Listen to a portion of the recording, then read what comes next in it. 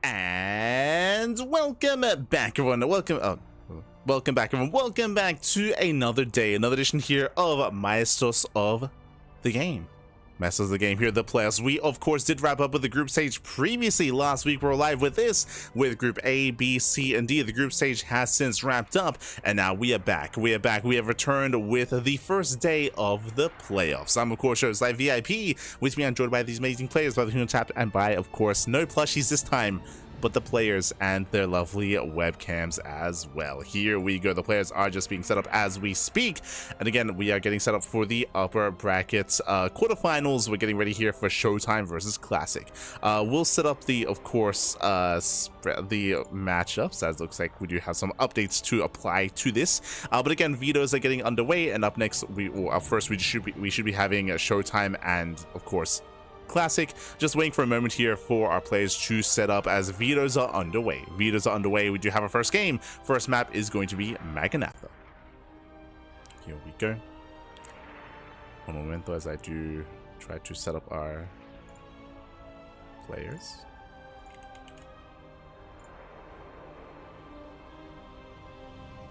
We'll attempt to set up.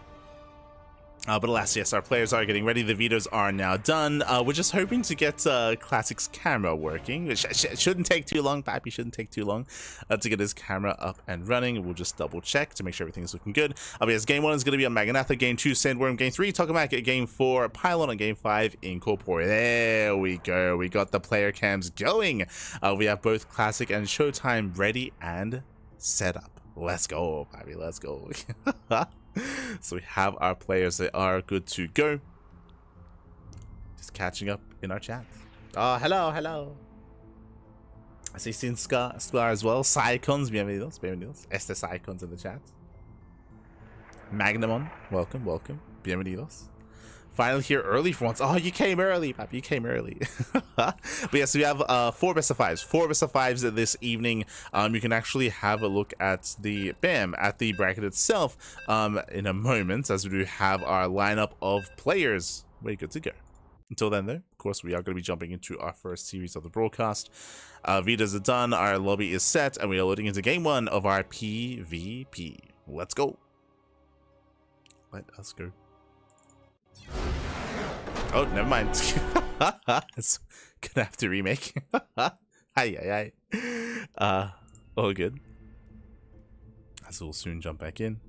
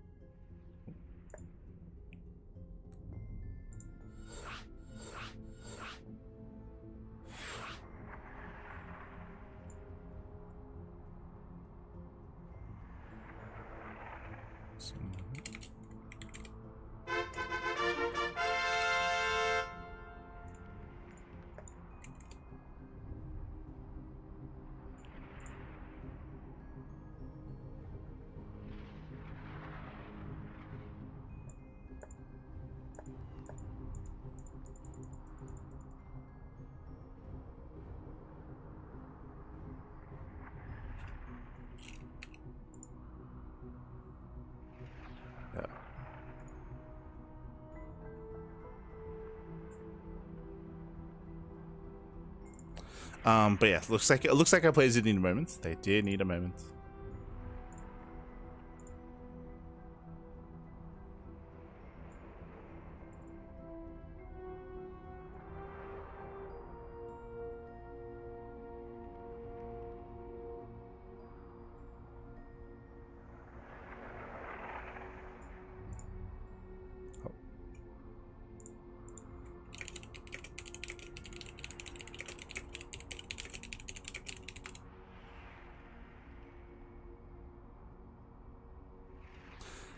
But we might just cut to a short break. Looks like our players, they do need extra time to get ready and to set up, so we might just go on a short break here before jumping back in.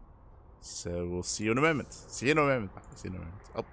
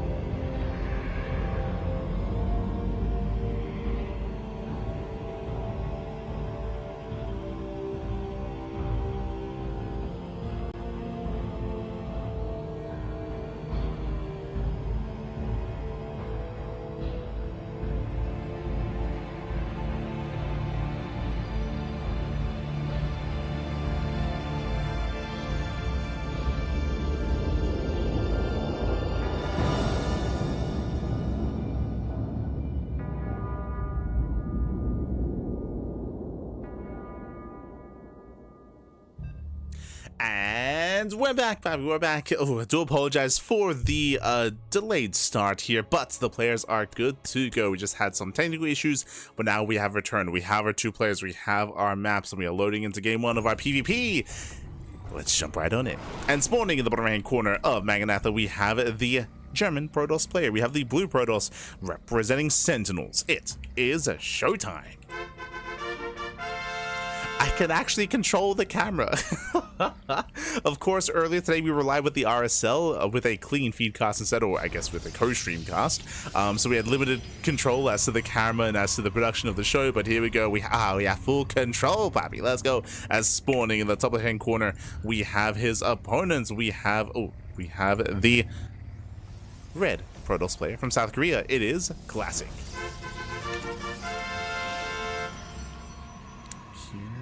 Go. And if you're in the chat, you know what time it is. It is Gamba time. Predictions are open. Place your bets on who you think will claim the series. Best of luck in the chat. Let's go. Best of luck.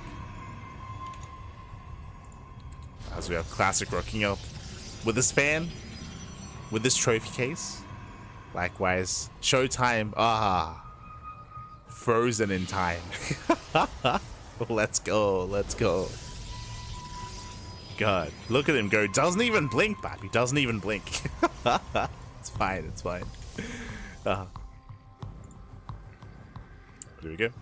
Here we go. We are getting into this. So far, we have a 2-gate opener. 2-gate opener at Showtime, 2-gate opener at a Classic. Everything looking normal so far. But as a reminder, Classic is known for one thing and one thing only in this matchup. One base all-ins. One base all-ins. Proxy Robo Classic is insanely fond of Proxy Robo, and we expect to see Proxy Robo multiple times in a best of 5. In a best of 5, we expect a lot of all-ins. We'll see if Classic sets one up here, or if we go for a more standard opener. Now, Showtime and Classic have a bit of a history with each other. If you've been watching StarCraft and Open Cups over the past couple weeks, you would know that Showtime has been beating Classic, and Classic has been beating Showtime.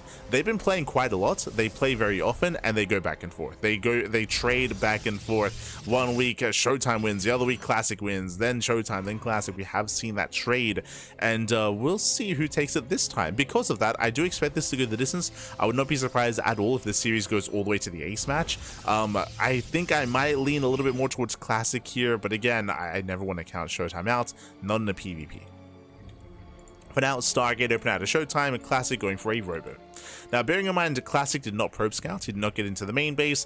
With a defensive Robo setup here, we can turn this into an all-in. Right now, this is very defensive. If Showtime was proxying, and you can see that Classic is scouting for a proxy, if there was a proxy out on the map and Showtime is being Classic is being very diligent, then Classic can just hard counter and shut him down. If he encounters no proxy, then he can throw down a third gateway and turn this into an all-in. Double left moving forward. Again, Showtime going for the Oracle.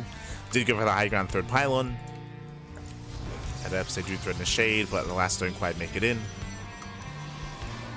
War Prism's on the way. Classic, he will soon move out. And again, Classic, do we throw down a gateway? Or do we expand? What's the plan? Pylon on the high ground. Getting his third pylon. Classic hunting for the Adepts.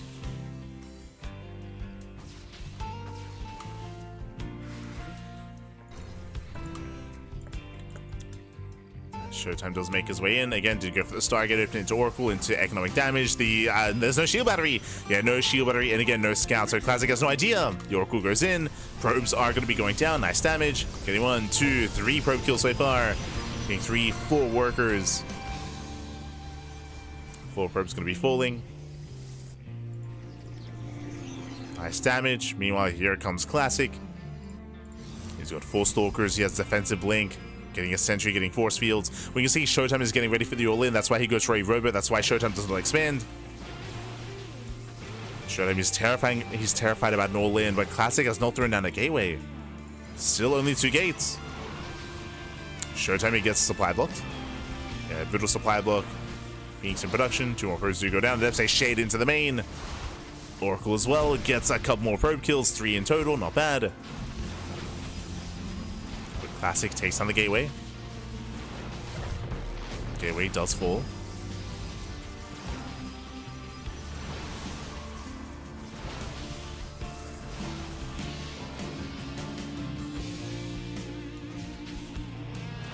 Takes out the initial gateway. That's trying to push further in. Magnum Classic, he's been reprobing just because they've been losing so many workers. Oh, and the expansion is going to be denied. As we pointed out, no third gateway, so Classic wants to expand. Phoenix has arrived. Nice snipe. Takes down the Immortal. Yeah, massive pickoff. Immortal goes down. Better engagement here for Showtime. Better economy. Showtime, he has a lead. And this all-in is not working. Again, it's not meant to be an all-in. We're meant to be expanding.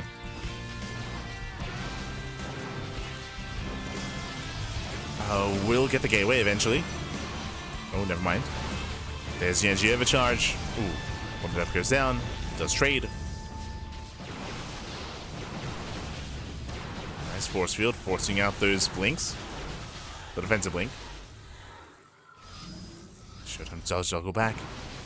Gets his own Immortal. Ooh, a bit of an extension, but a miscontrol there by Showtime. Not paying attention. But he breaks out. Yeah, he breaks out. He has the Immortal. He will take this fight. The reinforcing Immortal here for Classic is late. Late Immortal Nice control, hold pickups, lift up the Immortal. And with that, Showtime completely shuts Classic down. And remember, this was meant to be an expansion. Classic was meant to have a base behind this, but he never got to expand thanks to the stasis trap. He had a lackluster production line behind this to set this up. Lost too many workers, and Showtime, he will completely shut this down. Showtime is running away with this. He's running away with this game. He wants the Prism. Oh my god. It's a Stalker. Prism taking a lot of damage. Second Stalker goes down.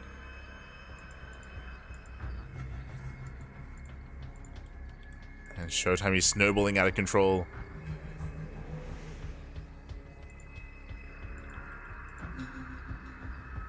Again, so crucial that Showtime was able to keep that Oracle alive and get as much economic damage as he did, alongside, of course, denying the expansion. Showtime, it was all over Classic. Read him like a book. That's the downside of Classic's play currently, is that it is quite predictable. It's very predictable. So Classic gonna have to take a different approach coming into game number 2 and the rest of the series. This is when he just commits into an all-in, commits into a proxy. This is what happens when I try to macro. True. Does lift. The Phoenix will go down. Phoenix is sniped. Okay, that was an overextension from Showtime. Showtime, he's expanding. He's already on 2 bases. Like, again, Showtime, he doesn't have to push in. He doesn't have to kill Classic, because Classic's already dying. Like, Showtime just has to calm down, pull away. He's up 2 bases. He's up an expansion. He's on 2 bases. Getting more production up and running, taking more gases. From here, we can afford some shield batteries and get ready for the all-in. It's all or nothing with Classic. Now, I am a little bit concerned because of what I just mentioned. I don't see any shield batteries here. We need them. We have the money for them. There we go. These shield, they're late. Late shield batteries here out of Showtime. Classic. The armor supplies are still very close, actually in favor of Classic. So the armor supplies are still neck and neck. Classic, he can still win the game here and now. But it's got to be here. It's got to be now. And all-inning into 4 Immortals. I'm not so sure it's possible. Showtime, he should not be broken.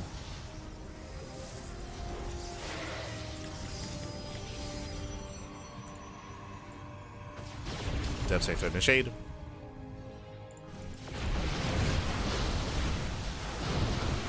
Oh. Immortals, they hold their own. One Immortal goes down, and Prism, the control was not there. And no pickup micro out of Showtime, bit of miscontrol. Now he's down an Immortal. His Immortals are unengaged. There we go, does snipe 1. And Showtime, he has enough. Yeah, Showtime, he has enough. GG gets called. Showtime, he shuts down the all-in, and Showtime will take game number 1. Whew. GG. Showtime does take a lead in the series. A strong start here from our German Protoss player. But again, as we mentioned, just a really solid read out of Showtime. Just a hard reading Classic when it came to his build, when it came to his play. Being able to punish the attempted expansion and the attempted transition from Classic. And Classic was forced into an all-in that he didn't want to go for. He wasn't set up to actually all-in in that game. He was feigning aggression. He wanted to try to transition out of it. And Showtime punished. Showtime be punished quite well. GG. GG, well played with that. Showtime takes the lead in the series. And now we're getting into our next game. Game 2 is going to be on Sandworm. Let's go.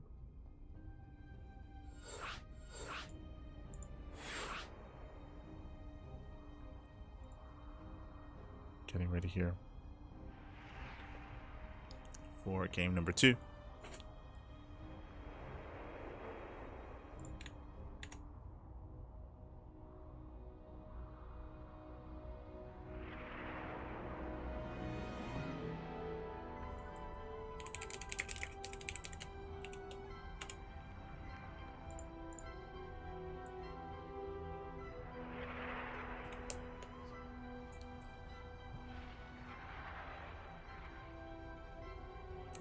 Here we go. Here we go. We're getting into that next game. And it is going to be on Sandworm. Okay, so Sandworm is going to be coming up next. Sandworm is one of the more, do I want to say aggressive maps? Yeah, compared to like Tokamak, compared to Magnatha, is one of the more aggressive maps in the map pool. With goal bases, of course, this is an older TLMC 20 map. And we'll get into it. We'll get into it here. Definitely a lot of unique features and can lead into some very unique games. But the pressure is on Classic here. This time, do we commit? Do we double down into an all-in and actually mean it this time? Or do we go into a macro game? We're here to find out. Let's go. As spawning in the bottom left-hand corner of Sandworm, we have the German Protoss player. We have the blue Protoss representing Sentinels. It is showtime. And spawning in the top right-hand corner, we have the red Protoss player, the South Green Protoss, the Team Virtus Pro. It is a classic. Here we go. PvP, it does continue here. And again, Showtime just being able to have a hard read on his opponent. Force Classic into an all-in that he never really wanted to commit into.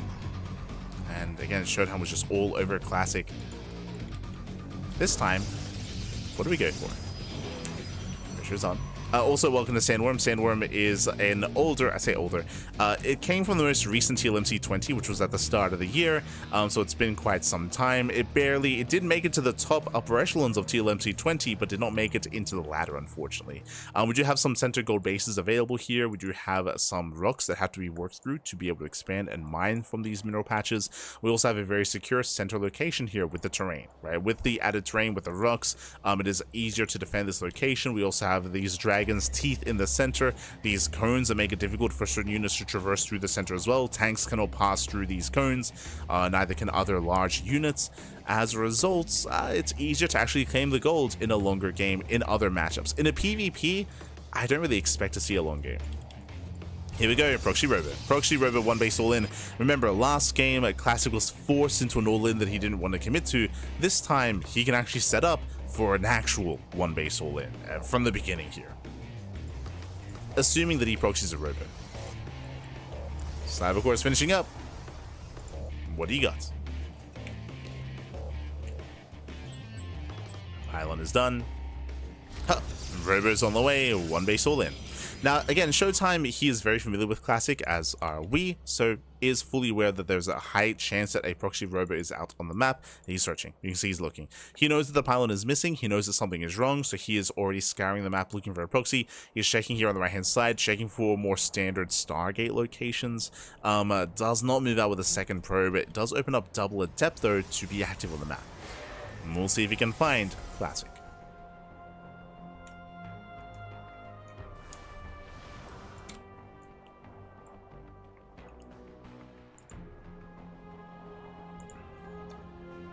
See if he can be found.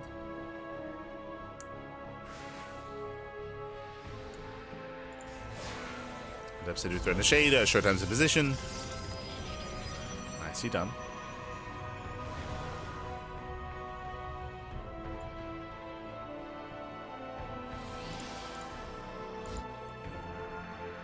Is that Robo?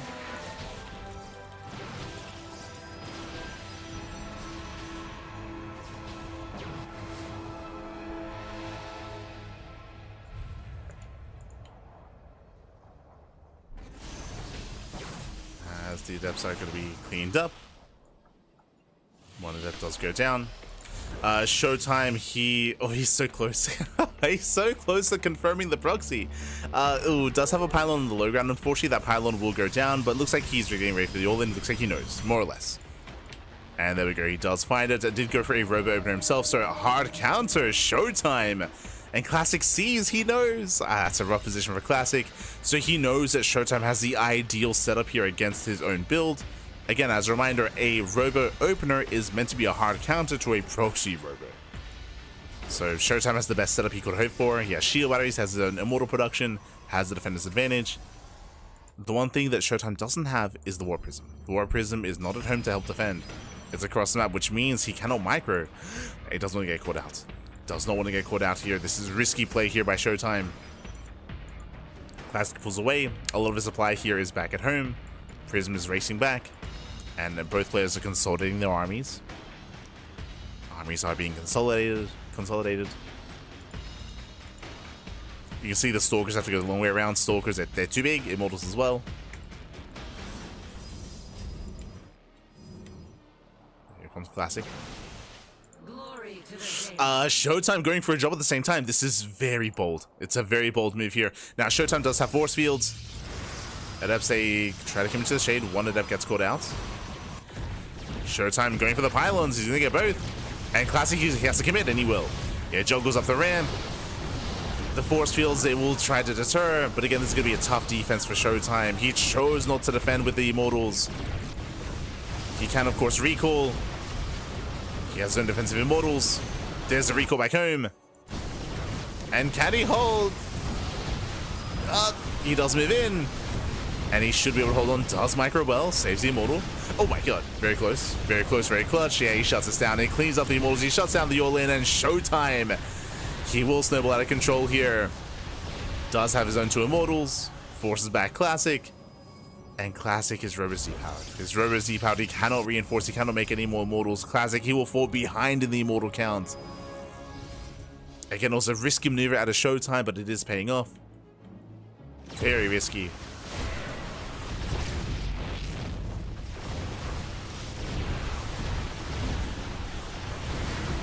Oh my god. Very clutch micro. Very clutch control. As the Immortals are very low. 1 shot away from going down. This was a better fight for Classic. So better engage for the red Protoss player. Robo's repowered. And Classic expands. Classic is expanding. He knows that the all-in has failed. Showtime, his gateways are late. Yeah, his gateways are late here. Because of that, Showtime, he can turn this into a 1-based all-in, but it's going to be delayed. And it means that Classic has time to prepare. Classic has time to set up back at home. This is not going to be easy for Showtime.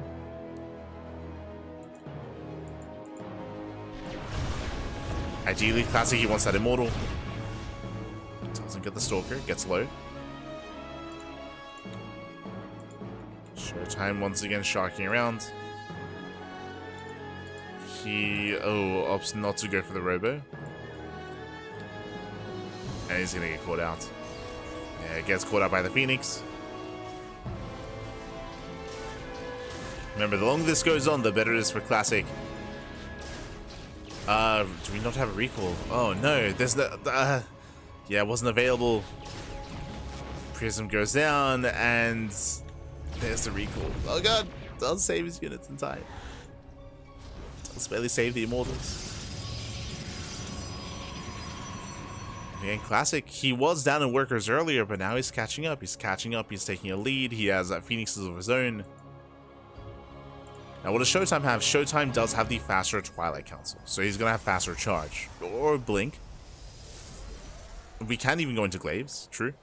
I would say Glaives or charge are going to be a better chance of that really working out. They complement the Immortals a bit better. We'll see.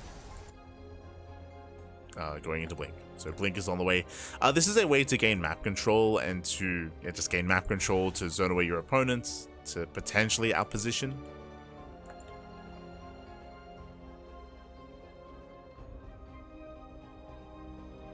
As Classic, he's the one going for Glaives. If you recall, I assumed that Showtime was going to go for Glaives. Glaives is a little bit strong. It pairs better here with the Master Mortal when it comes to going for an all-in. Glaive Adepts, they do an amazing job tanking. Like in a head-on fight, they will tank Stalker shots so well. They also help shut down charge lots. Speaking of Stalkers, they're going down, losing 1, 2, 3 Stalkers. Aye. 4 Stalkers falling, and yeah, Showtime's falling further behind. Again, sure, he survived the all-in, but Classic is ahead. He has a better economy. He's been out trading. Setting up for the superior mid-game here as we're getting ready for an Immortal Glaive Adept all-in. It's going to be a tough hold for Showtime. Oh, Classic does go for the gold. Okay, true. Going for the gold.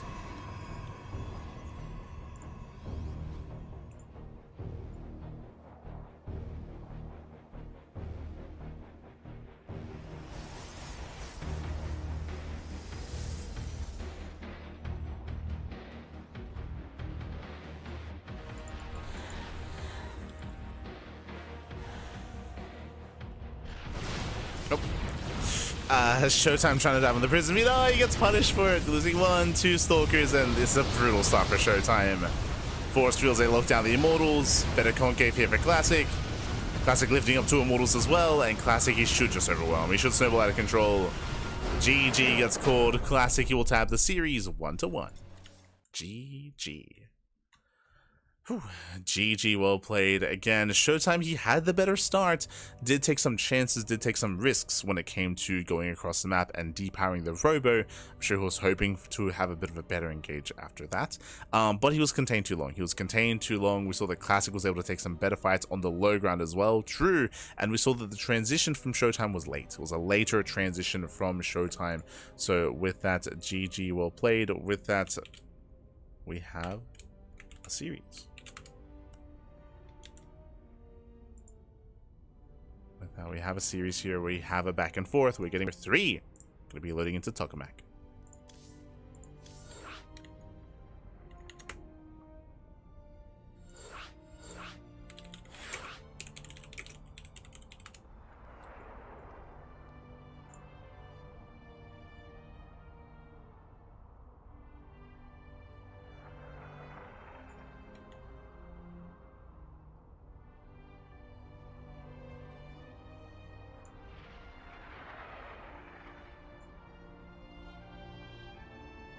Okay.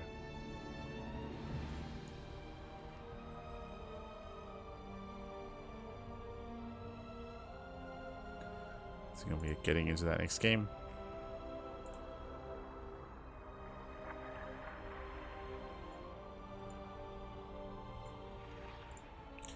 And the next game is going to be on Tokamak. Okay.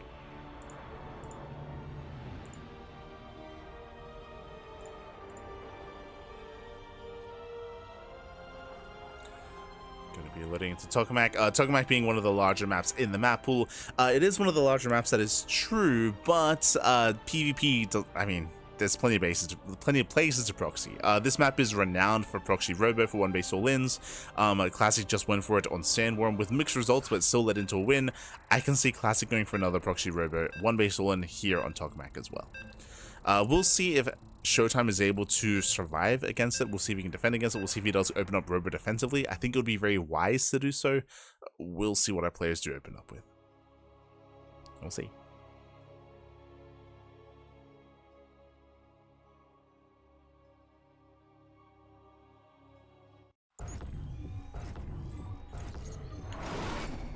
This morning in the top right corner of Tokamak, we have the blue Protoss player, the German Protoss representing Sentinels. It is Showtime. And spawning in the bottom left-hand corner, we have the red Protoss player, the South Green Protoss. It is a Classic.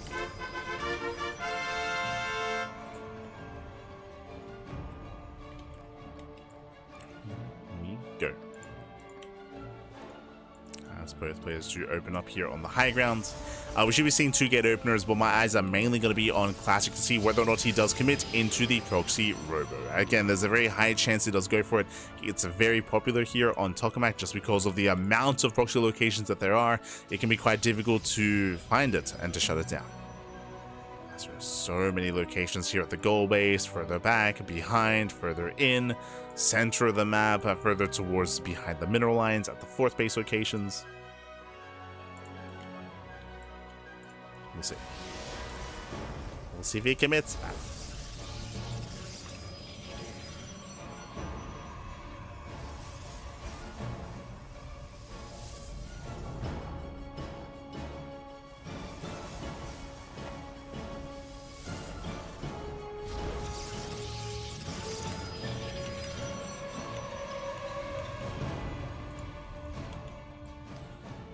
We have our initial openers. Oh, this I like. Classic, he's going for a fake out. So he knows that he has a reputation. He knows that proxy robos are very common on this map. So what does he go for? He goes for a fake proxy pylon. I like it. I like it, Pappy. I like it. Let's go.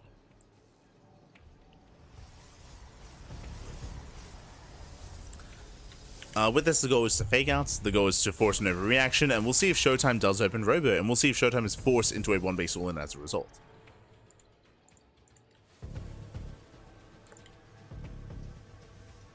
Get our rock, paper, scissors.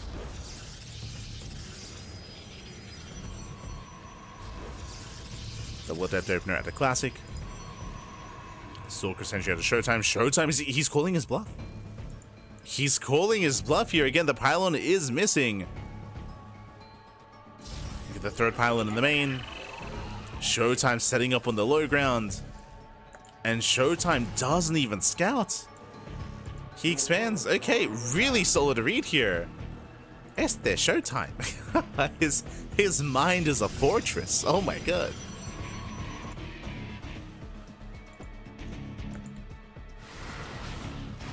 So again, despite scouting that the pylon was missing, he does not care.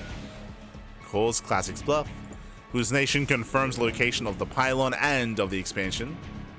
So Showtime knows. He has confirmation, and the game will continue.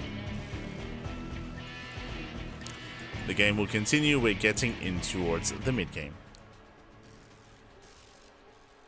For the first time this series, we're slowing things down.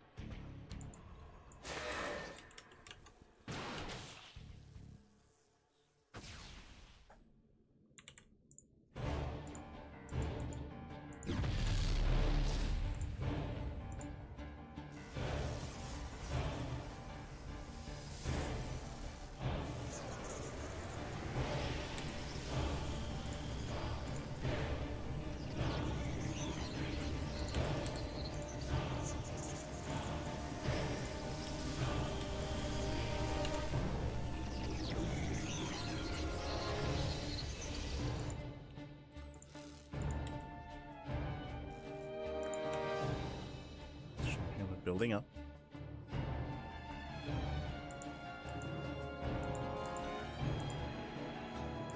Stalkers do fan out. Oh, trying to catch out one of the Stalkers, but unable to. The force fields are lackluster. Yeah, wasted force fields at a Classic. Showtime steps away. Behind this, getting into 2 Gapeling Stalker, nothing crazy. Likewise, we do see the same at a Classic. We have mirrored builds. Mirrored builds so far. Classic rushing into the 3rd. Showtime is unaware. We'll see if Showtime throws down extra gateways or goes for his own 3rd expansion. Where will you take us? Este Showtime.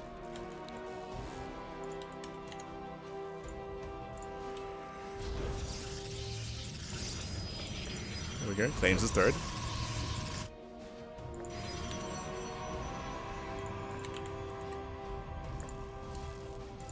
Does claim his 3rd base.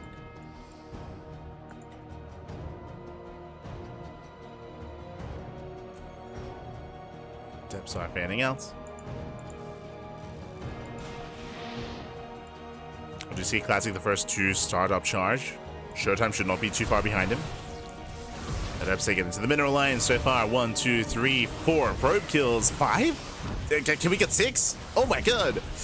Yeah, 6 workers going down, brutal damage. Again, when it comes to mirror matchups, especially PvP, losing workers like this is brutal because how do you recover? How do you bounce back? How do you recover economically?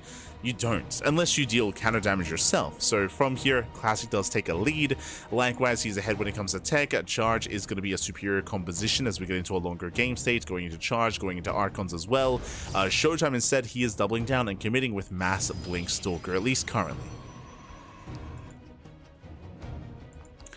Mass Blink Stalker is more mobile, true, so he can potentially push into the 3rd base, rotate, push into the natural, dive into the main base, catch out some key units. There is a lot of micro potential, but when it comes to head-on fight, I have to favor Classic in that head-on fight.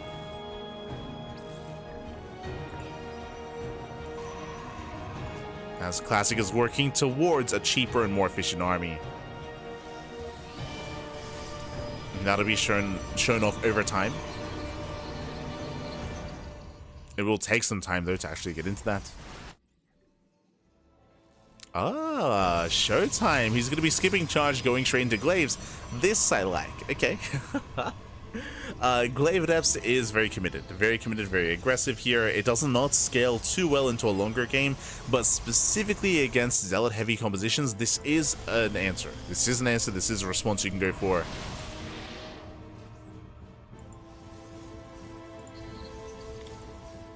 Now, when I say this doesn't scale well, once we work towards Archon production, that's where Classic will have the superior army. There is 1 Archon on the way, so he already has that tech available, but it's only 1 Archon. Like, the Archon count is still quite low. Still quite low here for Classic. So Glaive Adepts, they still have their place.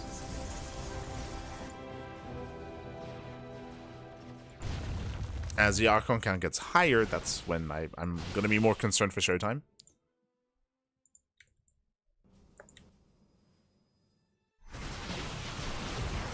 Ooh, as we do catch a couple of Zealots. 2 Zealots going down. Showtime, he has confirmation as to the army composition. He saw the Zealots. I believe he saw the Archon as well. Which means he also knows that there's a window in time where he can overwhelm with Mass Adept. As you can see here, now Classic's up to 2 Archons. He's slowly building up that Archon count.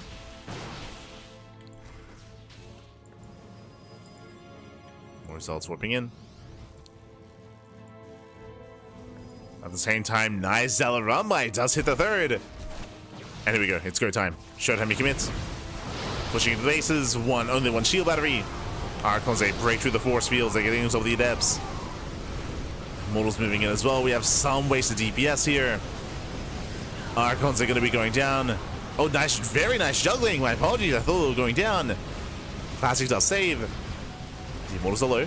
Oh, yeah, the Immortals are low. One Immortal goes down. Second Immortal is targeted. Very close fight here. Very close. But in the end, Showtime looks like he may have too much gateway units. Takes down the Prism, takes down the Archon. It's only Stalkers left for Classic. Only Stalkers.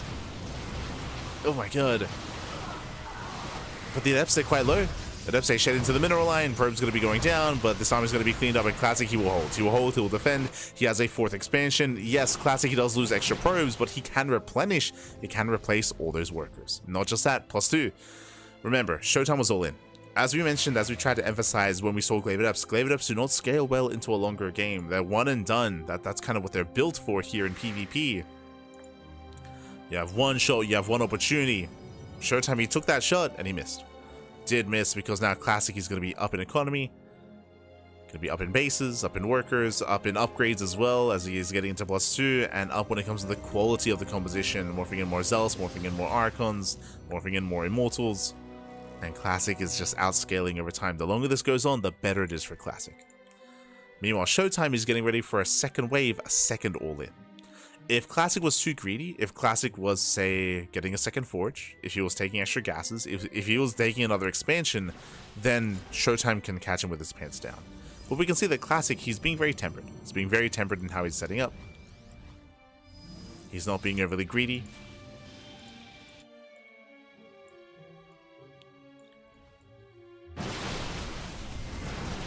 And Classic should shut down this army.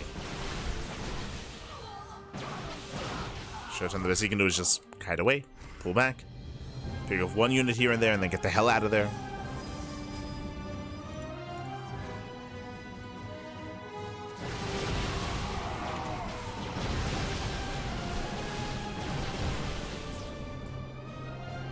And again, the all-in, it was close. Like, he almost broke the 3rd. Showtime was so close to breaking that expansion. So close, man. So close. Casi, total, casi.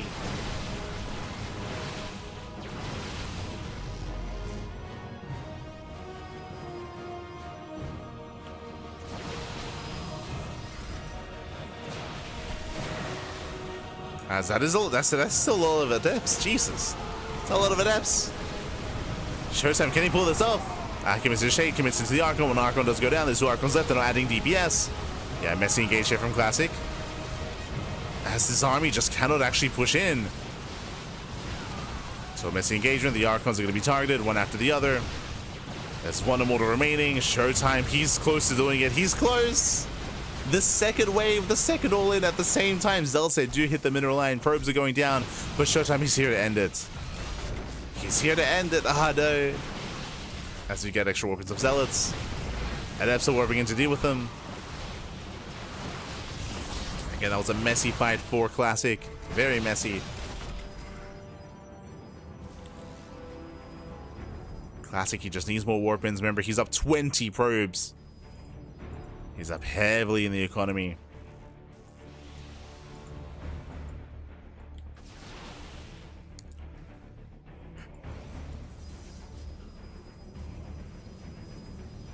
No shield battery. Oh. How many gateways? 10. 10 gates set up all around. Classic could afford getting up to 2 more and getting up to 12 gates just so he can spend his minerals. Classic is banking a lot of minerals, and that should be zealots. So Classic slipping up with his macro. Macro is slipping. Classic diving in the prism. Prism goes down. At the same time, at F-State going ham in the mineral line. Probes are falling. But this is still not enough economic damage.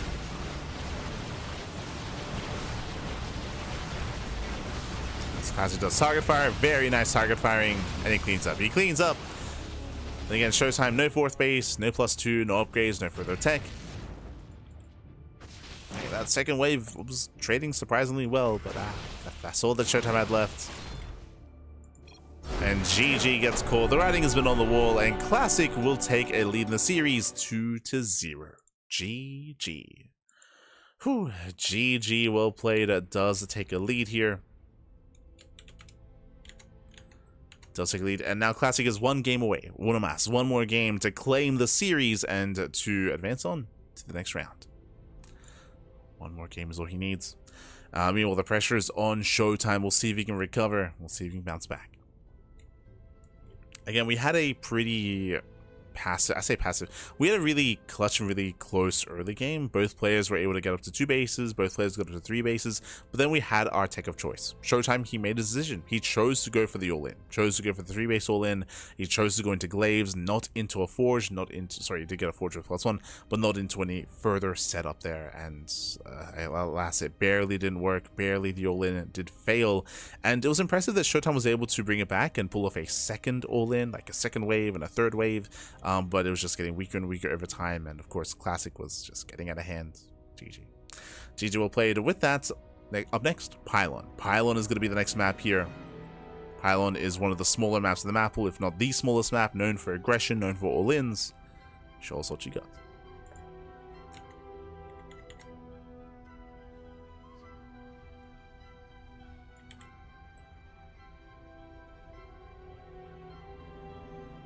Oh, as we're going to be going on a short break. Okay, we're going to be going on a short 3-minute break here. When we come back, we'll have the second half of the series. See you soon. See you soon after this short break.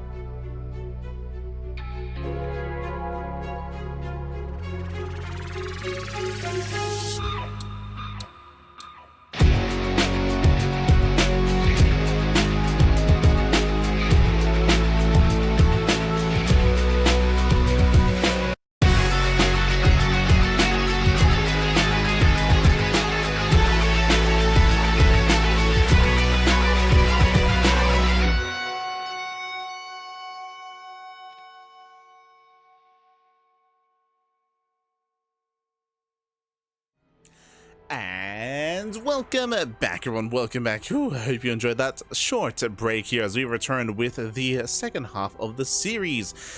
Oh boy, Classic is up 2-1. Classic is up 2-1. He's on match point. One more game and he will claim the series. Showtime, can he keep up with that aggression? We did see a bit of mid-game between the two players, but it was actually Showtime who chose to go for the all-in. It's Showtime who chose to commit into a bit of an army composition of style that didn't really have much longevity. Of course, did commit with the Blink Stalker into Massglaive Adept. Alas, he was outscaled over time. The longer the game went on, the worse it was for Showtime. Now we're getting into Pylon. Pylon, a much smaller map of the map pool, known for aggressive builds, known for aggressive play.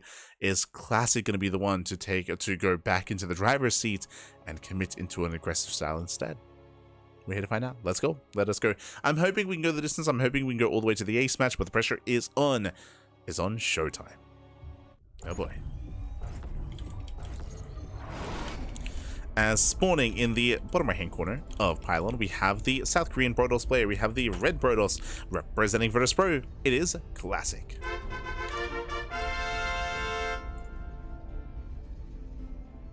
Let's go. And spawning in the top left hand corner, we have the German Protoss player, the Blue Protoss with Sentinels. It is Showtime. Still as unmoving as ever. Ah, look at him go. Just perpetually a little bit drowsy. Let's go, Bobby, let's go. As we're getting into potentially the final game of the series, game number 4. Again, if Showtime can claim this here and now, then we can force the ace match and go the distance. Personally, that's what I want. Give us a game 5. Give us an ace match. Here we go.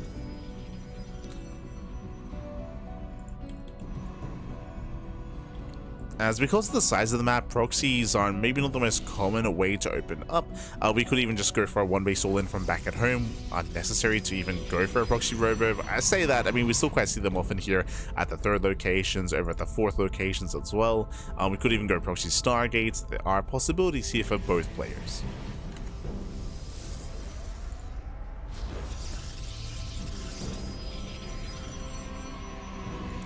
A+ posture, yes, exactly. Unmoving, unwavering.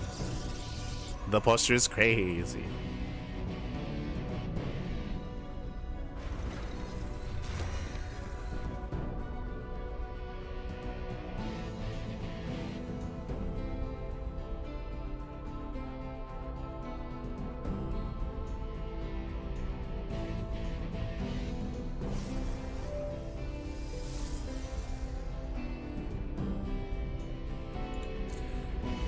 From here we are setting up.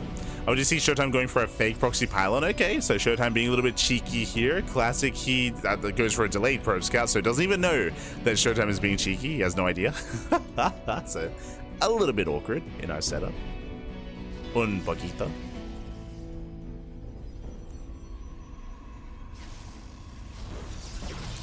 Oh, the probe is called out. Classic does just go for the straight 2-gate opener into expansion. So again, zero probe scout out of Classic. That is bold. If Showtime was going for a proxy one-base all-in with a robo, like Showtime could pop off here, could punish. So big gamble out of Classic. The Gamba pays off. The Gamba does pay off. Classic will get away with his greed. Showtime playing catch-up, going for a slightly later expansion. And Classic confirms Classic feels good. Classic, he sees this, he should be feeling pretty good about his position.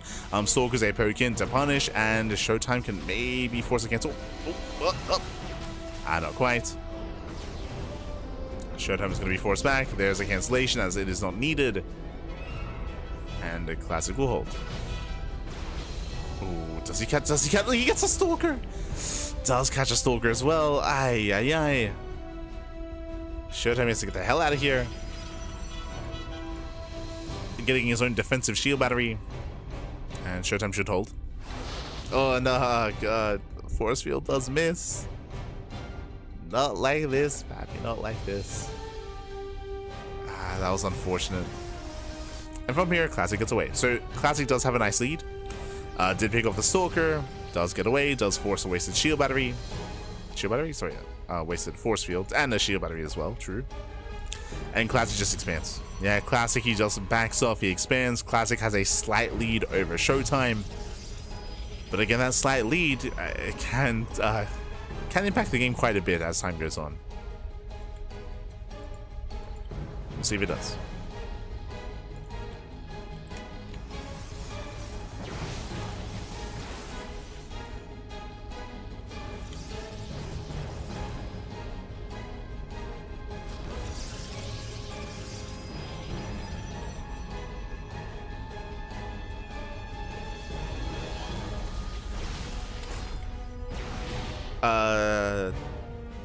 Did Classic just kill his own unit?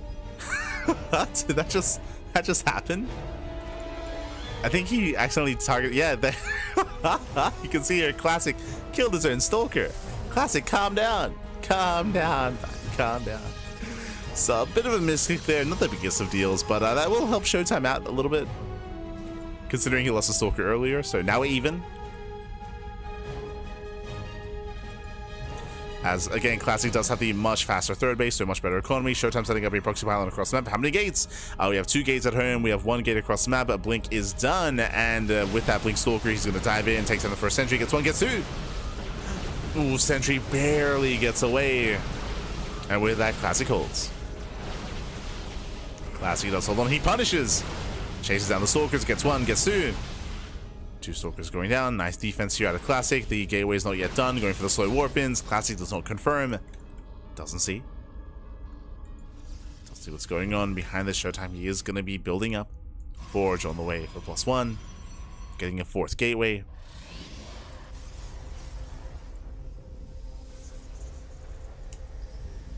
Let's level things up. True, true. Just want things to be fair, Babby. To be fair. Este Classic. That's not as good as Immortal, so he should be fine. Like Classic, he does have a massive advantage here with his defensive Immortal. Classic will punish. Classic has the high grounds. And getting into this, Classic still maintains his lead. And I worry for Showtime. And Classic catching him out, picking up another Stalker.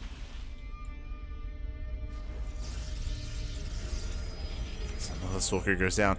These are, I should also emphasize that these are these small little wins that Classic has been getting. It's nothing major yet, but it has slowly been adding up.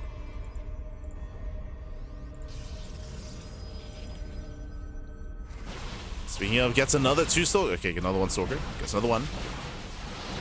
Does end up trading. Nice force fields. Ooh, late blinks there by Classic. Bleeding out 3 Stalkers. Much better trade for Showtime. As you can see there, that was 3 Stalkers going down. Classic, we gotta tighten up. Tighten up that control. Now backing off, getting a 4th expansion. And thankfully this time, do you see what I see? Charge. Remember last game, we saw Showtime go Mass Blink Stalker into Glaive Adepts, which did have a bit of an expiration date. Here instead, going into a standard mid-game, going into Charge, into Archons, into Immortals, into a more robust, more standard composition. Meanwhile, the proxy gateway is still proxy gateway is still there. Does reinforce. Ooh, diving on the Immortal. Yeah, the Immortal goes down. Zelsa hit a punish. Ugh, that's a lot of Stalkers falling. Zelsa do a great job punishing here. That's a lot of Stalkers going down. Ay, ay, ay. Yeah, Classic does take the better fight. He did lose an Immortal, but he takes down so many Stalkers. Oof. As Classic pops off, Classic kills 14 Stalkers just went down for what? For 4 Stalkers, 1 Immortal, and 5 Zealots. A much more efficient fight here for Classic, and you can see Showtime plummet in supply. It was just really unlucky timing. Basically what happened there, Showtime, he saw the Immortal, so he blinked. He blinked until the Immortal, he did 2-shot it. I believe it took 2 volleys. But because he blinked on the Immortal, he couldn't blink away, and Zealots arrived just in time. Zealots arrived to punish. So the charge, let's say, helped just completely shut down Showtime. It was just a really rough blink. And now Showtime, he's at a deficit. He has to get the hell out of here. And Classic is moving in. He's going for the kill. He's going for the kill at this point. Zelsa get into the mineral line. They force defensive warp-ins. Getting 6 probes. GG. Yeah, GG gets called. The writing is on the wall there. And Classic, he will take the series 3-2, advancing on to the upper bracket semi-finals. GG. Ooh, GG, well played. A very impressive play there by Classic. He does claim the series, but I also want to emphasize that Showtime was able to hold his own. He was able to hold his own, but by no means were these games like big one-sided series or big one-sided games in favor of Classic. There were a lot of really clutch moments here. Even in this most recent game, we saw that Showtime, he was able to recover, he was able to fight back, able to get a couple of Stalker kills, able to catch up economically, and there was a bit of a back and forth. It was just really unfortunate that, again, like, the mistakes there were very small, but they were very impactful in the end, bleeding out a couple Stalkers too many, or that blink, of course. That was, like, maybe the biggest misstep there by Showtime, was blinking on the Immortal. It was very tempting, but he didn't know that Zealots were coming right around the corner, and they were there in time to punish him. GG. GG, well played. I'm referring to the moment, of course, when he lost 14 Stalkers. Like, that was the big moment where Classic took a massive win and just ran with it from there. GG. GG, well played. With that, congratulations. Classic will claim the series, and now we're getting ready for our next matchup here. As you can see, bam, there we go. You can see that Classic takes down Showtime 3-1, and Classic is waiting for the winner of Clem and herO. That's going to be our next series, so we're going to be going on a short break. When we come back, we'll have Clem versus herO in that Terran versus Protoss match, followed by Serral and Bunny and Reynor versus Down. See you soon. See you soon after the break.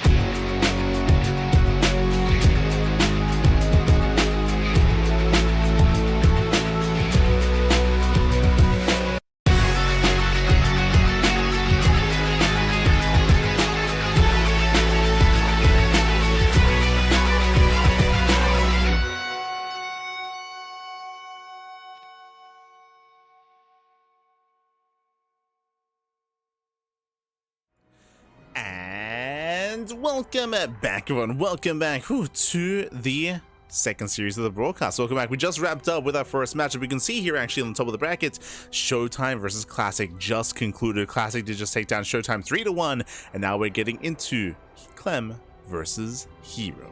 Let's go. Let us go. We're going to be getting into our next matchup. Bam! As you can see here, our players are ready. We have our cams going. We have our vetoes done. And we have a map order. Game 1, Tokamak. Game 2, Grassfawn. Followed by Sandworm, Pylon, and Maganatha. Oh, here we go. Here we go. Also, oh, I do apologize. I actually just forgot I was missing out on my in-game logos. Hopefully I can get there in time.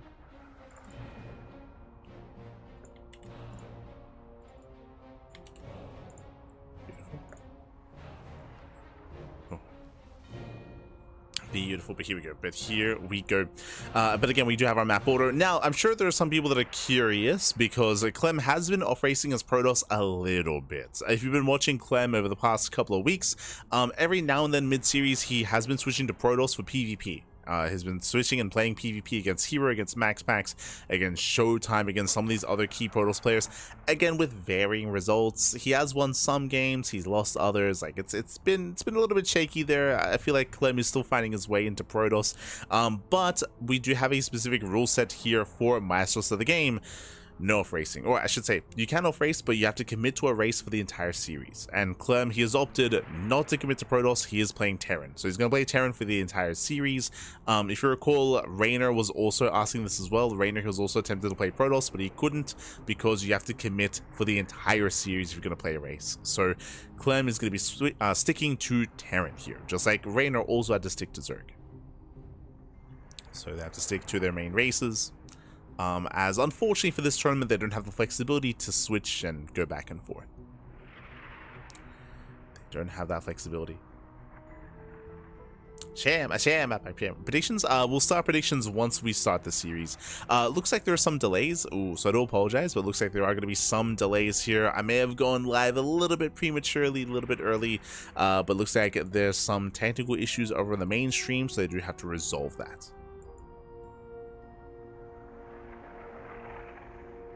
Oh, sorry, I say technical issues. It looks like they were they had like a bit of like a, not a pre-show, but like an interview with Clem.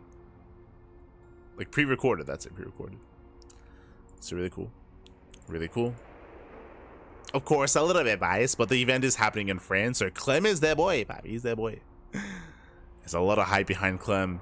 Of course, shout out to Comeback TV and shout out to all those working behind the scenes for making the event a reality, for crowdfunding the event as well. And of course, this is all going to culminate in a big offline event in Paris, in France, over in Europa. Oh boy. And that's still going to be at the end of the month. I should also emphasize that this is still the online portion. Yes, we're in the playoffs, but the first couple of rounds are going to be online. The second half of the playoff bracket, that is going to be offline. That's going to be offline. That's going to be at the venue. That's going to be with all the players flying on over to France to compete to duke it out. And again, that'll be at the end of September. How are the bunnies doing? Ah, the bunnies. See, if I had a camera, this is what, bam, we cut to bunny cam. We cut to bunny cam, and we'll see them sleeping. No, they're doing well. They're doing well. They're in the other room, listening to the cast from the other side of the very thin wall between us. Ah, no, they enjoy the casting. They've gotten used to it. They've gotten used to it. They know, papi. They know.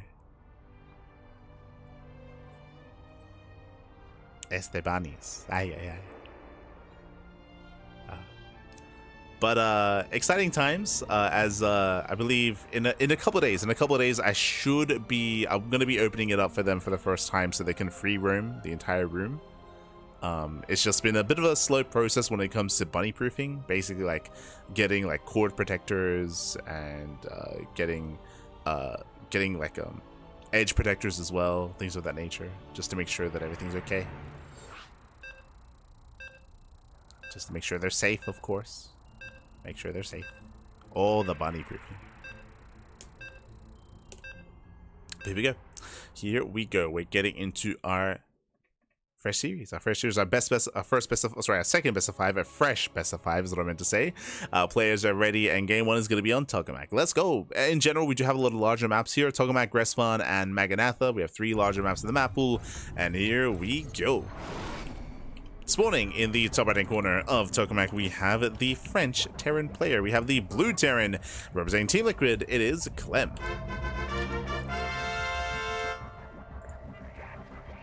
And spawning in the bottom right-hand corner, we have the red Protoss player, the red Protoss himself from South Korea. It is a herO. Game paused. Oh, as we do have a little bit of a pause, and hopefully everything is okay.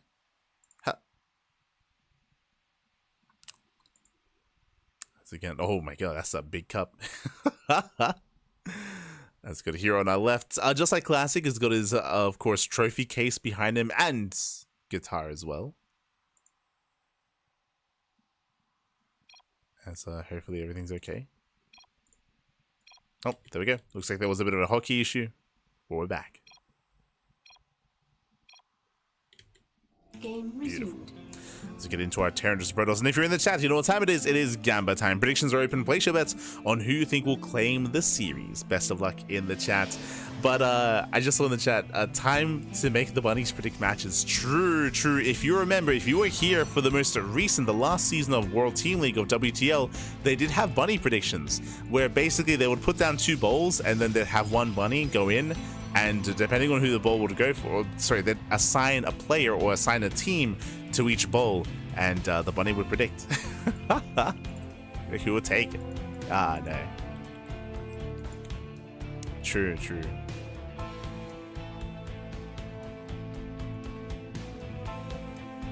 We'll set that up one day. Otherwise, settling in. A non-Protoss and a Protoss tournament. I mean, Clem has been playing a lot of Protoss recently. It's just, as we mentioned before, Clem, he is forced to play Terran here, and only Terran. Just as a reminder for those that may be tuning in a little bit late, there is a rule in this tournament where if you play a race, you have to stick to the race. Clem did ask, he confirmed he wanted to play a little bit of Protoss, but he cannot, as he is stuck with Terran for the entire series. Meanwhile, he does pop over the eBay block. It is going to be scattered early on, so here he will shut it down. From here, we're getting into our openers. Clem going for an Economic Start, going for a Vax Expand. herO going for his own Gate Cyber Expand as well. We're settling in. So standard opener out of herO, economic opener out of Clem. And Clem, he has been varying up his play quite a bit. There was a stint like maybe 2 weeks ago where Clem was playing a lot of mech. He was playing a lot of mech in this matchup.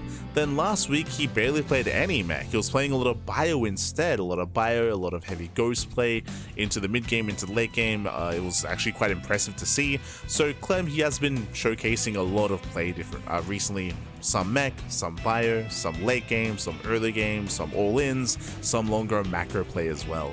So Clem has been very diverse. I mean, in general, this is why I've been saying, that's why personally I do enjoy TVP, just because there's so much variance in Terran versus Protoss from both sides, from both the Protoss and the Terran. Meanwhile, we do have the initial Zealot does delay the CC. Very nice. CC is going to be delayed. Reaper going to be shut down, and Clem, unfortunately, did go for the add-on. He did go for the add-ons instead, has no setup back at home. The Reaper is not here, and this is a heavy delay for Clem. So a better start for herO, as he keeps Clem on 1 base for that much longer. Let's keep him on the 1 base. Again, bunker barely not done. 1 Zealot does go down. We just see herO trade, and he's rallying across the map with that Stalker. With 2 Stalkers even. He wants that bunker. Adept does fall. Can he push in? The bunker, it should not finish. Oh. I say that, a couple more seconds. Looks like we'll complete. Marines are coming to reinforce, and Clem holds. Ooh, even takes out the Stalker. That should not have happened. So miscontrol there by herO. Clem holds, Clem defends, Clem expands. Behind this is going for his 1-1-1 setup, going into Cloak Banshee, followed by, we'll see if he goes into Tank or early Cyclone. At this point, it should be tanks. Ooh. Snipes the Reaper. Now, thankfully for herO, he's playing safe. What does herO go for? He goes for a robo on 2 bases. So he does not cut corners. It is not uncommon to see a player go for a third before their tech, but this is a third base after the tech, after the robo, which means herO will have detection.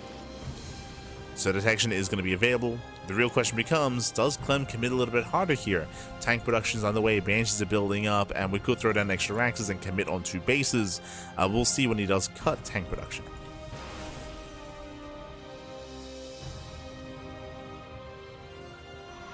herO does own away. Banshee rotating into the main.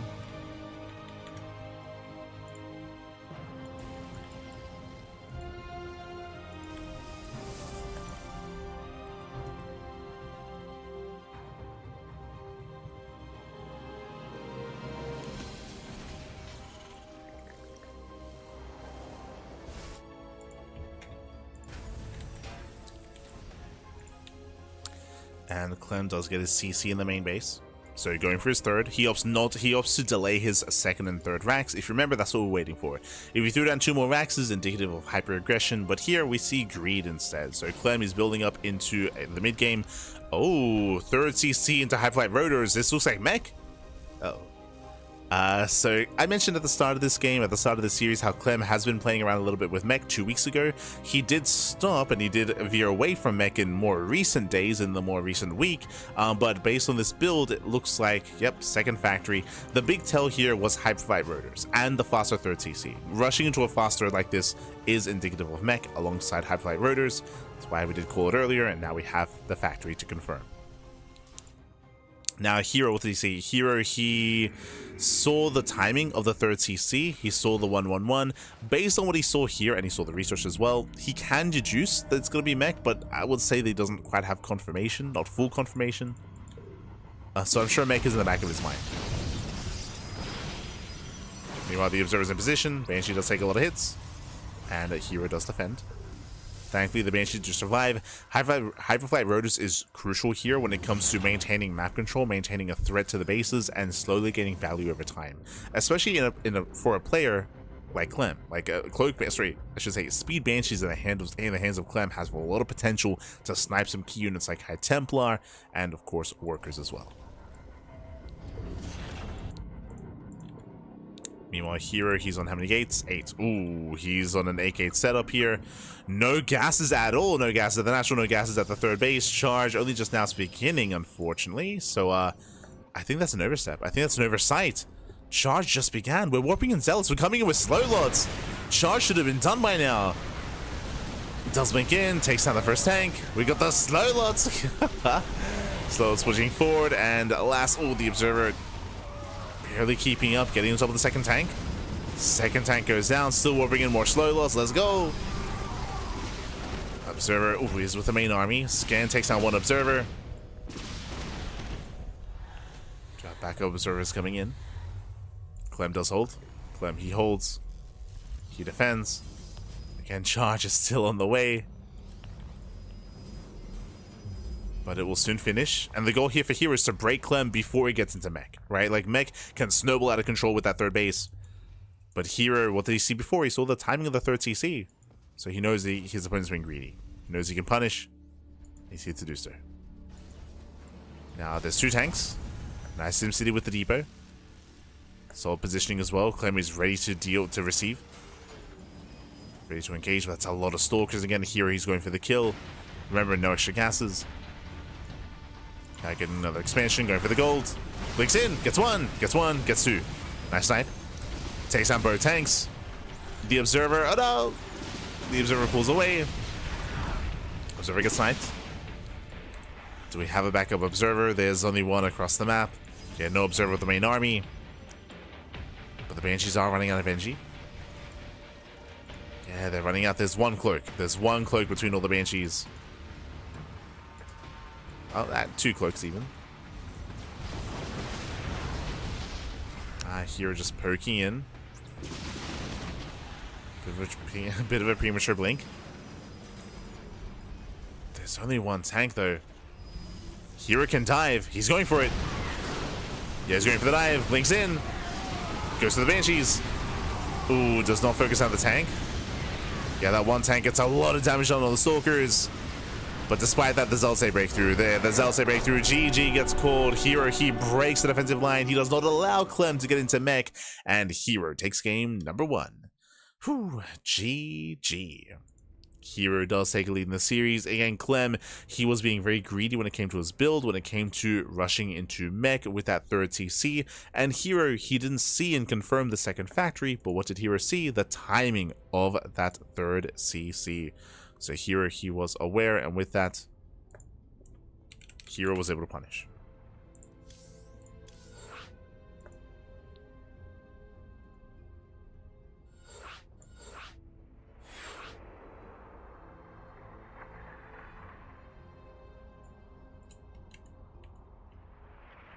herO, he was able to punish.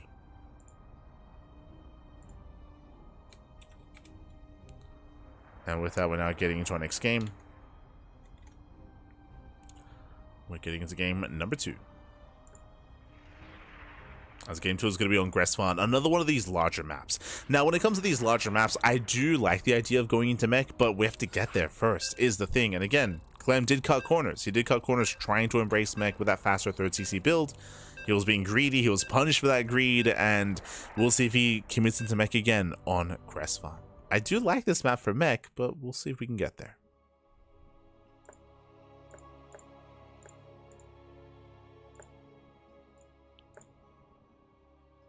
Here we go.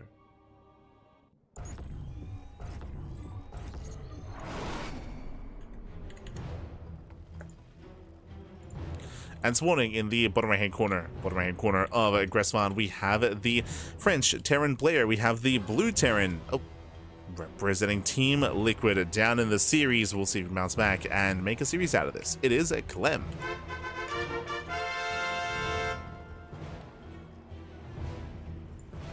And spawning in the top left-hand corner, we have as opponent, we have the South Korean Protoss player. We have the red Protoss representing himself, currently teamless, but leading the series 1-0. It is a herO.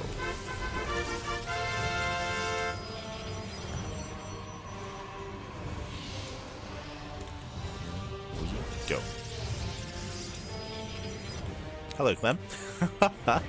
As Clem, he does skirt around the edge of the map. He does avoid the main scouting path. And the SCV does move in for another eBay block 2 games in a row. Does move in with the block. Because it's 2 games in a row, then maybe there's a lower chance that herO will check. And herO, he's not checking. He's not checking, which means herO, he may just be forced to expand at the 3rd location instead. A much better start for Clem. Yeah, much better start. Plenty of progression. Now herO moves down. Late scout here from herO. And now herO is going to be forced to expand. Forced to expand at the linear 3rd location. Ay, ay, ay. And rough position here for herO. And Clem, he can punish this. He can punish.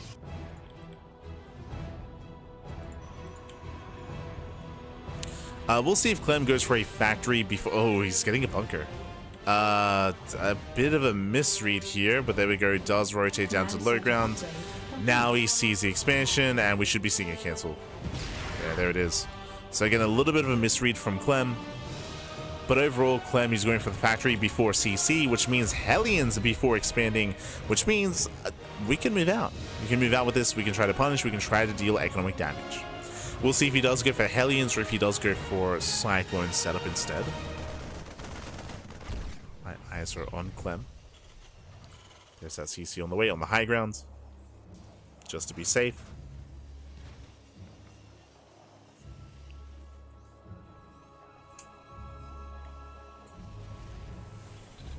Oh, okay, so it's going to be factory directly into the tech lab. There are times where we see factory into add-on swap into reactored Hellion, but that is not the case here. Which means we can go for early Cyclone production instead. Ooh, and that is a second Rax. Seeing a second Rax this early on before the starport is indicative of seeing a third Rax before the starport. If we see a third Rax, then this is going to be a 2-base all-in. We're waiting for that third Rax. Yep, there it is, third rack. So 3 racks before the starport. From here, we're going to be building up a heavy bio army. We can go into early stim for an earlier stim timing, and then with this, you can pull the boys. You can pull the boys, you can commit across the map.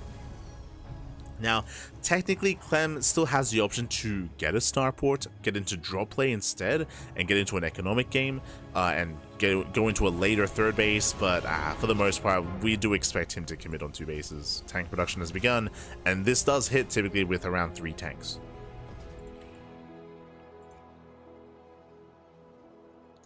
Meanwhile, it's going to be an awkward defense for herO because he's spread out. He's spread out here between his main base and between his natural, which is at the unnatural location. So it's going to be a very difficult defense for herO. Not impossible, but difficult. herO opening up Blink.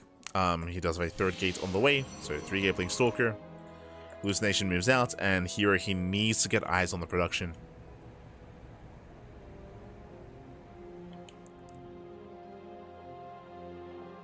He needs to confirm. Speaking of, he does zip in, does confirm the 3 maxes. He knows. He sees stim, he sees tank production, sees the tech lab, sees the lack of starport. herO throws in a robo before expanding. Wise move. Needs to have robo, takes gas geyser. Immortals are going to be a must. Immortals are going to be an option here for herO to defend, to survive. Rushing into charge, and stalkers are being proactive. herO, he needs to slow this down. Oh, Jesus.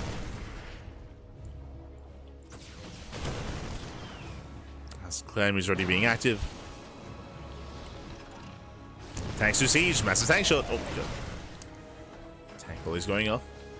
Now, Clem does get a starport, and he gets a eBay. Gets an eBay for +1. This is indicative of a later timing, actually.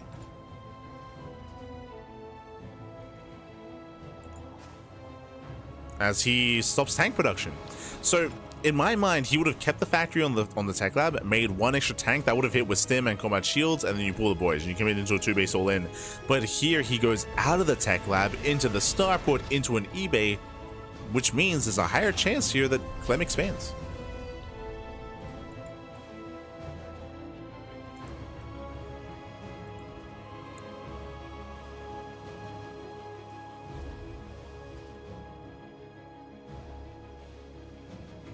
Hallucination sees the army. Hallucination confirms the add-ons, confirms no additional tanks, so it has seen enough here to make it look like Clem is building up into a longer game. So bam, Forge. Forge +1, Bay for Colossus, and soon an expansion.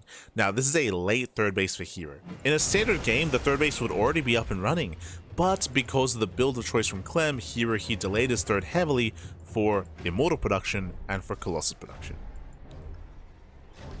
Anticipating an all-in. Now he's scouted, confirming that there is no all-in, so now he can expand himself, but it's going to be a late expansion. So late 3rd base out of herO. Just because of how the early openers did play out and pan out.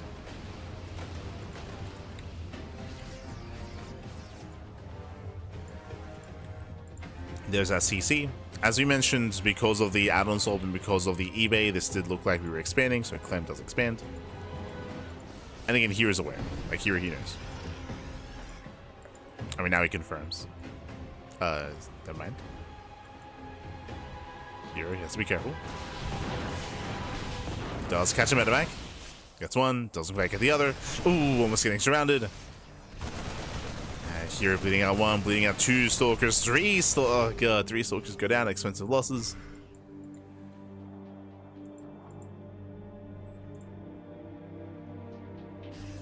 Here comes the main push. Here comes the main army. And he's got 2 tanks. Pushing in between the bases.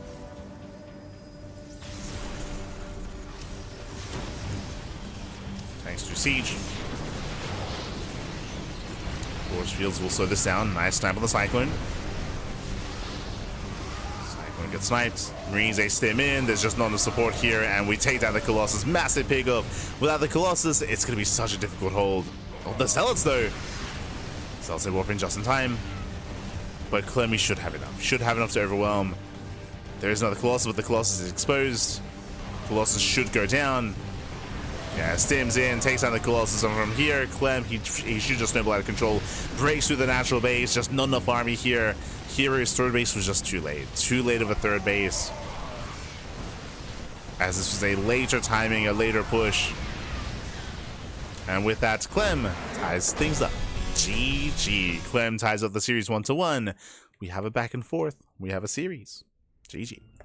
GG, well played. Again, herO, he was terrified about a 2-base all-in. He was terrified. He was setting up, and because of that, he put himself behind. He put himself behind because Clem didn't go for a 2-base all-in, because Clem went for a later timing. Because of that, herO would have reaped the rewards of a faster third base, would have had a better economy, a larger army, would have had a better setup there, but alas, again, he stayed on 2 bases because he was terrified about what Clem was doing. And it was only later that he realized that Clem was going for a later move out, a later timing, a later push. GG. GG well played. With that, Clem does tie things up. Now we're getting into game number 2. Sorry, number 3. Game number 3 is going to be on Sandworm, a much smaller map. So we go from the larger maps like Tokamak and Greswan into one of the smaller maps like Sandworm. And with this, the rush system background, of course, is going to be shorter. Some of the bases are a little bit more exposed. We'll get into it depending on how our players do expand. Gold bases are going to be a factor. True, gold bases are available to us. We'll see if we go and commit into any of the golds. Let's go. Let's go. The center cones can also be impactful just because they will delay all-ins, specifically tank-based pushes as well will also be delayed. So that may factor in.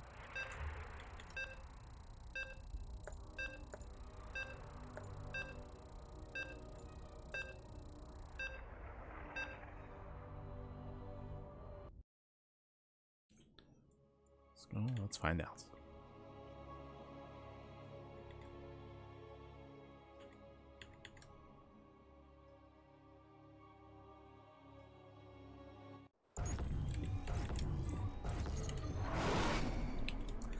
As spawning in the top right-hand corner of Sandworm, we have the French Terran player. We have the French Terran. We have the blue Terran representing Team Liquid. It is Clem. And spawning in the bottom left-hand corner, we have as opponent, we have the red Protoss player. The red Protoss player himself from South Korea. It is herO. Here we go.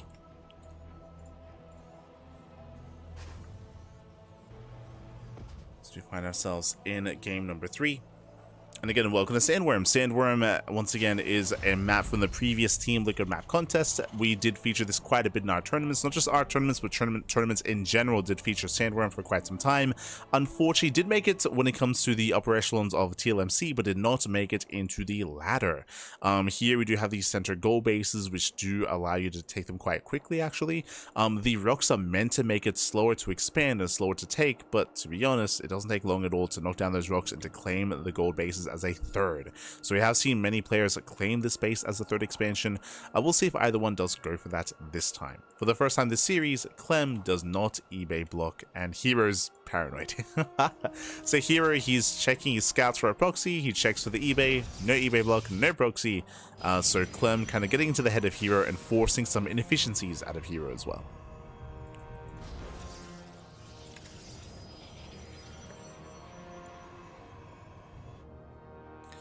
Meanwhile, economic opener, single gas, so ranks expand out of Clem. Does go for a more economic start.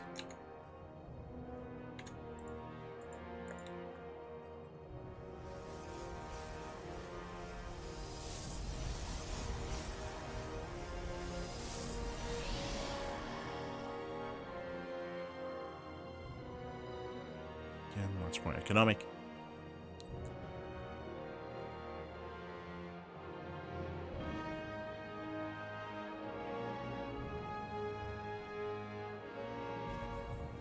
From here, we're just calming down. Once again, Twilight Council opener out of herO. herO, he has been known to mix in Robo-based openers or Stargate openers, but we have yet to really see that and experience that this series. So far, every game, it has just been Blink.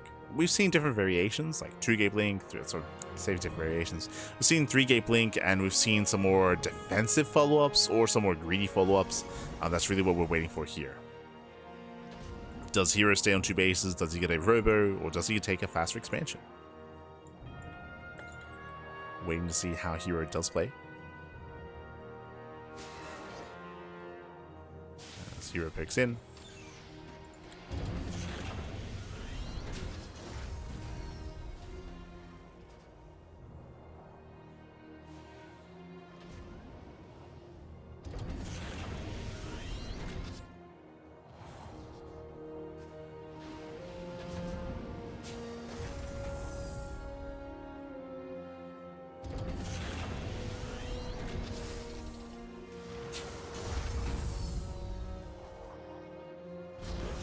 Oh my god, speaking of going for the same opener, I was alluding to seeing 3-gate blink again. That is 4-gate blink Stalker, hyper aggression out of herO.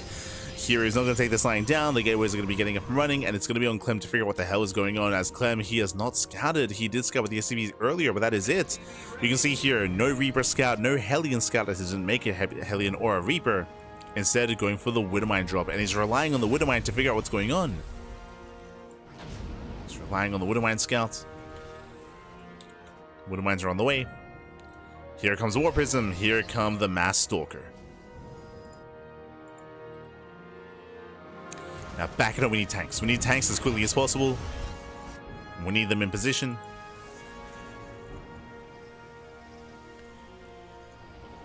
Do we need them? Medevac boost in. Does boost. Widowmine shot's gonna be... Jesus! Widowmine shot's going up. Oh, and does dodge, but that's still 6 probes. 6 probes go down. Ay, messy defense there out of herO. That should not have happened. And now it's go time. Now Clem, what did he see? He saw 2. He saw 4. Yeah, he knows that there's a 4-gate setup here because he knows that the first gateway was in the main. So 4-gate blink at Clem back at home. Very nice SimCity. He fully walls up his main base. Tank behind the wall. Back on the low ground, there is a bunker. There is no second tank yet, so the bunker is exposed.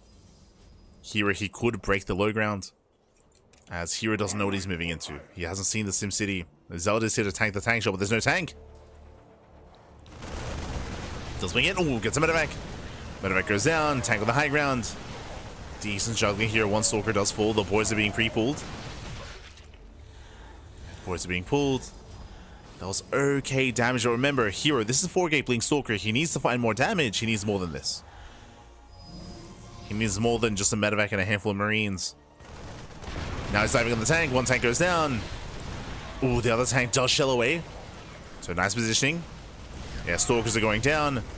But it looks like we'll not get the bunker. Bunker survives.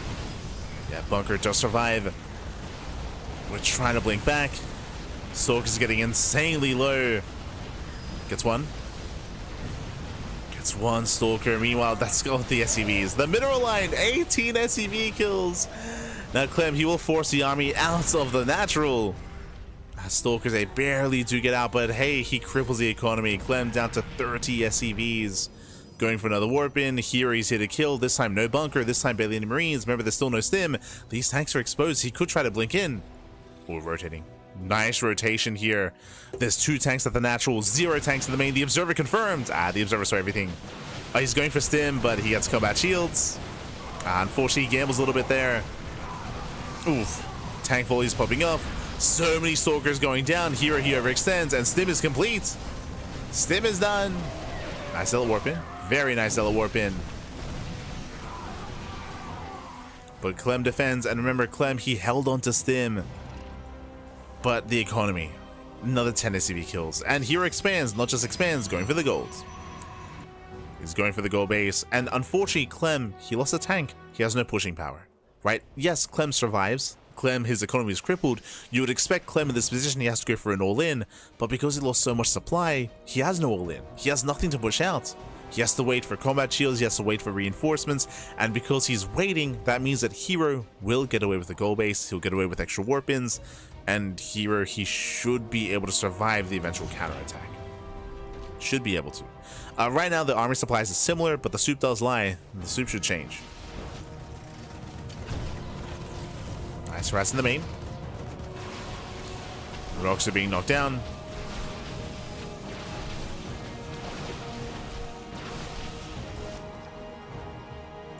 Clem moving out early on. Remember, he has stim, true.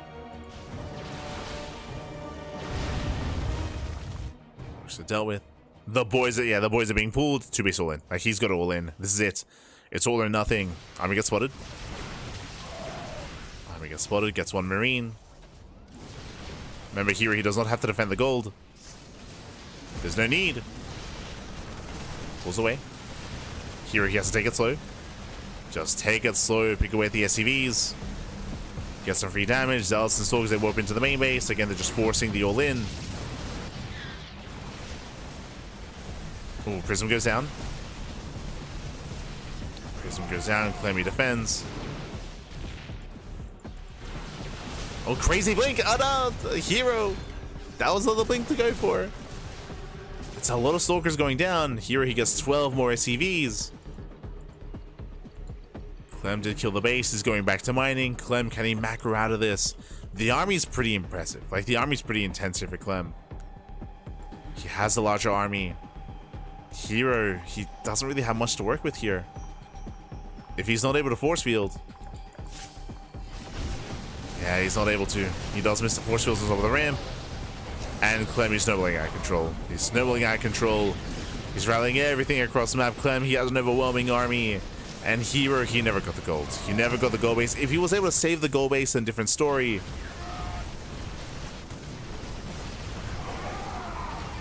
Oh, as he barely gets a tank. Tank goes down. herO, he needs one more wave of reinforcements. The army's overextended. herO, he's holding. He's holding on. Oh my god. He needs another warp in there. Just barely hanging on. Still no expansion. You could argue. I mean, I say you could argue. 100%. Clem has a better economy. Clem, he's up in economy. He has mules. Both players on 2 bases. herO, without a 3rd base, he cannot recover.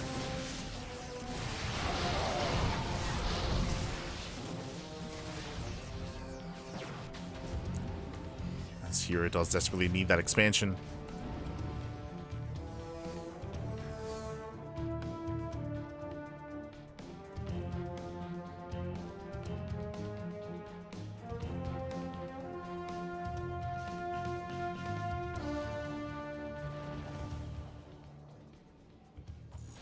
Clem does get into the main.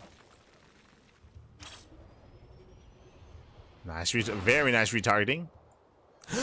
Jesus. Gets a Stalker. And again, this 3rd base is very late for herO. Clem's ahead. He's just ahead. Just straight up, he's just ahead. His own 3rd base is about to finish up. It means he just land. The bio army is just more efficient. It's just a more efficient army here than what herO has. A man with gun is pretty good. It's pretty good.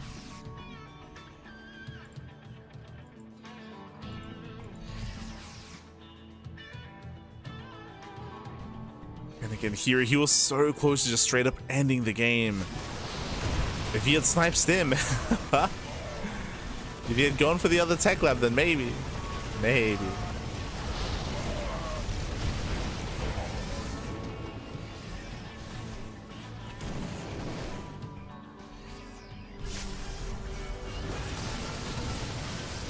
Clem does Stim forward. Storm is complete. Okay. Storm lands. That's my shots are going off. The mortars are exposed. They barely hang on. Nice control out of herO. Kiting and trading as best he can. He's holding onto one more storm.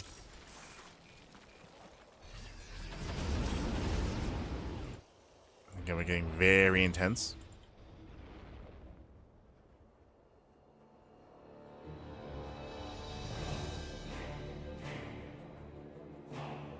You see Clem dropping across the map. Army's out of position. Oh, never mind. Does recall in time. And his recall is now on cooldown.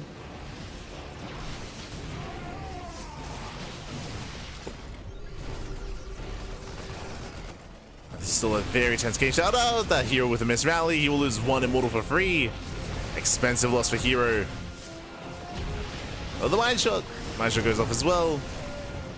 Yeah, shaky engagements here for herO. Storm doesn't connect. Another storm only graces the army. These storms have been very lackluster. No. I think that Archon's stuck, right? Yeah, he morphed in. No, he morphed in the Archon in the currents. He can't move. No, herO. The High Templar is trapped. Get out of here. Get out. No, no. Yeah, that shouldn't have happened. And again, the Archon cannot move. Again, he morphed the Archon inside the currents, so he's trapped. No. Feels Archon, man. Ay, ay, ay. He's in jail, Pap. He's in. Let him out. The Archon did nothing wrong. Okay, we got the prism. The prism has arrived. Bust him out. Oh no.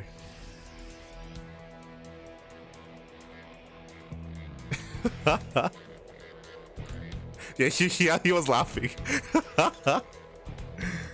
As the hero. It's like, mate, this map is crazy.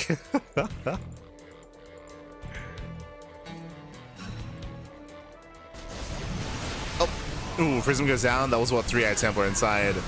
And Clem, you should just snowball from here. You should just snowball from here. Catching up the army, the High Templar, the prism. Yeah, you can see the hands in the air for herO. Ay, ay, ay.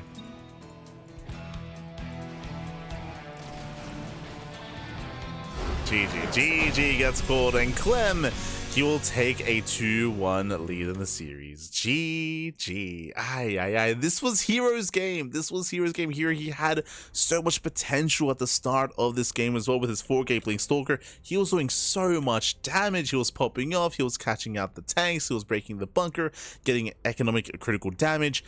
But he did choose to go for the gold. He chose to go for the gold base, which is more exposed. If he had gone for the standard linear third base instead, there's a higher chance he would have saved it. A much higher chance he would have saved it, would have defended, and from there would have just taken a lead and ran away with the series, ran away with the game. But he chose to go for the gold, and he was punished for it. Clem, he was able to break the gold expansion, able to catch out some key units, and from there herO fell behind. Once herO lost a third, he fell behind, he stayed behind, and Clem was able to pull off the comeback. GG. GG, well played. With that, congratulations or shout out to Clem. We are going to be going on a very short break. We're going to be going on a short break here, 3 minutes. When we come back, we'll have the remainder of the series. See you soon.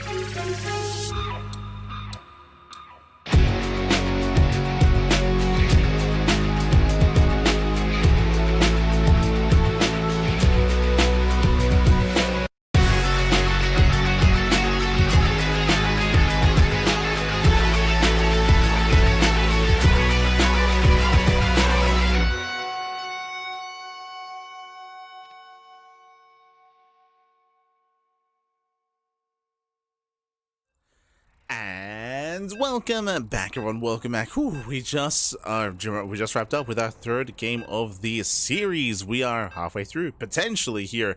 The pressure is on. The pressure is on. Again, here he had a very strong start to game number 3 on Sandworm, but it slipped through his fingers. He got punished. He was a little bit too greedy in his follow-up, and he did pay the price for it. And now we are getting into our next game. We're loading into Pylon, potentially the final game of the series. Pressure's on. And this morning, in the bottom right-hand corner of Pylon, we have the blue Terran player. We have the blue Terran. We have the French Terran representing Team Liquid. Oh, it is Clem.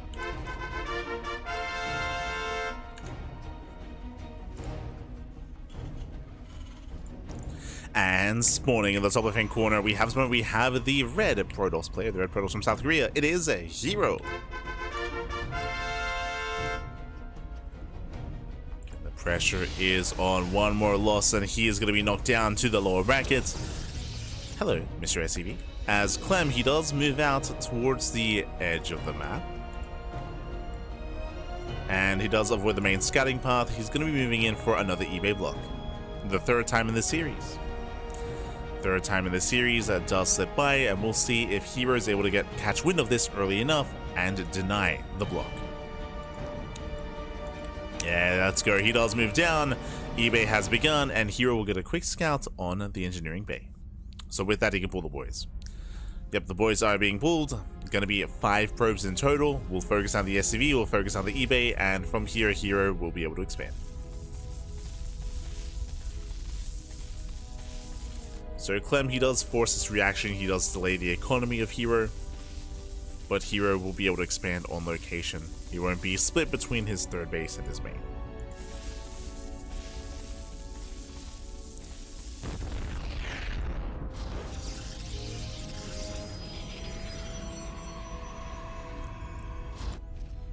Clem does cancel. Back at him, going for the CC before Starport. Economic follow-up out of Clem. We're not rushing into early Hellions or rushing into early Cyclones. No need to. And from here, we're calming down.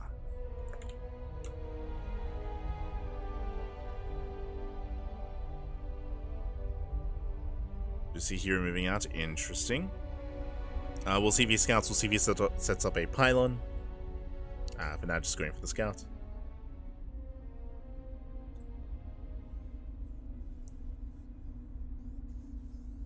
Checking the greed. We'll confirm the CC.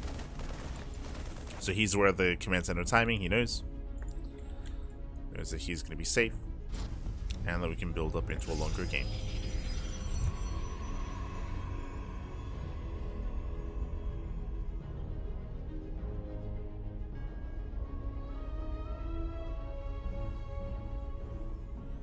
Again, if he saw the earlier factory, then, I mean, he would need an earlier shield battery to defend against Cyclone aggression or Hellion aggression. But herO knows that he has map control and is opening up Twilight Council. Now, we have seen a variation of Twilight Council builds this series. We've seen 3-gate blink into a third. We've seen 3-gate blink robo into gases, and you stay on 2 bases. We have seen charged base openers in the past, not in this series yet, and we have seen 4-gate blink Stalker with mixed success. We saw that last game on Sandworm. What are we going for this time? Twilight Council is done. Second gateway is on the way. No shot we go 2-gate blink on Pylon. No shot.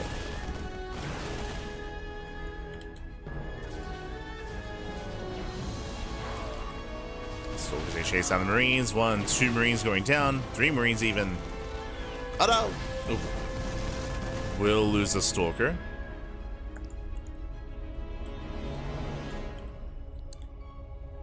As I believe, yeah, that is the only second gateway.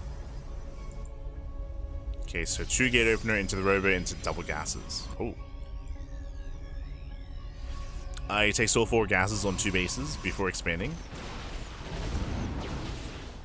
Up! Stalker gets punished. Nice pickup. Stalker does go down.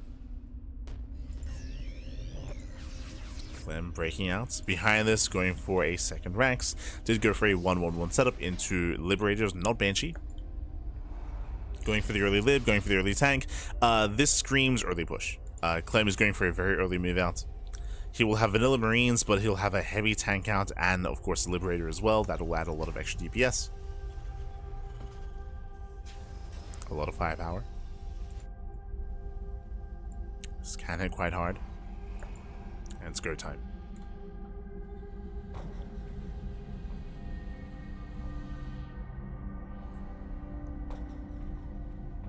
Ooh, gonna be harassing. Okay, does harass with Liberator, no with the main army.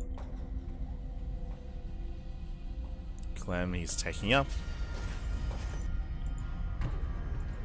Let's see how much damage here it does sustain.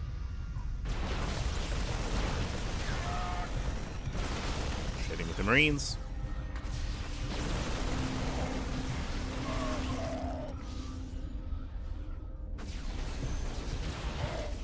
Oh, there's Rico back home. Liberator gets 4 probe kills, very nice. 4 workers go down.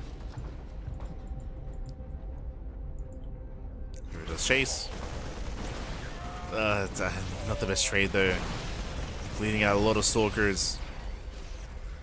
It's gonna be 1 stalker falling. And Clem, he's in a pretty solid position here. From here, we should soon be expanding and getting a 3rd CC. Yep, there it is. 3rd CC is on the way.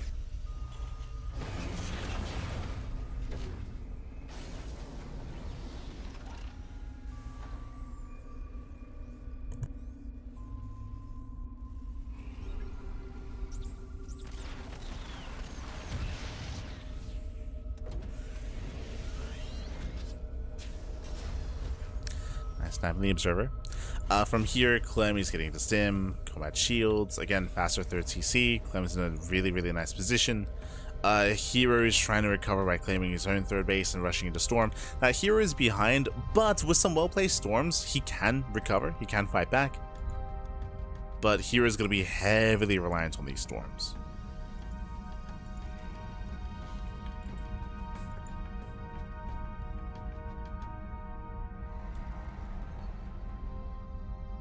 Clem does move out. Storm is going to be ready for this.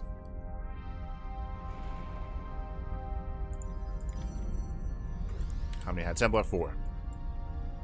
2 in the prism. Storms are coming in.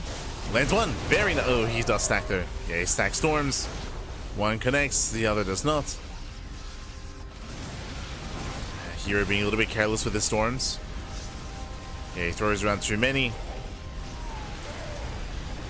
Storms coming in. And here he's trying to hold on here. There isn't that much fire. Despite that, gets one of the Archons. It's 1.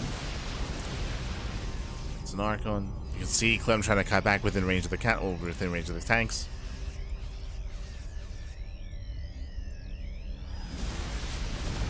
Again, it's just a really rough setup here for herO.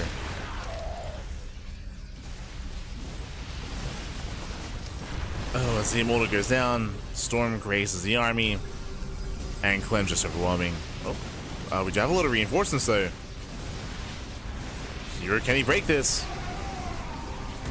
Goes to the dive. Gets 1, gets both tanks, and herO, he is holding on. I say that we have a rally here of reinforcements. Un poquito más. Not quite. herO holds. Whew, here he does hold on. Behind this, Clem's still ahead.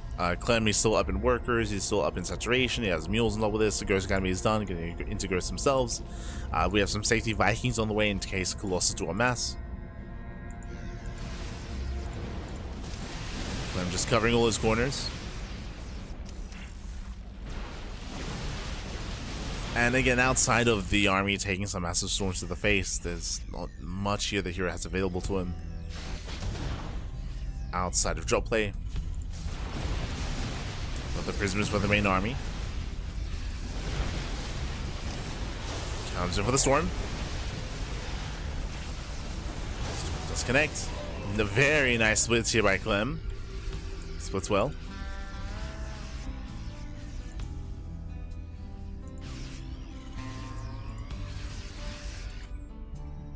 pulls away.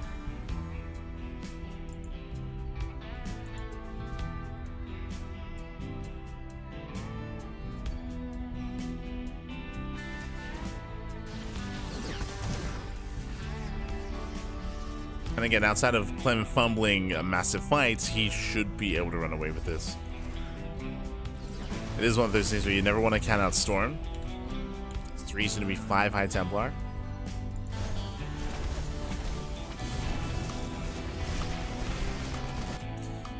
Clem turns everything around. This will delay Clem.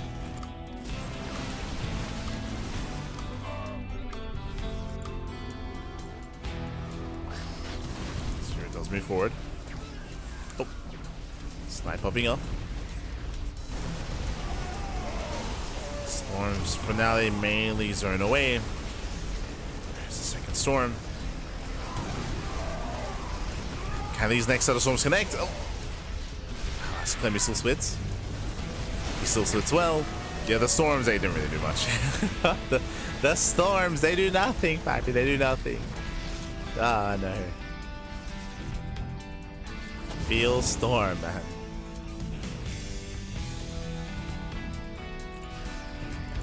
And Clem, he's going for the kill.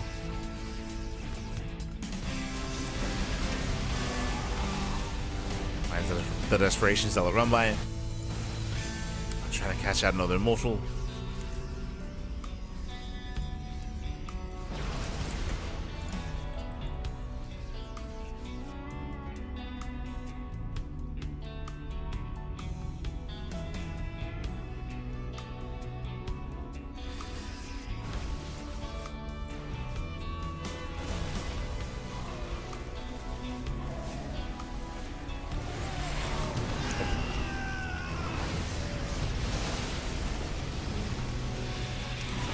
Yes, from here again, the storms are just trying to buy some time, but here comes the surround. Marines and Marauders, they get a full 360 surround, and herO will lose everything. The storms, High Templar, the Immortals, and from here, Clem, he can just send it. He can aim it. He can aim it across the map. Back at home, there's 2 High Templar. We can go for the NG overcharge. We can maybe get a storm off. Ugh. EMPs do connect. And so the handful of zelts remaining. Oh, there's the energy overcharge. That's the first storm. First storm does connect. The second one less so. And GG gets called. Clem, he will take the series 3-1, advancing on to the upper bracket semis. GG. GG, well played. Again, the writing was on the wall here for this one for quite some time. Clem just had a really strong start. Winding it back, if you remember, Clem, he pushed out early towards a third base with the early tank, with the early bio setup, and we saw that here he attempted a storm defense, but out of the initial 3 storms, 1 connected. Like, he was very trick happy with his storms, did not connect the way that he needed them to. We saw the early push, then breakthrough, it snowballed out of control, trade well against the main army, and Clem took a massive lead early on. He maintained it, kept it going. GG, well played with that. Congratulations to Clem, as he does claim the series. And with that, we are now going to be getting ready for our next matchup here. Again, we still have 2 best of 5s remaining. Up next is going to be, actually you can just see it here and now. Bam.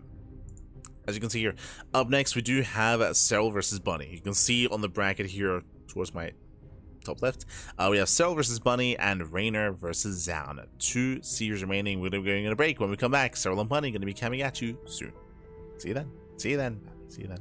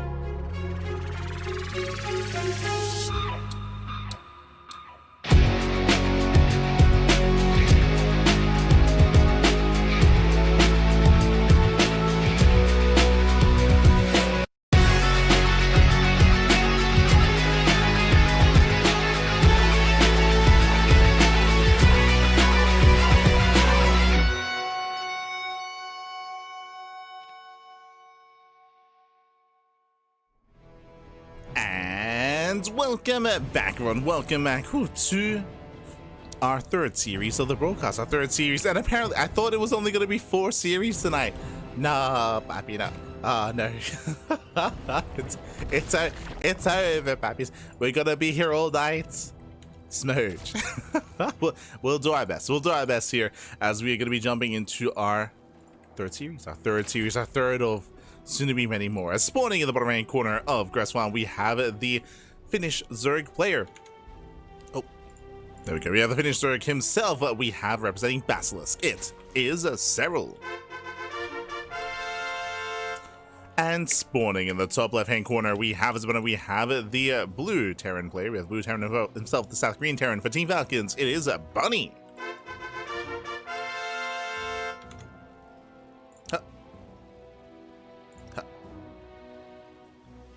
Oh my god, where is Serral, like in a cabin somewhere? He's I don't think we've seen that background before. Also, he's rocking a bit of a beard. Ah, we're disheveled, pappy. Let's go, let's go. But if you're in the chat, you know what time it is. It is Gamba time. Predictions are now open. Place your bets on who you think will claim the series. Best of luck in the chat as we are jumping into our fresh best of 5. And again, Serral playing from his holiday house. Cabin in the woods, pappy. Oh my god. It's a sauna. It does look like a sauna. Like, hold on. Like we've seen Serral play before, and usually like he's in a living room kind of setup. But here he's got his own cabin. Crazy. Or his own sauna. Or both. True. Hey. But here we go. Here we go. We are setting up. We do have Bunny going for a rank expand on the low ground, setting up for his factory as well. There are pros and cons to this setup here. What this means is that early on we get to wall up and wall off the low ground expansion. That is true. That will make this more secure. The downside, add-ons are going to be exposed and the production is exposed as well. If Serral were to go for a roach base opener, as he went for a hatch gas pool, but if he goes for a roach warren, and if he goes into roach aggression, if he breaks the natural, he doesn't just break the economy, he breaks the production as well. So this is a double-edged sword. There's a bit of a give and take here. Serral has been known to play roaches. I mean, he's very fond of roach play in ZVT. Whether or not he tries to punish this, though, yet to be determined.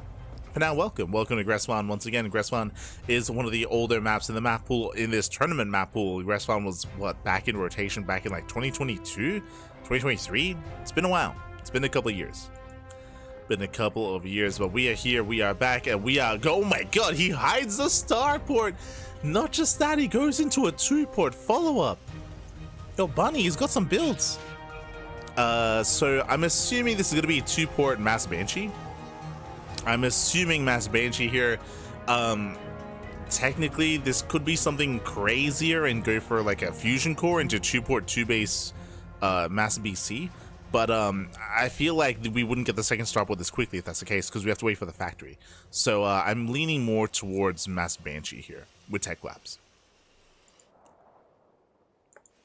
No, never mind. He's going to he's going 2-port 2-base Mass BC, pappy. Let's go. Let's go. The reason why I didn't think it was going to be this is because these starports aren't doing anything for a while. Like they're just going to be chilling here for quite some time. Now you can make one Viking. You can make one Viking to focus on the Overlord to stop the scouts. Otherwise the Overlord will see everything. Okay, Marine will deny. The Overlord's going further in. Again, we chose not to make the Viking. Ay. And the Marine is out of position. The Marine, you have one job. The Marines, no, they're here to deny, but they're out of position. The Overlord comes in, and the Overlord will see everything. Oh no.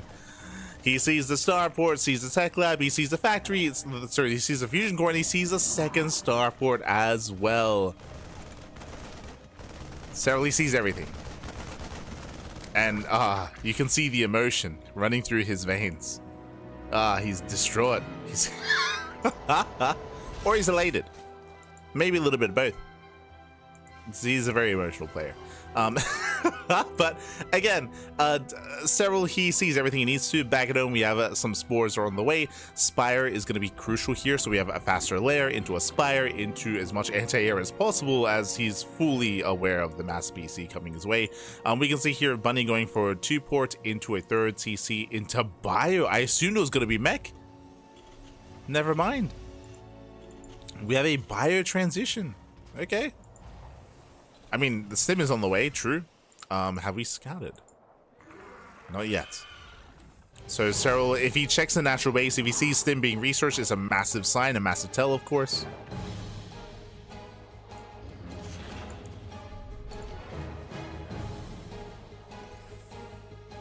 Serral from the sauna, greater than Dark Serral. Yeah, he's on vacation, babe. He's on vacation.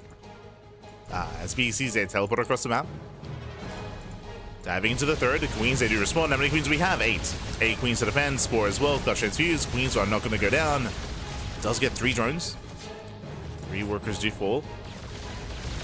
2 spores in the main. Queens, they do race back, they get in position. Clutch transfuse. And Serral holds. Now he's still losing workers. That's still 7 drones going. Oh no! One of the queens does overextend. And 1 queen goes down. So 1 queen, 7 drones. This is okay damage. It's okay. But I'm really fond of the bio switch. Just because typically it's standard to go into mech. Ooh, nice one BC. 1 BC goes down. You can see the Bunny, he is done with battlecruiser production, switching to mass starport, into massive medevac to embrace the bio. And there's no link main. There's a Roach Warren. Again, Roach Corruptor would actually work quite well against mech. But there's no Bailey Nest.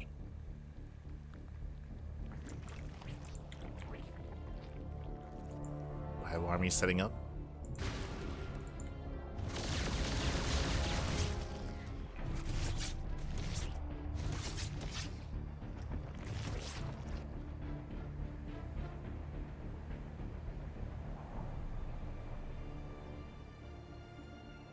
Light sleeps. I think he got 20 or 15 minutes back in 2019.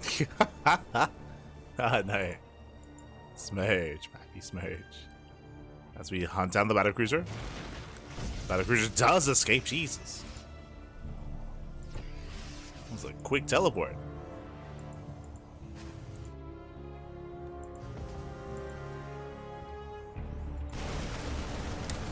The Marines are revealed.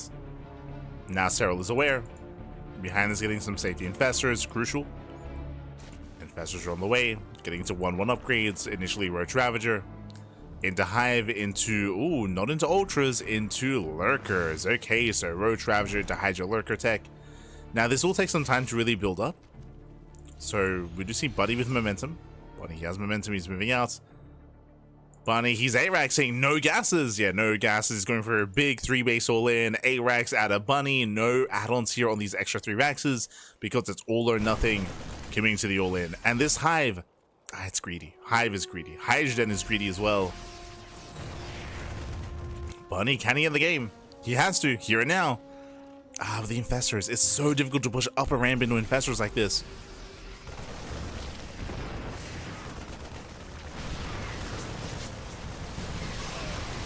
Might as well connect.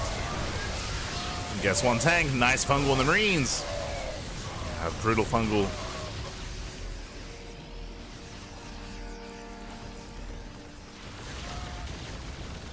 Corruptors a threaten the battlecruiser.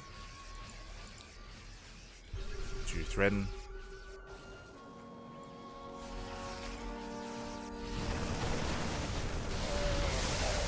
Likewise, trying to sit one forward. Tank is going up, while they don't quite connect. But there's still another fungal in the chamber. BC goes down.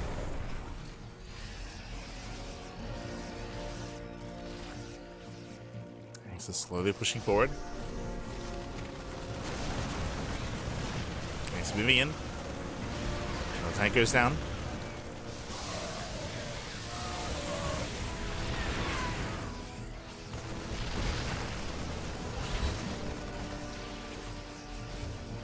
But he's hitting some nice pickups here and there, but again, he's on a timer. The longer this goes on, the worse it is. Nice fungal. Fungal does connect. Chain fungal even. Chain fungal on the Marines. Medevacs are falling, which means no more support. Yeah, the Marine count just barely isn't there. It was close. It was quite close there, but in the end, Serral, he shuts down the all-in. He breaks the siege line. And Serral from here will snowball out of control. Snowball out of control, takes down the final tank. GG gets called, and Serral will take game number 1. GG. Whew. And GG, well played. Serral, he does take a lead in the series. And we'll see. We'll see if Bunny can bounce back. GG, well played. But again, a really interesting build out of Bunny. Really interesting here. As a reminder, Bunny, he went to port 2 base BC as an opener, got scouted immediately as the Marines had failed to deny the scouts. That was a rough start in regards to the lack of scouting and the lack of information he was trying to keep away from Serral. And from there, he went into a bio transition, into a 3 base, 8 racks all in. But alas, we saw that Serral, he was playing safe, getting the safety infestors, thankfully. He was being greedy by going for the Hive and going for the Hydroden as well. As you saw, that did not factor into the defense, but he was able to at least invest into those early infestors, which did play into the defense, which were quite critical in regards to slowing down that all-in. GG. GG, well played. With that, we're getting ready for game number 2. Game 2 is going to be on Persephone. Okay, so again, Ingresswan into Persephone, into Maganatha, into Tokamak, into Sandworm. Interesting lineup of maps. We have a lot of the larger maps once again, Gresswan, Maganatha, and Tokamak, so we have some larger maps in the map pool, and we do have some other maps where maybe Bunny can try to catch Serral off guard. Maps like Gresswan. Sorry, maps like Gresswan, maps like Persephone, I meant to say. Persephone is going to be an interesting one. There are some quirks to the map, like the healing pad, like the gold bases, short rushes by air. There are definitely things that you can take advantage of here on Persephone. Let's go. Let us go.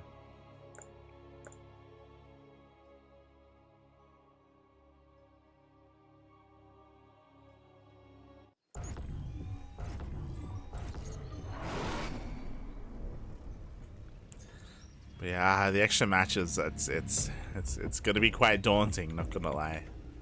No, I was looking forward to some veg at some point today. But here we go. Spawning in the bottom left-hand corner of Persephone, we have the South Korean Terran player. We have the blue Terran representing Team Falcons. It is Bunny. And spawning in the top left-hand corner, we have the Finnish Zerg player. We have the red Zerg representing Basilisk. It is a Serral. We go. Oh, right. My apologies. Bam.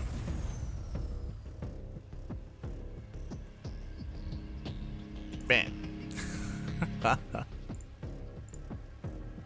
Beautiful. As we do have Serral going gas first. Oh my god, he's crazy. Gas pool open out of Serral, hyper aggression out of our Zerg player. Now, I expected something different here this game from Buddy. Buddy going CC first? Oh my god, we're rolling the dice like crazy right now. So CC first out of Bunny, the greediest opener you can go for from the side of our Terran player, which means what is delayed? The Rax is delayed, the Reaper Scout is going to be delayed, the Factory is going to be delayed, the Hellion is going to be delayed, early game setup is going to be delayed here. Against a gas first, this does mean that Serral can rush into early link speed, into an early link flood. He might even go for an early Roach Warren. Show us what you got. As Bunny also does skip the SCV scout, so he doesn't know.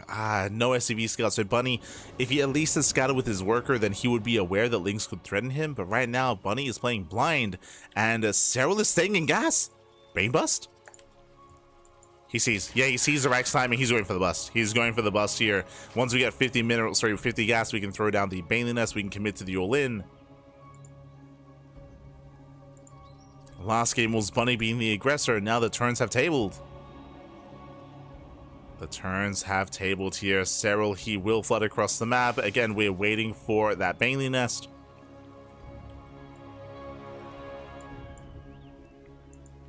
Things are massing.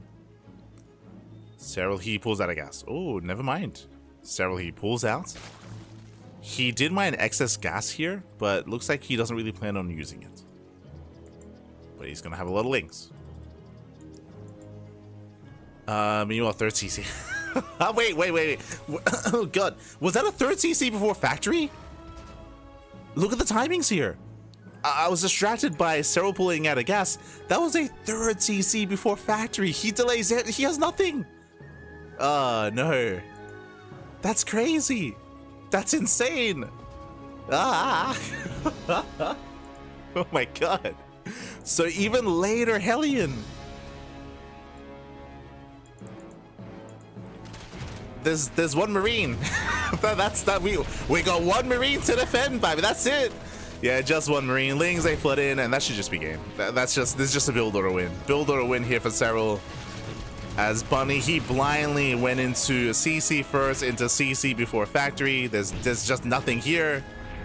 And that is 14 SCVs going down, and we're still not done. Yeah, we're still not done here as we go for the rounds. We go for the Marines. Hellion finally arrives. That's a 340 Hellion timing. GG gets called, and Serral takes a 2-0 lead. GG. Hi. GG, well played. That was so unlucky. That was so unlucky here. So Bunny went for, you could argue, the greediest opener that you can have in Terran versus Zerg. He went CC first into third CC before factory, blindly, no SCV scout, no Reaper scout, no nothing. So it's just blind greed out of Bunny. I don't blame him for it. Unfortunately, as we loaded into Persephone, Serral happened to open up gas first. Like, it's so unfortunate.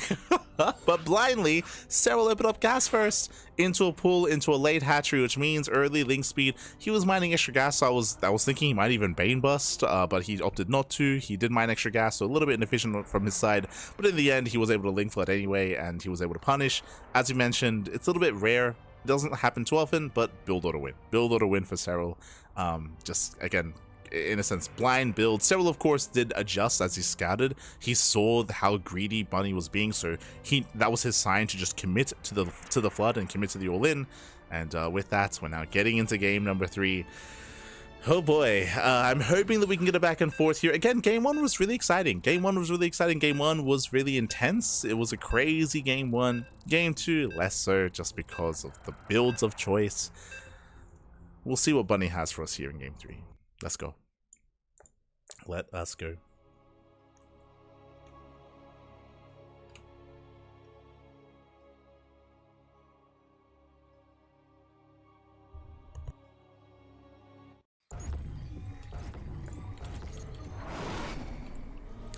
As spawning in the top left hand corner here of Magnatha, we have the South Korean Terran player. We have the blue Terran representing Team Falcons down in the series. We'll see if we can bounce back and make a series out of this. Can we go the distance? I hope we can. It is Bunny.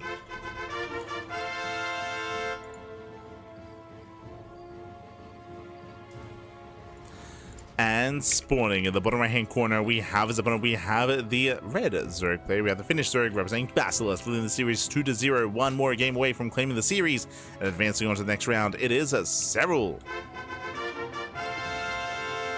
going pool first this time. Okay, let's go. Este Serral. Here we go. So again, pool first opener out of Serral. This is not the same opener we had last game. Remember, last game, it wasn't pool first, it was gas first, right? Which is why we had so early link speed. This is going to be pool first into a hatchery, into a late gas geyser, into a gasless start. Now, this is something that Zerg players have been very fond of in recent years, is going for these gasless openers if you can get away with it. This is greed out of Serral. Why is this greed, you might ask? Well, yes, we do have the early pool, which means we can make early lings to apply a little bit of pressure early on, but overall, we're going to be skipping and delaying link speed. We're going to skip and delay link speed. We're going to fixate on mineral production more than anything. Now we have the gas on the way, so we didn't delay it for too long, but it is still going to be delayed link speed nonetheless. And from here, we can go for a roach base opener and just skip link speed entirely. We'll see how Serral does open this up, as he did get the gas geyser earlier than I would have thought. As here come the first set of lings. 4 lings are moving out. And back at home, we do see Bunny going Rax Expand. He's going for the Reaper. Bunny did skip the SCV Scouts. Ooh, so this isn't as greedy as last game, but this is still quite greedy. To skip the SCV Scout, that means he doesn't have the forewarning that it was a pull first, which means the Reaper moves out, which means there's nothing at home to defend, which means this CC is going to be delayed. Oh boy, really unfortunate there for Bunny, as lings, they do hit the natural, they peel off, they will delay the CC, and can a Serral force a cancel? Queen defends. Can we cancel the CC? As for now, we're going for the worker. Reaper's still racing back. The CC should be okay. Like, there's too much progression on that. Should be fine. But it's just heavily delayed. It's just heavily delayed. The boys are being pulled. And a very nice start for Serral. As he kills an SCV. He gets 1, he gets 2. Can he get 3? Oh no!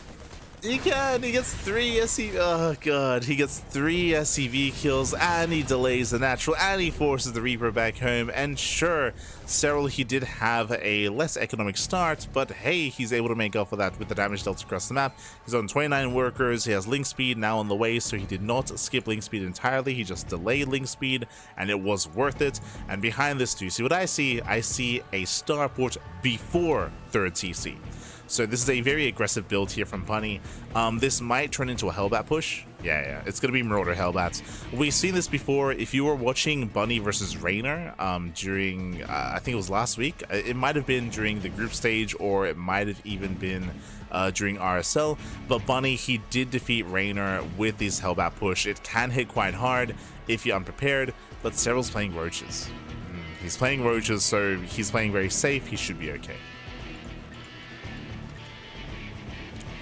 It's eating away at me. Hold on. Does anyone remember? Was it the group stage of Maestros?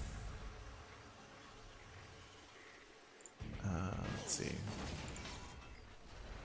Oh, right. It was the group stage of Maestros. It was Bunny versus Solar, not Bunny versus Reynor. That's it. But yeah, Bunny, he did do this build against Solar, and he had a lot of success that night against the other Zerg players in the group stage. And again, there's the army, as we mentioned. Again, we're going for a very committed Hellbat push. Serral, what did he see? He didn't see much.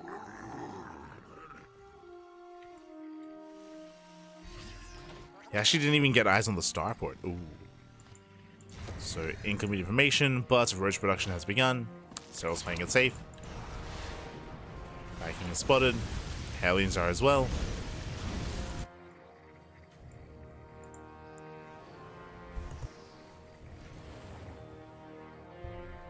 And now Serral, he knows. Pulls back. Getting ready for the surround. We have the flank set up as well. And from here, we're getting into all the Marauders. Hopping up micro. But one Marauder does go down. Hellbats is still waddling in. That's a lot of roaches here to defend. And the Hellbats are falling. Yeah, we get a full surround. Serral, he completely shuts us down. Cuts workers at 37. Cuts workers early. And GG gets called. Serral, he will claim the series 3-0. Advancing on to the upper bracket semifinals. GG. Whew, GG, well played, congratulations. Serral, he will claim the series. Again, just a really unfortunate opener for Bunny. Winding it back, as a reminder, what did we see? Bunny, he skipped the SCV scout, he went for the Reaper scout instead, so that is delayed scouting information, which means he did not know it was a pull first, which means the damage was able to kill a lot of workers, was able to delay the expansion, of course, and from there, Serral took a lead. Bunny, he was forced to react in a drastic fashion. He decided to go for the Hellbat push, but Serral was playing safe. He shut it down. GG. GG, well played at Bunny. He had no follow-up remaining. Had no follow-up. And with that, that will conclude our third series of the broadcast. We're halfway through. We're halfway through. As up next, we have the final upper bracket quarterfinals match. Very quickly here, let us switch our scenes over.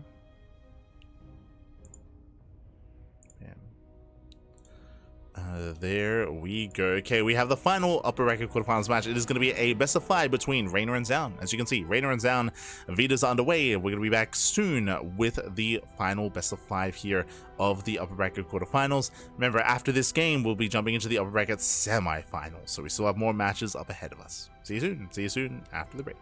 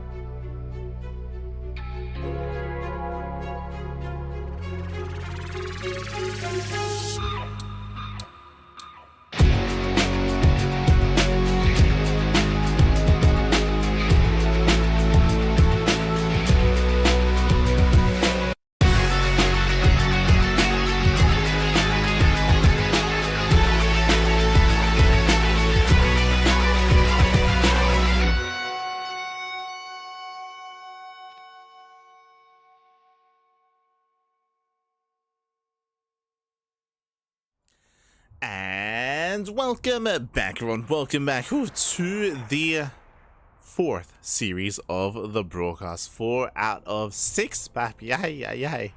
As we have a lot of matches ahead of us, a lot of matches to go, but we have returned here with a best of 5 between Reynor and Zound. The winner of this series will play against Serral in the next round of the upper bracket semifinals. Who will it be, as this is a rematch from the RSL a couple days ago? If you were here on the channel, you would know what I'm talking about. If you weren't, check out the VODs, papi. But Reynor and Zound, they actually played a couple days ago in the Revival StarCraft League in the playoff stage as well, in a best of 5. And fun fact, Zound popped off. Zound did defeat Serral 3-2. That was what, yesterday? the days are blending together, but I believe that was yesterday or the day before. But yes, Zound did already defeat Reynor not too long ago with hyper aggressive builds. If you remember what happened in that series, we saw a lot, and I mean a lot, of Glaive Adepts. We saw a lot of different variations of Glaive Adepts, and Reynor had a very hard time keeping up with and defending and determining the exact builds that Zound was going for, because yes, we saw a lot of Glaive Adept builds. We saw 4 different variations of Glaive Adepts, and the 5th game we saw an 8k3 base all in with Mass Blink Stalker. So again, we went the distance, went all the way to game 5. It barely went 3-2 in favor of Zound. Can Reynor get his revenge? Can Reynor take it to Zound here? If he does, I do expect this to also go the distance here, go to a game 4, maybe a game 5 again. What I will say though is that Reynor, he's had some time to go over those games, he's had some time to ruminate and to study Zound for the rematch. So Zound relying on those Glaive Adept builds, I don't think he's going to have as much success, but I also would believe that Zound has other builds ready for Reynor. Oh boy, here we go, as we are going to be setting up. Is it worth for the Koreans to go for the offline events instead of just finishing 5th or 6th? Yes, I would assume so. Yeah, I mean, again, I would imagine, I mean, I'm pretty sure that the expenses are paid for that travel. So traveling to the offline event, traveling to France would definitely be worth it, to be a part of the venue, to be a part of something greater, of course. So yeah, for sure. As we are getting to our first series, let's go. Especially considering there are some teams that do actually provide travel supports. I think Team Vitality is a good example of that. It is known, but Team Vitality, they do fly like their players over whenever they can. So there are teams, of course, that do have that kind of added supports over other teams. So yeah. Here we go.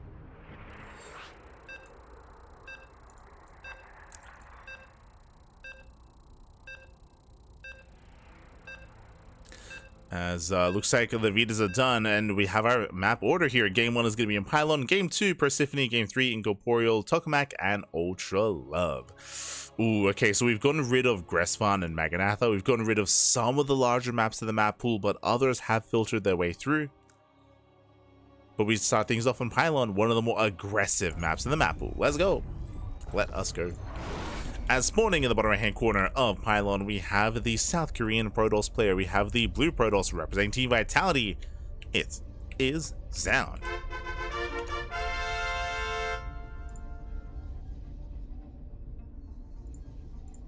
And spawning in the top left hand corner, we have the Smoger himself. The hoodie is up, papi. Let's go. We have the Italian Zerg player, the red Zerg for Basilisk. It is Reynor.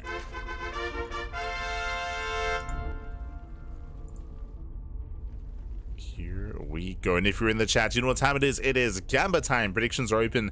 Place your bets on who you think will claim the series. Best of luck in the chat. Again, a couple of days ago, as we do have a bit of a pause, but a couple of days ago, both Zaun and Reynor, they played in a best of 5. They played in a best of 5, and Zaun did win that series. Again, that was in the Revival StarCraft League Season 2 playoffs.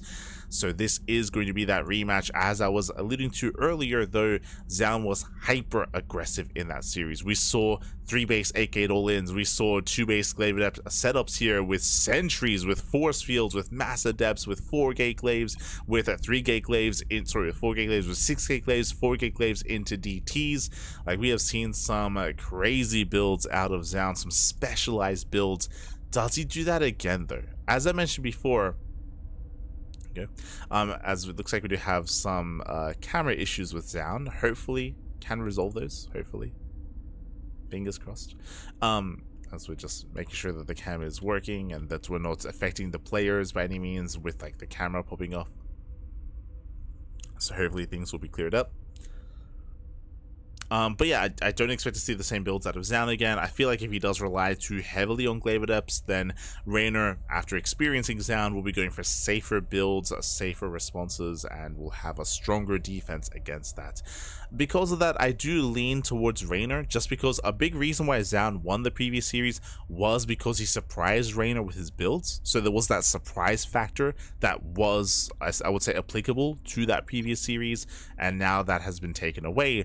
Unless we got some fresh builds. True. Unless we got some fresh builds ready.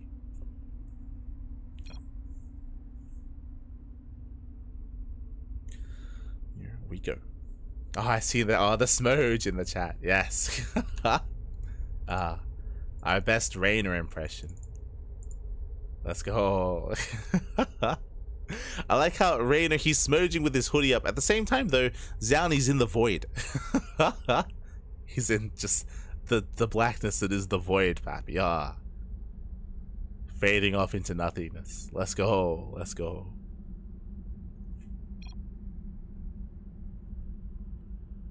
He's inside the vortex. But it looks like Zaun is attempting to lower the bitrate on his camera, because it looks like maybe his camera, like showing his webcam, is like maybe taking a little bit too much bandwidth and causing some latency issues.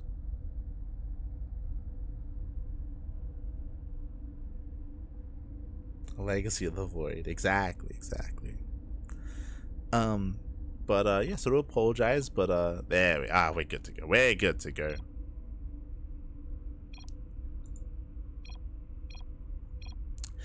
Again, just some tech issues early on, but they have been resolved, and now we can resume. Let's go.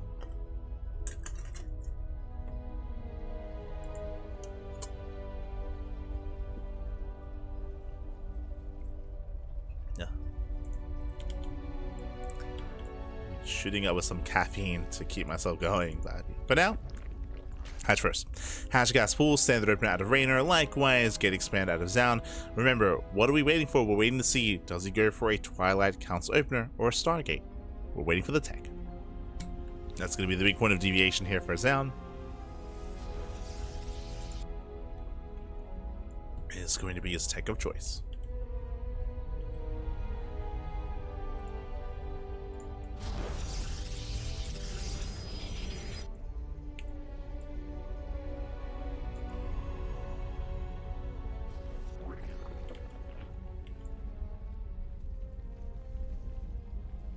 I just hope you were able to get your gamba going while you could.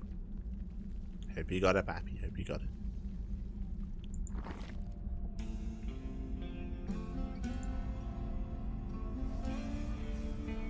Likewise, welcome to Pylon. Pylon is one of the smallest map of the map pool. Shorter rush distance by ground. Aggression is heavily favored here on Pylon, so that is always something to consider, something to bear in mind, which is why we do lean towards something like a Twilight Council opener. Pylon gets thrown down, and yep, there it is. Twilight Council opener out of Zaun. We're going into Glaive Adepts once again. Let's go. Well, I'm getting ahead of myself. To be fair, this could be a DT opener into an Archon drop, into just getting map control and harassing.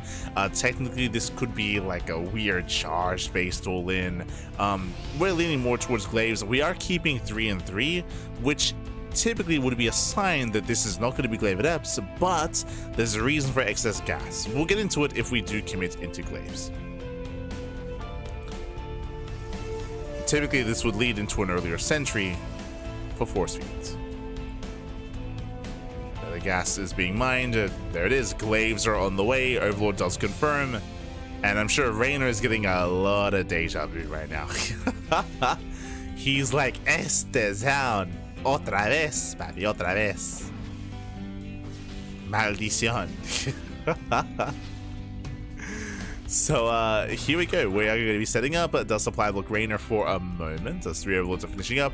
And again, this is what we saw a lot of from Zaun in their previous series, so you should not be surprised that we're seeing glaive adepts. Not at all. Should not be surprised, as we've seen Zaun do nothing but glaives, and again he keeps 3 and 3. We do have a 4-gate glaive setup, and we have the sentry. Now remember, what is the goal here is to load up the sentry, come in with the adepts, and force field the ramp. The goal is to force field the ramp. The adepts say shade on pass, so you can cut the army in half and just wreak havoc in the bases. Now remember, because Reynor has played against this before, Reynor, he should be prioritizing Ravagers to deal with those force fields. Like, Ravagers should be prioritized here for Reynor. Spanish Eagles is how it's close enough. It's close enough, man. Reynor, he goes in, he scouts. Se mamó, papi, se mamó. Oh, no. Se mamó. As from here, Adepts are going to be warping in. Again, the sentries inside the warp prism. Ooh, I'm loving the position with the Spore. Spore is ready here to zone away the prism, ideally. Adepts safe in the shade. And behind this, immortal production has begun. We're building up those immortals again. We're working with all this gas. Looks like Zaun is going to be building up the Adept count, and they won't quite commit in. We're waiting for the next wave. We're waiting for the immortals to reinforce. We'll see if he commits. Again, there are those Ravagers. We spoke about it. The Ravagers are crucial. That's why Reynor's already morphed them in. Ravagers are ready. Sentries revealed.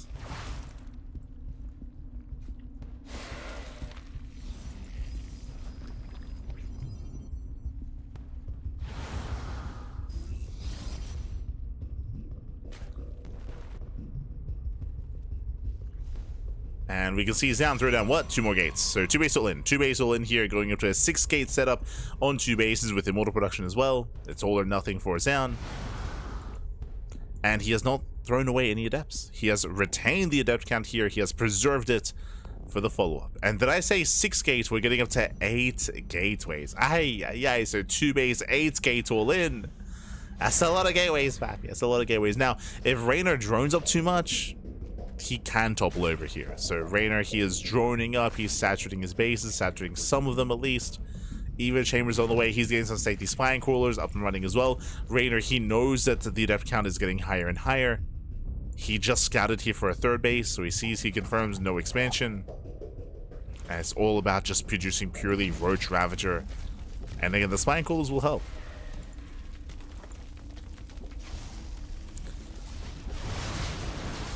Spine crawlers will help. Shades on top of the Ravagers. Gets 1, gets 2. Files they graze the army. And can he overwhelm those Lings? The Immortals gets 1. Gets 1 of the Immortals. The Prism. The Prism likewise is barely gonna go down. Prism does fall. No more reinforcements. And Zaun will fall. Zaun, he will lose everything. He's down to a handful of Adepts. The Prism goes down. The Immortal goes down. GG gets called. And Reynor takes game number 1.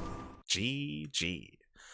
Whew. GG, well played. Reynor does take a lead in the series, and this is what I was concerned about. If you recall, at the start of the series, I mentioned how I did not like the idea of Zaun going for the same builds, because that was one of the big reasons why he won the previous series, was that surprise factor, was coming in with these non-stop variations of glaive adept builds, but they were seen at time. But again, we now already experience all of them, and if we're going to be recycling them, well, now Reynor is better prepared.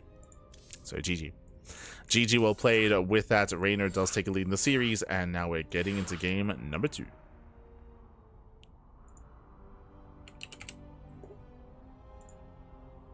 we go.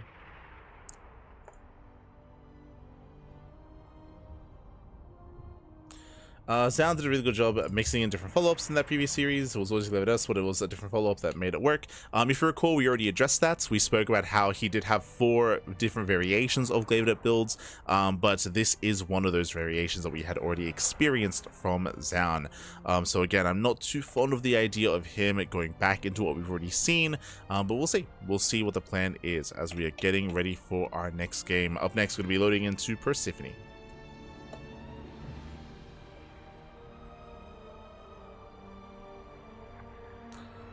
Getting ready for game 2. Persephone, likewise, will have a lot of potential for aggression, more so than Incorporeal, more so than Tokamak. We'll see if we ever get a standard game out of Zaun, like Stargate opener into a 3rd base. Curious to see if Zaun is willing to play standard against Reynor. It's one of those things where I do favor Reynor in a standard game, so it's on Zaun to be cheeky here. But Reynor, he's you know, gotten accustomed to that. Oh boy.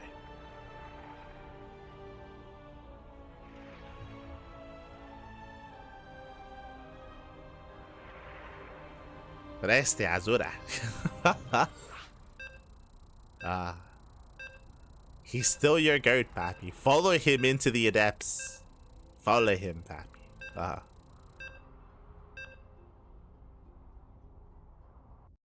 Jump in head first. It'll be fine. Oh. So looks like our players are ready. Reynor, who's just setting up his cam. And here we go. Spawning in the bottom left-hand corner of Persephone, we have the blue Protoss player. With the blue Protoss player himself, we have the South Korean Protoss representing Team Vitality. Down in the series, we'll see if he mounts back. It is Zaun.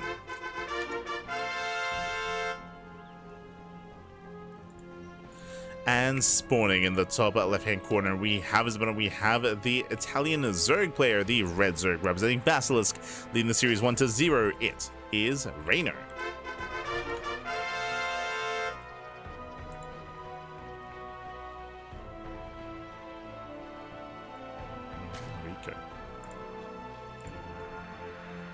I follow this game exactly.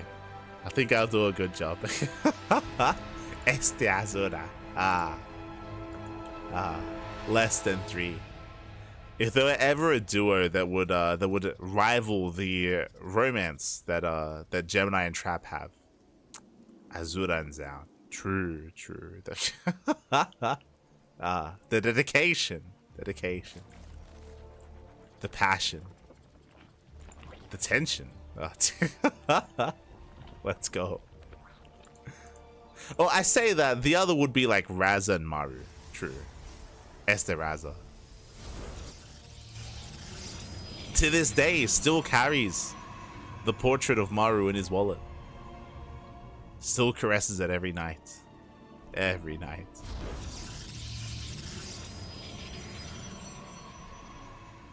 Este Raza. Beautiful. For now though, Hatchcast full standard opener out of Reynor. Likewise, Zaun back at home going for his own gate expand into Cybercore. Everything looking normal so far. Based on the second pylon placement, we'll see if he throws it down further back. There it is. He does throw it down further back. This is more indicative of a Twilight Council. Typically, if you open up Stargate, you throw down the pylon closer to the edge of your main to reduce the time it takes for the Oracle to get across the map. That's not like a hard rule, but it's like a generality here that we typically do expect. So we're leaning more towards another Twilight Council. We'll keep an eye on Zaun.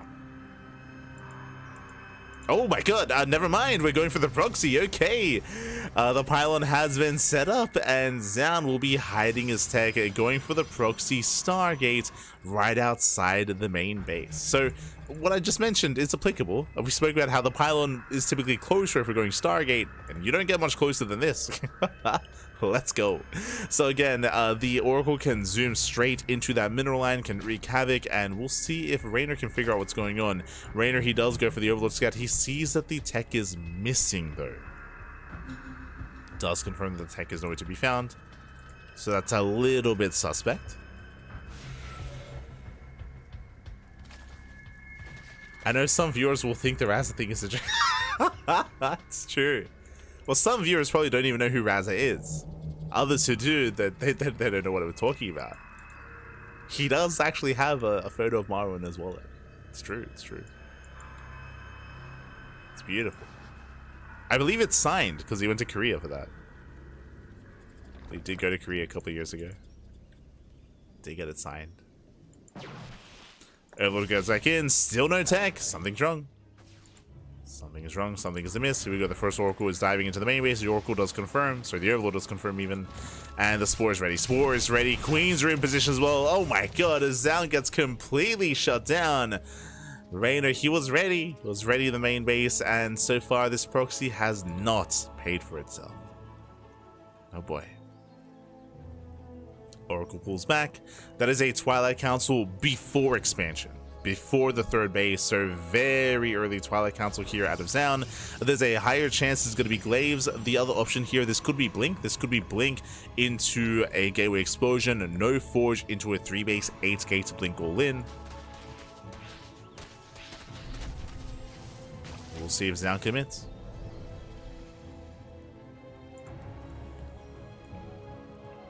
We've taken the first step. There's a Blink.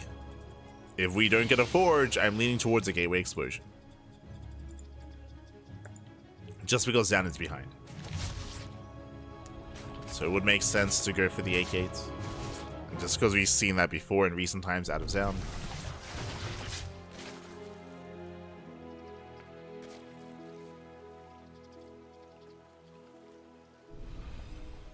Goes to the Forge. Never mind, he's going for the Forge. The Forge indicates to us that Zaun wants to play this out. So it's been a shaky start out of Zaun for sure. Has been quite shaky. Does get 3 drones on the right-hand side. But we're going to work towards +1. We're going to work towards saturating the third base into splash damage into a macro game. Oh god, that's still a little gates. Never mind. We're getting up to a 6-gate setup. We'll keep an eye on Zaun here. Still on the fence. See in the chat, is this live? A shout out to Stream Elements, our lovely bots. Does provide a response. Basically, the answer is yes, of course. If we're ever not live, then it would say replay cast in our title. So shout out to Stream Elements. Game paused. You have a bit of a pause. Now, as we're getting into our pause here, as we mentioned before, seeing the Forge was indicative that we're setting up for a longer game and that we're teching up. We have the answer here. Robo, Temple Archives into Storm, in towards the mid-game. But again, Zaun, he's stumbling his way into the mid-game. His third base is late. His Stargate is also depowered, so if he did want to transition into Skytoss in a longer game, he's going to have to jump through extra hoops. He has to rebuild the Stargate and to be able to get back into Skytoss, so it's going to be a bit of a shakier road to get there. Likewise, the tech as well is also delayed. He is lacking map presence because of the later upgrades and the later production, just later everything. It's not going to be easy here for Zaun. Oh.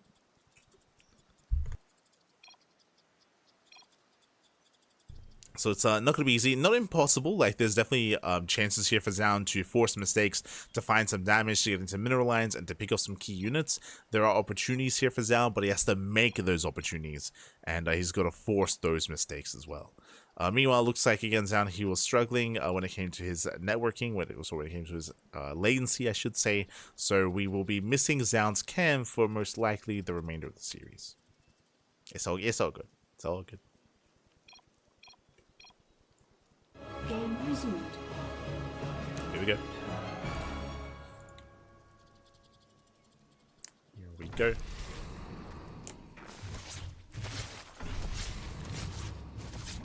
Oracles do poke in. Reynor embracing the range upgrades, going into Roach Ravager.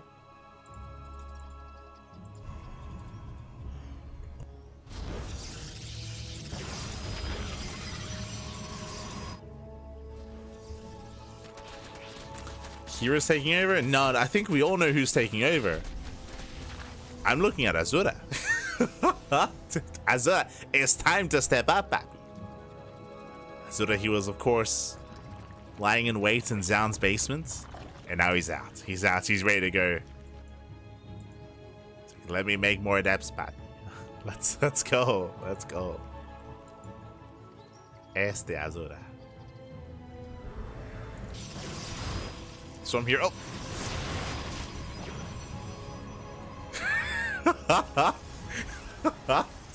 Very distracting. Almost forgot Storm. Oh no, oh no. Okay, okay. My apologies. I'll try not to distract you.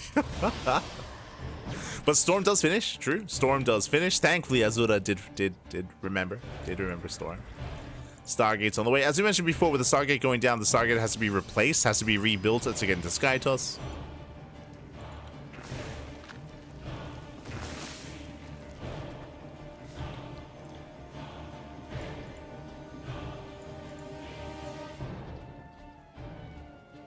As we have Reynor getting to his own hive.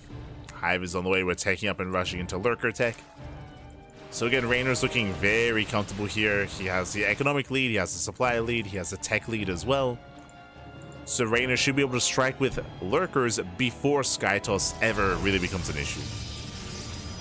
As you can see here, second Stargate, fleet beacons on the way, but the Lurker Den is almost done. We almost have the Lurker Den. Hive is complete. We can go straight for the Lurker upgrades. We can build up the Lurkers and then hit before we hit Critical Mass of Skytos. That's the goal, that's the plan. Here we go. 3 Lurkers. Lurker production has begun.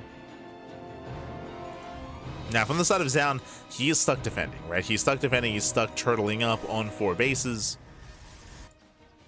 He will have the defender's advantage. He can win fights. It isn't about winning fights, though. It's about weathering the storm. It's about surviving the first, the second, the third wave, and maybe even getting on top of the Lurkers. Now, Reynor's maxed. Reynor is maxed out. He does have a supply inefficient army, as he has a lot of roaches. Ooh, Stasis Trap does go up. Not bad. Does anything with Stasis. There's the first storm.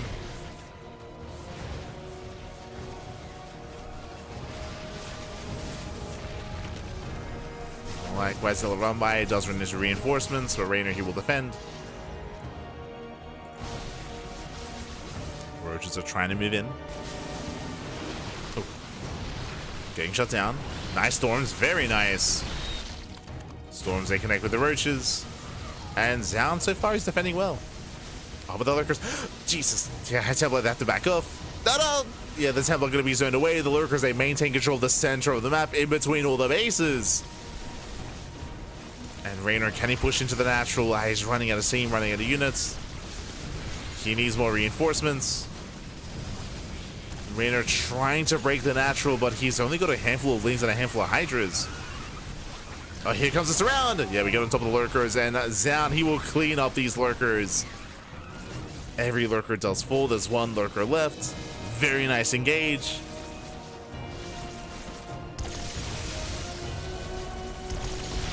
And Zaun holds. Zaun, he does hold on. As you saw, Reynor, he was able to wedge himself in between the bases with the Lurkers, but he had no support. He needed more Hydras, needed more Zerglings. The reinforcements were not there. And Zaun, he survives the first wave. So far, so good. Now, we're getting ready for the second, right? As we mentioned before, it's not about surviving the first push. It's about surviving the first, the second, the third wave.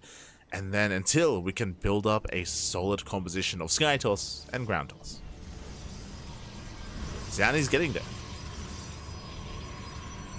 He's getting there. Meanwhile, Reynor forced to throw down the Spire. Ideally, this would have been thrown down a little bit earlier, but I believe Reynor didn't believe he would need it.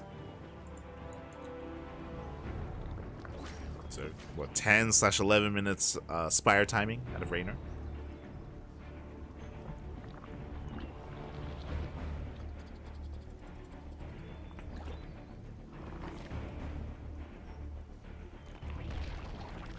Likewise, Reynor investing into all the upgrades, getting +1 at melee, getting that to talents, +3, all the upgrades, and likewise claiming the gold.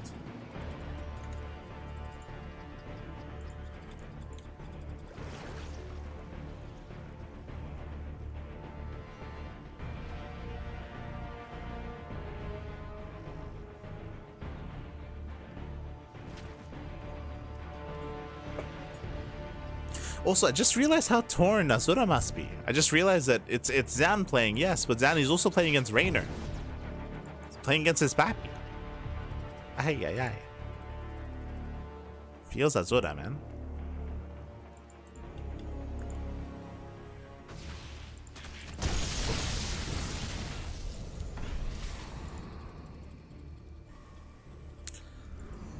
As Reynor, he's setting up. Throwing down more stasis traps. Again, down, he is maxed. How many Tempests? 9. So we have 9 Tempests so far. We have 8 High Templar. We got a good amount of Storms. What we're lacking here is Archons. The Archon count is very low. Very low Archon counts. Slings, they do engage with the Stalkers. Ooh, they reset the no, they reset the Stalker count, and the hatchery survives. The base does live. And Zhani's still making more Tempests. We got enough. What? We have 9. Soon to be 12 Tempest. Now my big concern here, like, Tempests are good and all, but again, they do need support. This is a very vulnerable army to Corruptor. Again, there's only one Archon.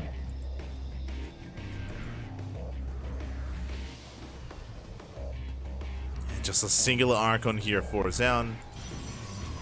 The High Tempo count is there, so technically can morph in more Archons.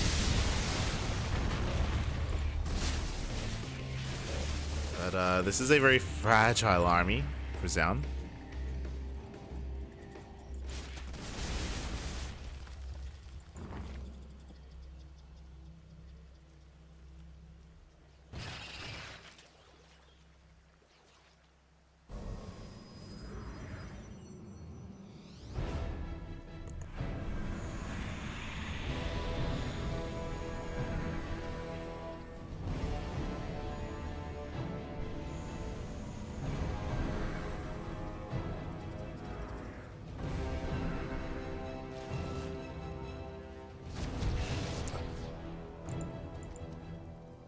From here we do have our Dark Shrine, second Spire's on the way for double upgrades.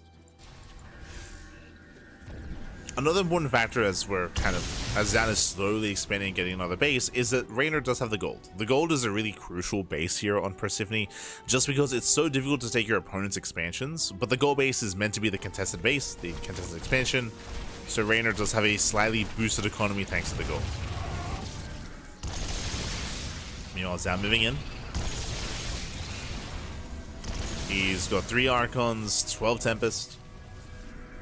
Again, I'm still concerned about the lack of supportive units here for the Tempest. I say lack of supportive units. We're very heavily reliant on the Storms. If the Storms connect, then Zaun, he can preserve his army for sure. Can pull it off.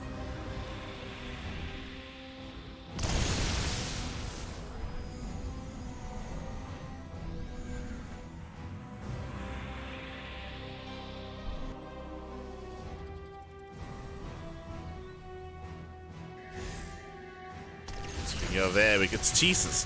I was making reference earlier. I was like, the Archon count's not there. He was this thing, Pappy. Oh my god, morphs in all the Archons. Okay, now we have an army. 8 Archons. 8 Archons have morphed in. Storms they defend on the left hand side. This is an army. Okay. And Reynor, can he handle this? Reynor, does he have any spellcasters? The answer is no. So no Vipers, no Infestors. Without spellcasters, it's going to be a tough hold. Going for the double Nidus back at home, though. Down, does he recall? Takes down the gold. Gobies goes down. Nidus does complete, but nothing pops out. And down, he's pushing in. He's pushing forward.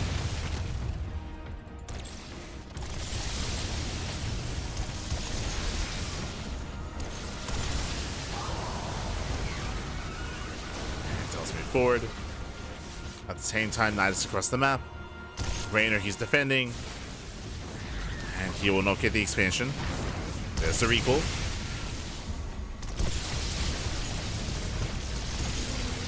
And I'll be honest, I'm favoring Zaun when it comes to the main fights. There's potential, sure, with 18 Corruptors, but there's no Vipers. There's no Vipers, there's no Power Bomb, there's no Abductions. Like, Reynor's army is lacking. Zaun's is not. Not anymore. He knocks down one base, and Zaun can just keep on pushing. A couple of Infestors have arrived. Infestors they can help support. Just a bit. Shall it run by?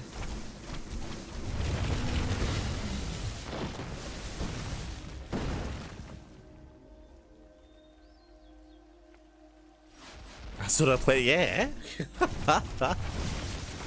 Take the wheel, papi, take the wheel. Azura, he's like, yo, get me up to 12 Tempest. I can make it work. It's like, okay, okay. I got you.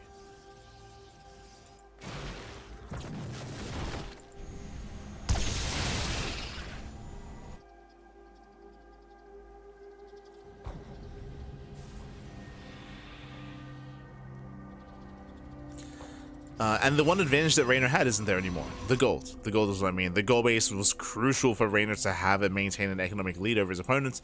The reality is that Reynor does not have one. Yes, Reynor has a bank, but I mean, Zaun, he will. Like, these bases are still his. Like, bottom right is Zaun's base. There's nothing that Reynor can do about that. Eventually, Zaun will mine and will saturate this expansion. Reynor, he's double expanding himself.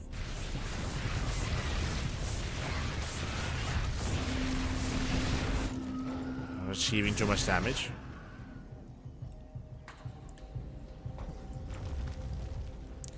So these will be his bases. They should be. There we go. Nexus is on the way.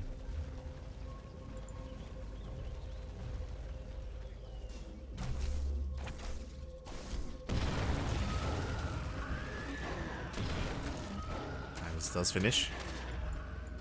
We do have lurkers on the left. Changing to the center.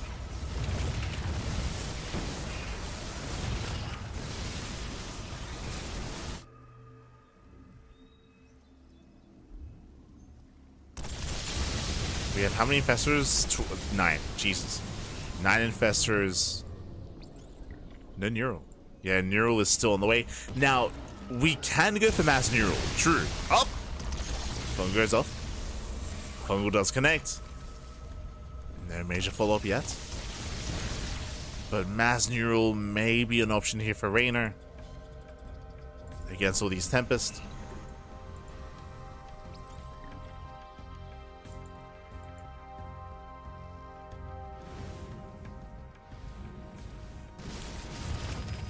Now getting into Brood Lord production. Will help. Will help against the ground toss.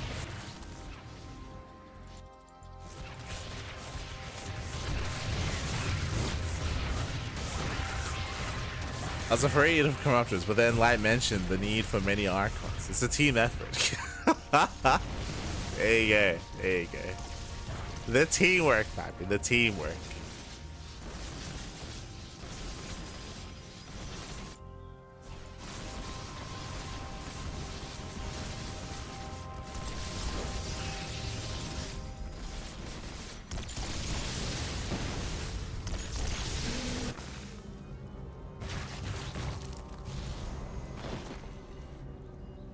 Where are the infestors? We have 8 infestors so far. Here they come. So we have the Broodlord Infestor Corruptor. Infestors, of course, they can fungal, they can neural. Reynor still does not have that center gold, though. It would be disastrous if Zaun can take that for himself. Should not happen.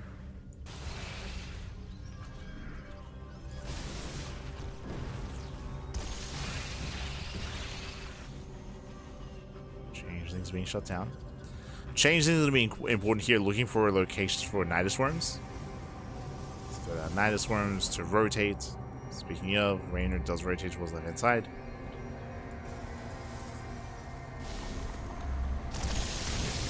Tempest taking 2 shot. Oh, Fungal does connect with 1. Nice feedbacks. 2 even. Now pulls away.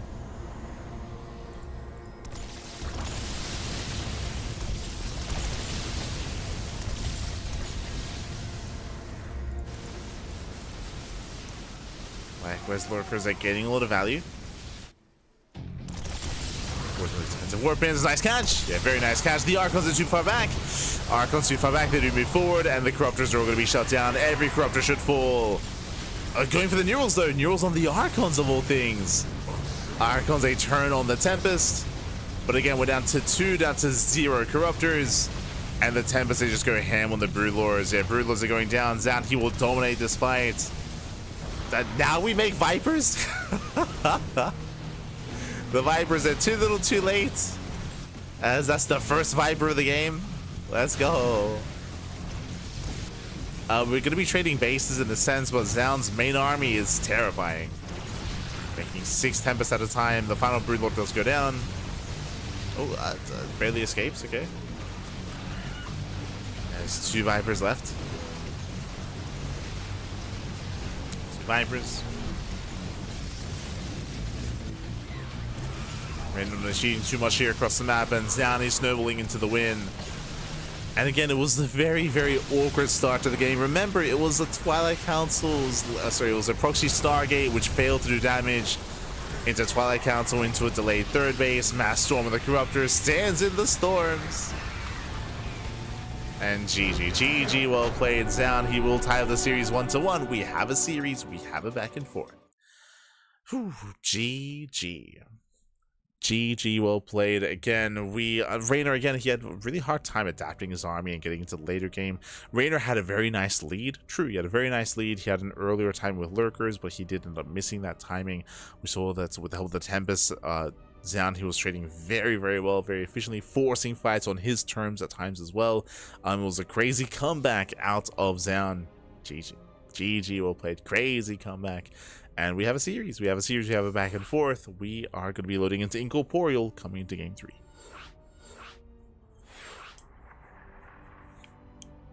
Yeah, let's go.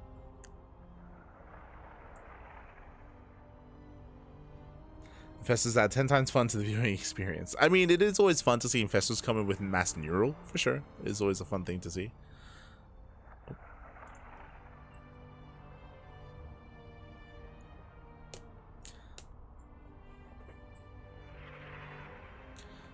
But unfortunately, we saw that Reynor, he was lacking his own spellcasters, lacking his own Vipers until the very end, of course. And when it came to the engagement, it left much to be decided as well, as he stood in all the storms. Got shut down. GG, well played. With that, we're getting ready here for game number 3, as we're tied up 1-1. True. So we are tied up 1-1, and game 3 is on Incorporeal.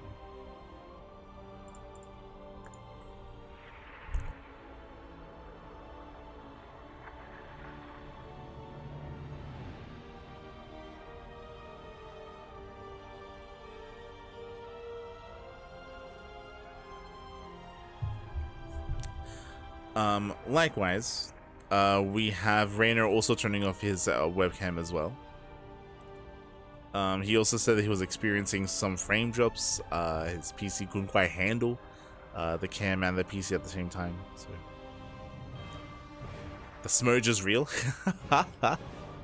Okay. So if Azura's playing for Zaun, Reynor, now that he turns off his cam, who's stepping in? I think we know. I think there's gonna be one man to step in to fill in Reynor's shoes to play against Azura / Zaun as a team combo. Does anyone know who I'm thinking of? Does anyone know? Okay, it's not me this time. Planning my nap. How many more hours approximately? This event should be going for at least another 2 hours. 2.5. At least another 2.5 hours. Baby Marine, not quite the direction that I was thinking. Not quite. Close though, close. Is a Zoomer. You know who steps into the ring? Pushes Reynor aside. He's like, I got this, papi, I got this. Hold on. Hold on.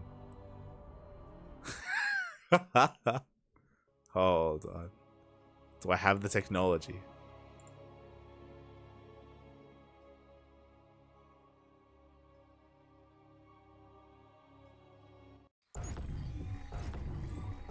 Do I have the... I'm fucking erect right now. This is what Maestros is all about. Oh my god. It's gonna be Lorimbo, Fabi, Lorimbo. Let's go. Sporting in the top left-hand corner of Incorporeal, we have the South Korean Protoss player. We have the blue Protoss representing Team Vitality, tying up the series 1-1. It is Zaun. aka Azura. And spawning in the bottom right hand corner, we have his opponent. We have the Italian Zerg player, himself, representing Basilisk. It is Reynor. Alongside Lorimbo, papi, Lorimbo. Hold on, what else does Lorimbo say? What do we got? Yes, it's a bargain. God. The best thing. The Lorimbo soundboard. God damn it. Este Lorimbo. But yes, we do continue here with our ZVP, and again, we saw that despite the really rough open, remember Zan, he was in a really rough place. His third base was delayed, his tech was delayed, his economy was delayed. A lot was in favor of Reynor, but what did Zan do? One, he reached out to his boy Azura, but he was able to just turtle up to slow the game down to a crawl.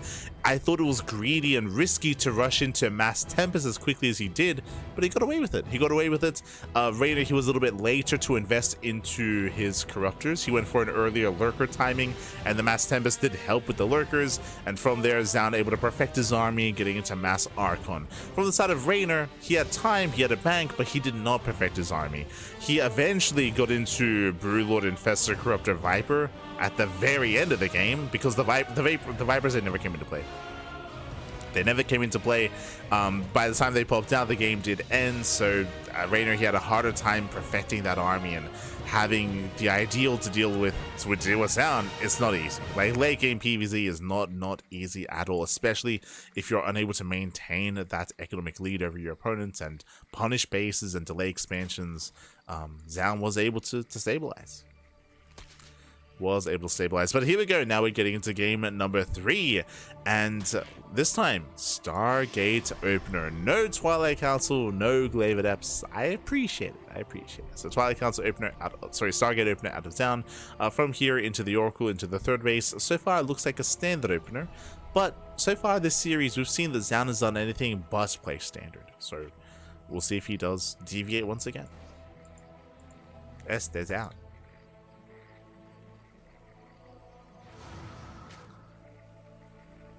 The real reason why light has nitro. Yeah, it's true. Not wrong. It's just so I can hear Lorimbo being erect. That's the real reason. No. That's the Littlelings, by the way. Reynor, he's amassing 16 Zerglings back at home. Are you sure this isn't Lorimbo? Are you sure? With this Reynor, the goal here is to force a cancel, is to shut down the third base, as that's a lot of Zerglings fanning around the left hand side, so far unscattered. Oracle moves out, and the Oracle will miss the Zerglings. Here comes the third, and again, this probe is what Reynor's hunting for. I almost said Lorimbo. Lorimbo, he wants that probe. He wants the base. Lings are moving in. But the Oracle's back at home. Lings, they poke in, the Oracle's in position, and Zaun, he will take a lead early on.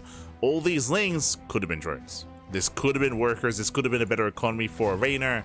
He invests into Lings, and so far, not worth it. Not worth it for Reynor. Behind this, Twilight Council is going to be thrown down. So that is an early Twilight Council out of Zaun. So I'm leaning towards potentially Glaive Adepts. Otherwise, we could go early Blink pre-Forge. We'll see if we throw down a Forge or not. Regardless, aggressive setup here. There we go. Forge on the way. So it should be Blink into +1, into delayed +1, delayed Forge. With this earlier Blink timing, the goal should be for Zaun to hit and break the fourth base, as Blink will be done earlier than normal. Will be done early.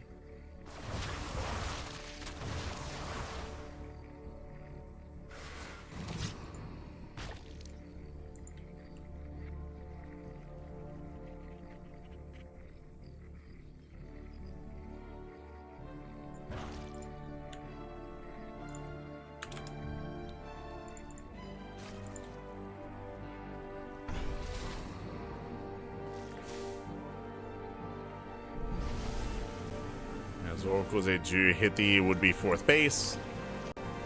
They will soften it up.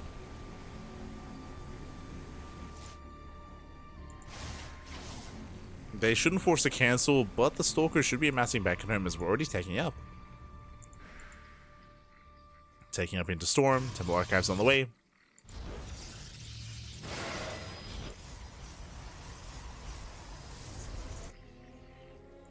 Blink is halfway done.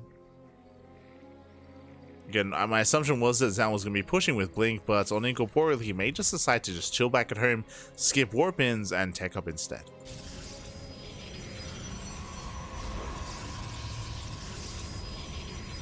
Yeah, he's taking up.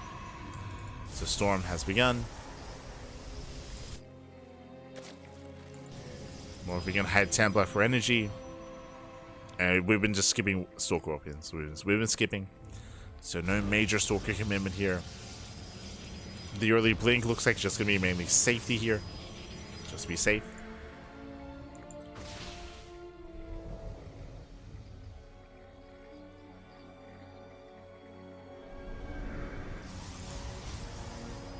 And from here the game will continue.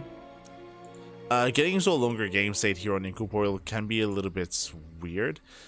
Specifically referring to the center expansions, it can be very difficult for a Zerg player to maintain these center bases because of the terrain, because of the power of the Tempest, of course, being able to shell away from one side of the map to the other without too much concern for being caught out.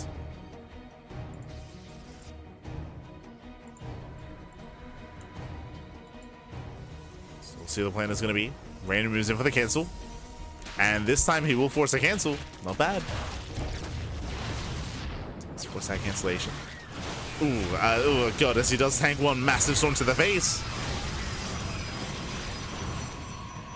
It's a lot of Zerglings going down.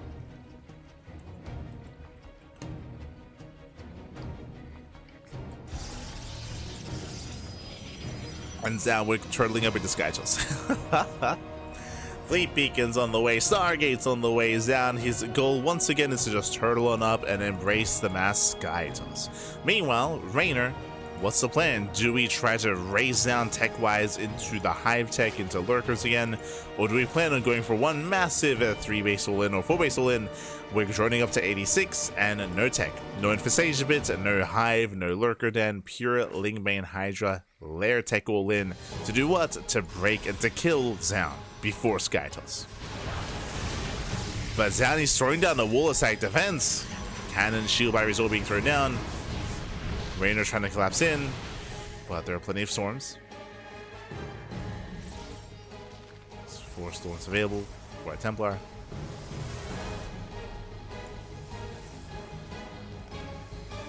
So morphing in more Banelings. The goal here, if you have enough Banelings, maybe just over time they'd run out of storms. True.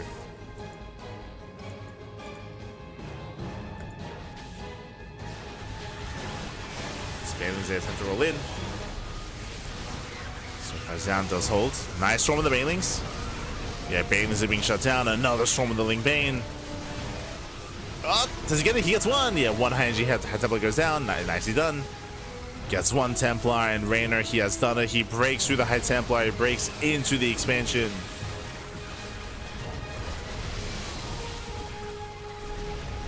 And this time, Reynor, he will break in.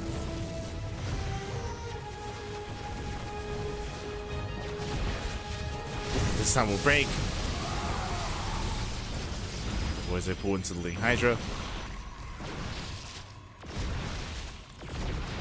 And from here, technically Zaun does survive. Technically he does clean up the entire army, but we got another wave coming. Ah, no.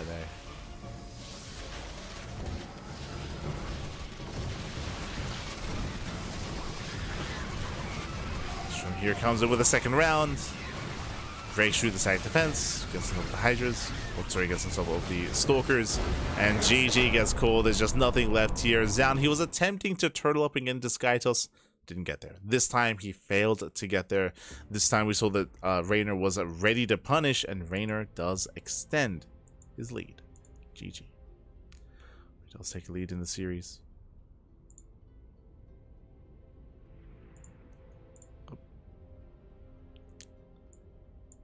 And it does seem like our players might need a moment here, which is understandable.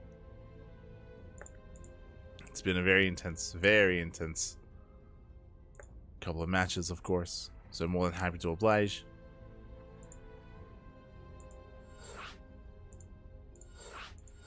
Miro un momento.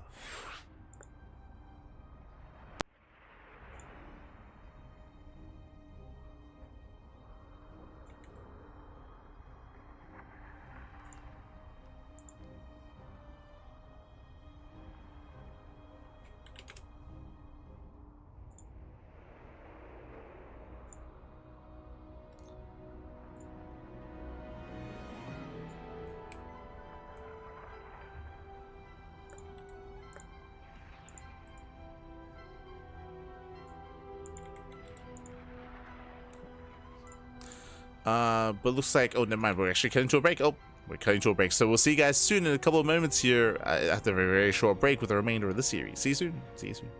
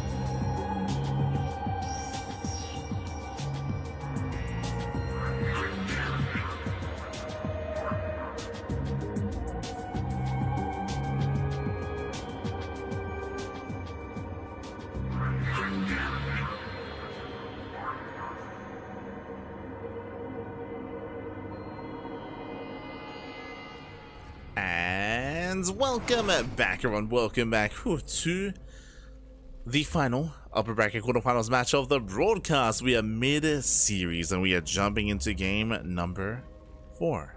And spawning in the one hand corner of Tokamak, we have the Italian Zerg player. We have the red Zerg representing Basilisk, leading the series 2-1. It is Reynor.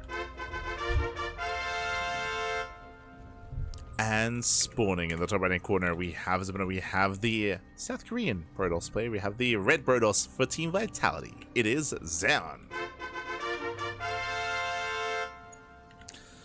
Here we go. Are jumping in. We are jumping into potentially the final game of the series. Reynor, he's up 2-1. He's up 2-1 for the Unnatural. Natural, welcome to Tokamak. Tokamak is one of the larger maps in the map pool, known for having a longer rush distance by ground. Aggression is not favored on Tokamak, so we should be expecting a longer and later game. But really, it's been Zeon that's been mixing it up. Reynor, for the most part, has been responding. He's been responding and reacting to his opponent. Zeon, he's been the one going for earlier tech timings, earlier Twilight Council, proxy Stargate, for example. Like, we have seen some crazy stuff out of Zeon. And we'll see if that trend continues. Because the one game that Zeon did win, he was able to embrace the late game. We saw that Reynor stumbled his way into the late game and never quite got there, to be honest, but Zeon was able to overwhelm, was able to take him down. We saw that in the last game, Zeon once again was trying to slow the game down and trying to embrace Skytoss, but this time Reynor, he was in a better economic position. He was in a better position overall to punish Zeon's attempted turtling into Skytoss, and Reynor was able to end it early. This time, what do you have for us? What's it gonna be?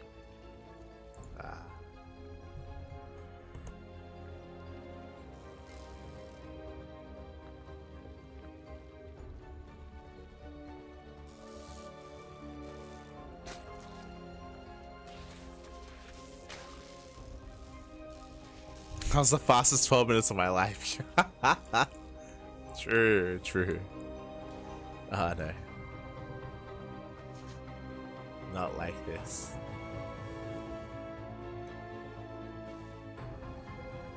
You have to speed into the game, back. Speed in. Meanwhile, Stargate back at home for Zeon. So Stargate opener out of our Protoss player, which is standard, but we gotta point it out for Zeon, just because of the crazy builds we've been seeing. Gotta point it out.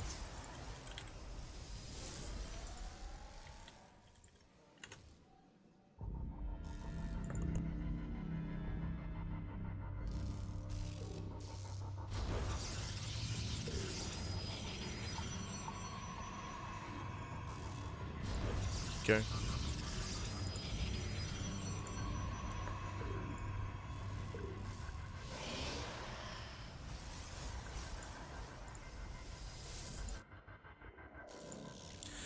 From here, we are going for the Oracle first. Reynor once again did invest into early Lings. Here we have 10 Lings moving out. The goal would be to delay the expansion. Lings is spotted by the Oracle, and this will keep the Oracle busy back at home. On the one hand, Reynor doesn't really get much damage, but he does delay the third base, and he also delays the Oracle. The Oracle is also kept at home because of the threat of the Zerglings, and this time this was a smaller commitment out of Reynor compared to last time. So not a bad setup. Keeping the Oracle busy, allowing for more queens to build up, for more spores to build up. As there's expansion and there's the earlier Twilight Council. Now, last time we saw Twilight Council around this timing, I assumed it was going to be for early Stalker aggression, but if you recall, Zeon decided to tech. He decided to be passive with his Stalkers and to tech up instead into Storm and eventually into Carry, or eventually into Tempest.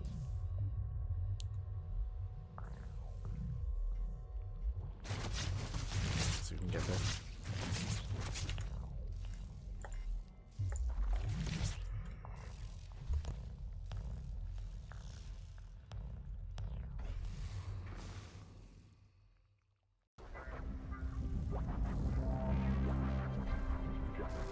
So Oracle's looking her way in.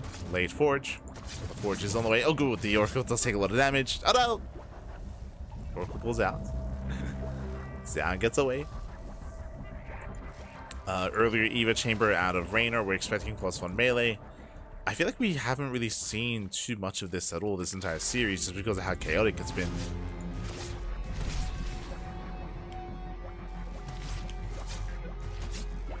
Sound does confirm.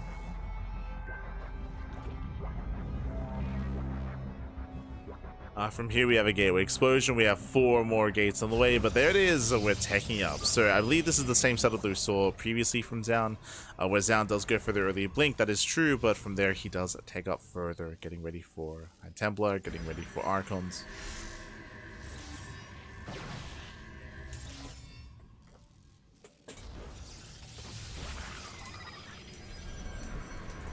And the goal should be to tech, to turtle, and to build up to 4 bases. Should be the goal.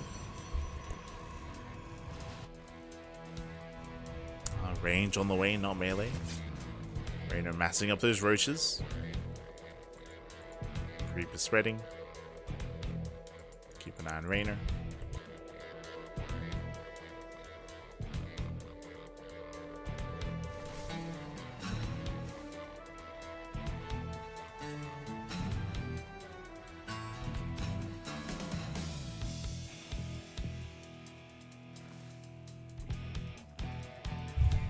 As Reynor is investing quite heavily into these roaches. Still droning. Saturating.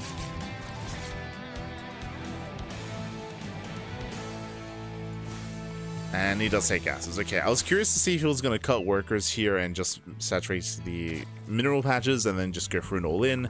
But no, Reynor is taking. Reynor is taking up. Oh, Everwood Speed is on the way. We should be pushing. Yeah, so Reynor, he is going to commit here. There's a reason why he's been massing up all these roaches. You can see he's banking roaches, and we're going for one massive all-in. The reason why I call this an all-in is not just because of the setup, but because of the lack of tech. No Hydrogen, no Infestation Bits, no Spire, no Lurkerton, no nothing else. Pure Ling Roach Queen. And the Drop Lords are coming. We're setting up for the German taxi. Now, all-ins can be hard to make work on this map. We'll see if Reynor can make some magic happen. Ravagers will help against the stasis traps. Here come the Mass Doom Drop. Regular Overlords. So Reynor's committing.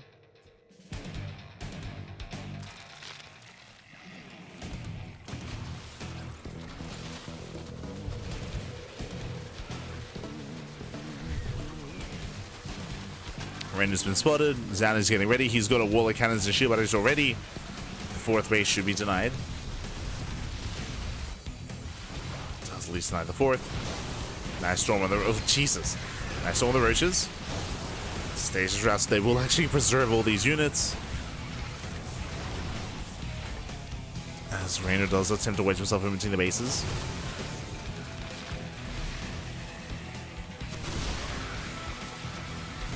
Attempt to. Bleeding out a lot of Ravagers. That's a lot of Ravagers going down. Can he get on top of the High Templar? Looks like he barely can. They do get away though. High Templar, they pull back in time. So now he's moving in.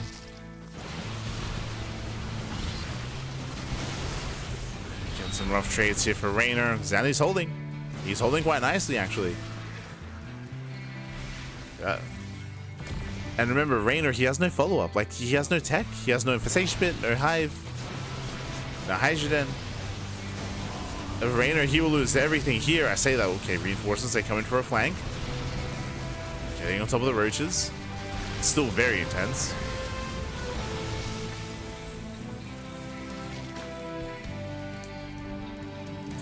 And Reynor's not backing down. He's not backing down.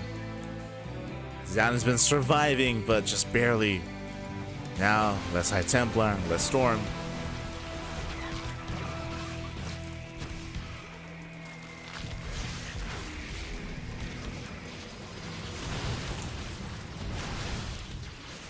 From here, pushing in. Fleet Beacon has begun. Reynor's on the timer. Roaches, they do peel off. They head into the main.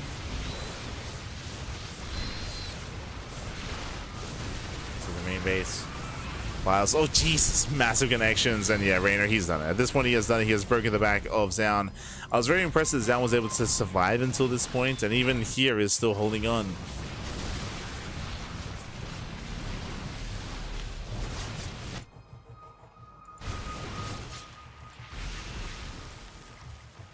But as with that, Reynor, he backs off, he regroups. The creep here is spreading in an insane fashion.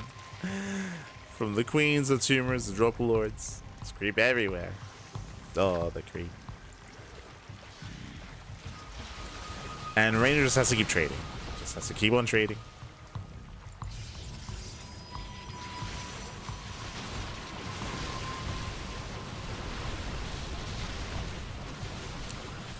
Once again, poking in. Once again, this might not be the most efficient fight here from Reynor, but it doesn't have to be.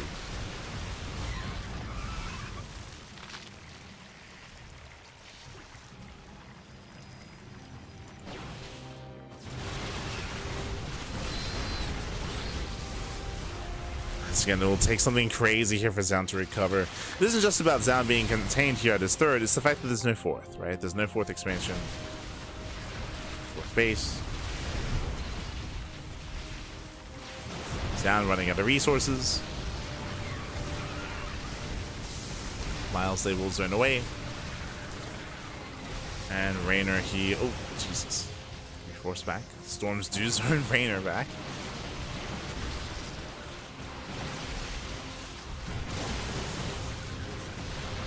For his injects. There go Lings, they do cross that line, they get on top of the army.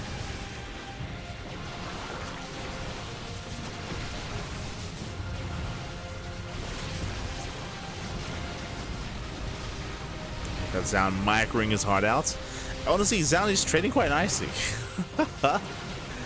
There's so much working against him, but he's holding on back. Snark on.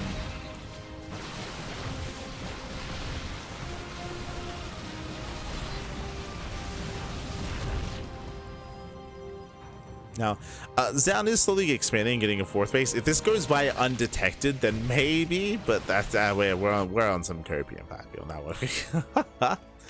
For that base to actually come into play, no shot.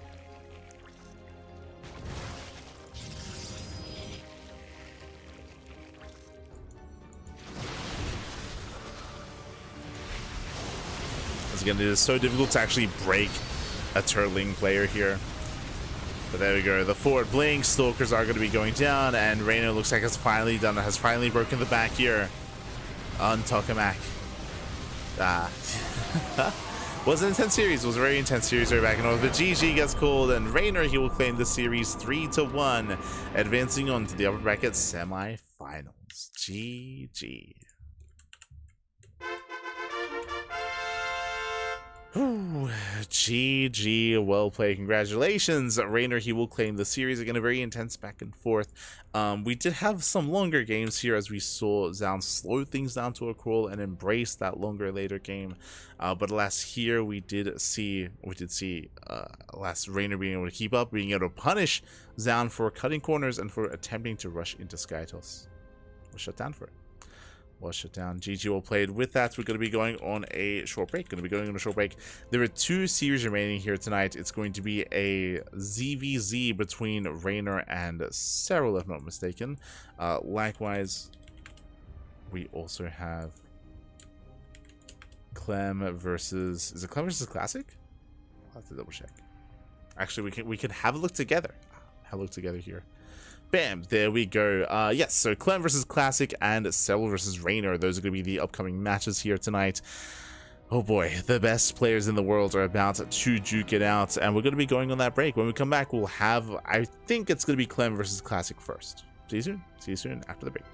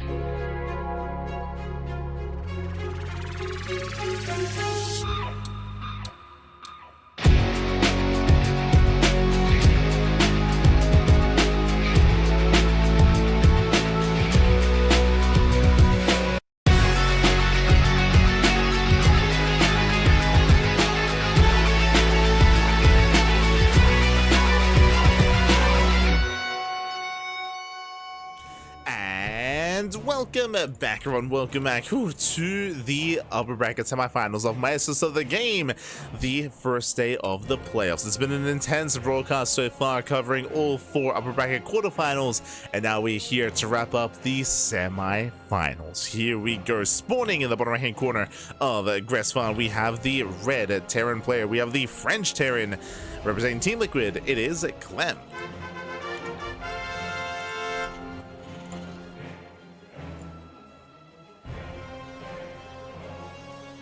Getting late. And spawning in the top left-hand corner, we have as opponent, we have the South Green Protoss player. We have the blue Protoss representing Virtus Pro. It is Classic. Oh, we got cams, Pappy. We got cams. Whew, as we are settling in, and if you're in the chat, you know what time it is. It is Gamba time. Predictions are now open. Place your bets on who you think will claim the series. We'll go the way of Clem, we'll go the way of Classic. I do feel like this may be the closest series of the broadcast. We have the best players in the world facing off. Clem, the best Terran, Classic, the best Protoss, at least in regards to EWC, of course, and we'll see how they compare. Again, Classic has been getting the better of Clem as of late, and another thing to bear in mind is that Clem cannot switch to Protoss mid-series. He wants to, but he cannot. If you play in this tournament, you have to lock in to one race for the entire series. Race switching is not allowed. Race switching is not allowed, so again, he's going to commit to one, and he's committing to Terran. Now, we already did feature Clem against Protoss earlier today. We featured Clem against herO, and we did have a back and forth. Clem, he was able to showcase a little bit of mech. The mech was shut down. Outside of that, he did showcase a lot of bio-heavy plays, some aggression as well. It was quite a dynamic series between the two of them, and Clem, he was able to come out on top. We'll see how Clem compares to Classic. Now, Classic does approach this matchup in a very different way. Classic, he very often does play towards a longer and later game. If he can get there, if he can slow the game down to a crawl, Classic will. And this map is known for longer and later games, as we are opening up Stargate, not Twilight Council. Interesting. Let's go. Este Classic.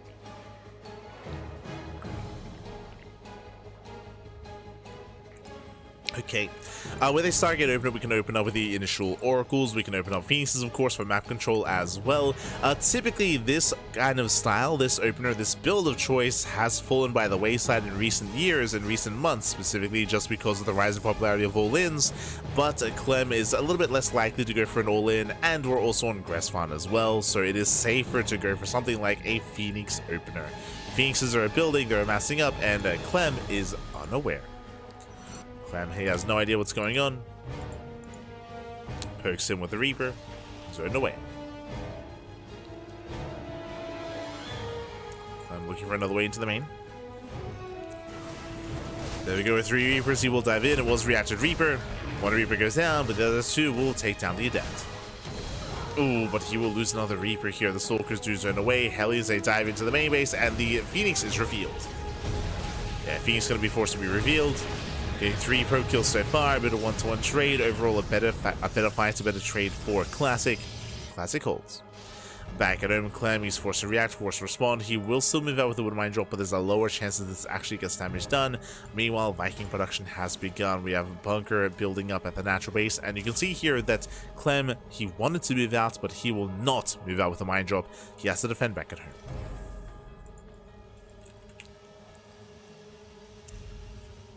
As Phoenixes, they poke in. Pull away.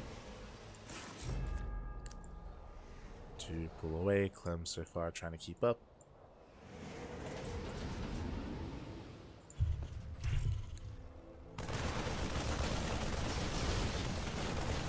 And Classy doesn't find too much damage here. Peeks away at the medevac, but no major kills. No major kills. Shocking around. In chat, did Classic slash Clem already play? No. Of course, we're just not getting into it now. Just not getting into it. Oh. Wood Mine does zone. Behind this, it looks like it was a Phoenix opener into charge, into a Temple Archives, into Storm. So a Zealot heavy composition in the mid game. Not going for Colossus.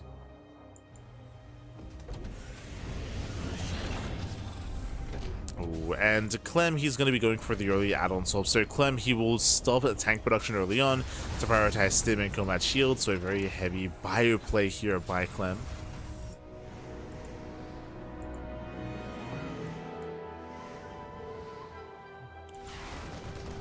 It's building up. It is not making any more tanks. So from here, the game will continue. The game will progress.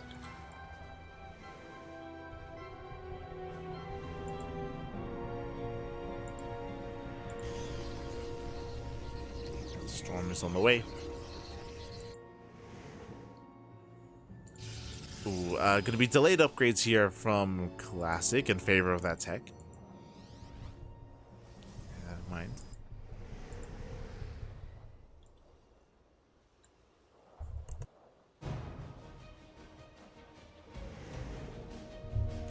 And from here, we're just slowly building up.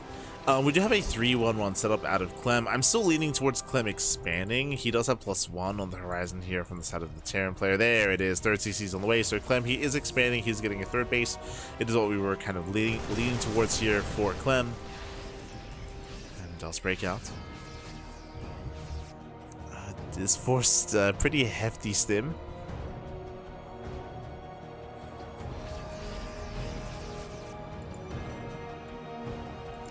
Classic can engage. Does split the army.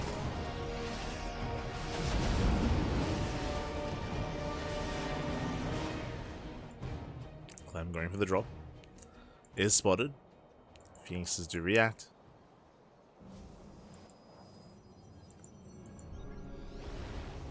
The main base, they'll say here to stop him.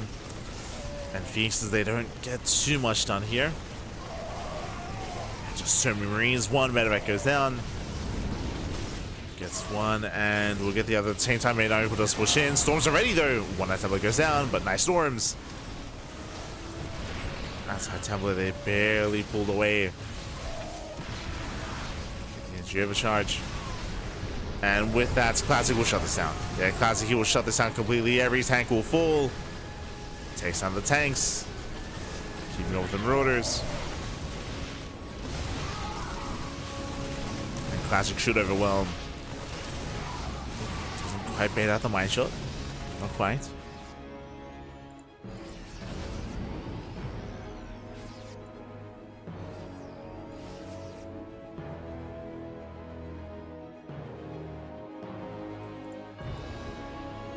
Just conjuring whatever he can to just to buy some time. Classic does race back home.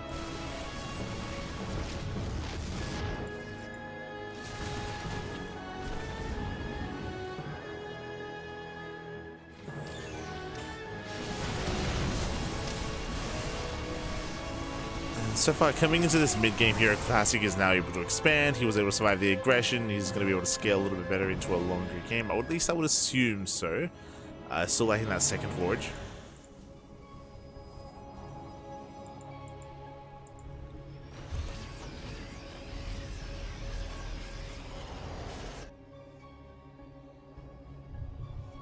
Once again, Classic just applying some pressure here. Behind this, working towards the second robo, towards Colossus. The Bay is on the way. Nice storms. Jesus, a very nice storms. Classic, he might just break this expansion. Based on the storms alone. And storms are solid. Walkers do pull away. That could have been so much worse. Jesus. Storms are still brutal. Another final storm of the SCVs. 10 SCVs going down.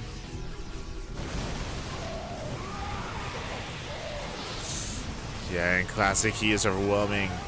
Catching up more key units, more Marauders. Marines, GG gets called. Classic does overwhelm, and Classic does take game number 1. GG. Whew. GG well played. A stronger start here from Classic, and Classic was able to weather the storm, able to shut down Clem. So we were trying to emphasize Clem did invest quite heavily into early game aggression, but it was not worth it. Did set him behind as a result. With that, GG, Classic does take a lead in the series. Does take a lead.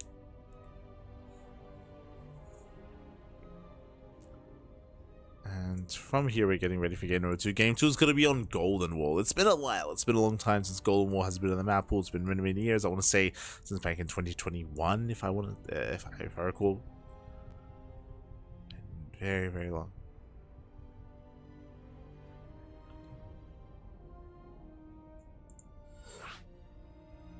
Here we go. Looks like we have our map.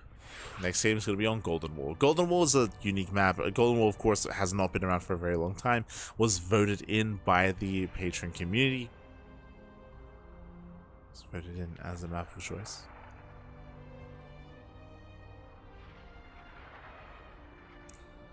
Here we go. Players are ready. It is almost 4 AM in the morning here, so I do apologize if I'm a little bit low energy, and if my speech and everything is a little bit hazy. So I do apologize. Still apologize. We'll make it, Pappy. We'll make it. We'll make it all the way to sunrise, which will be soon, by the way. The sun will soon be rising. We were here when it sets. We were here when it rises. Oh boy. So players are ready. We are going to be jumping in.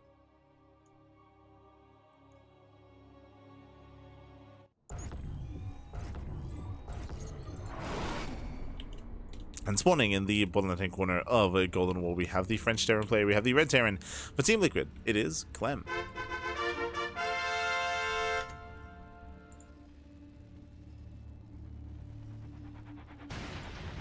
And spawning in the bottom right-hand corner, we have the South Green Protoss. We have the Blue Protoss, Herodis Pro.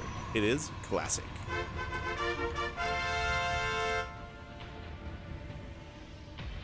Este Classic. Here we go.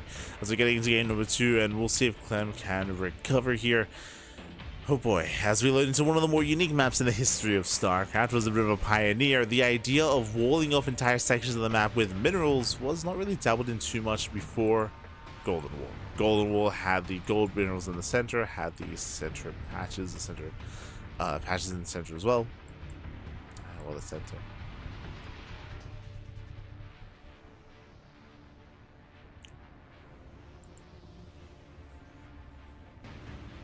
So here we're settling in. Do have an economic opener out of Clem, and we'll see how Clem will adjust his style here. Again, when it comes to Golden Wall, it isn't just that you have the entire section here mined out, or sorry, walled off by mineral patches. You have these entire other lower ground expansion options as well, so you can try to set up here on that lower ground. And expand towards your opponents and push in. We've seen that quite a bit. You can even take the goal base as your fourth, or even your third. True. So the goal base is also more accessible here on this map. But now, economic opener. Clem does expand here at the natural location. Standard opener here to Clem. Sending you some energy overcharge, Fabio. Let's go. Let's go. I will do my best. Gracias, ahí está. Gracias.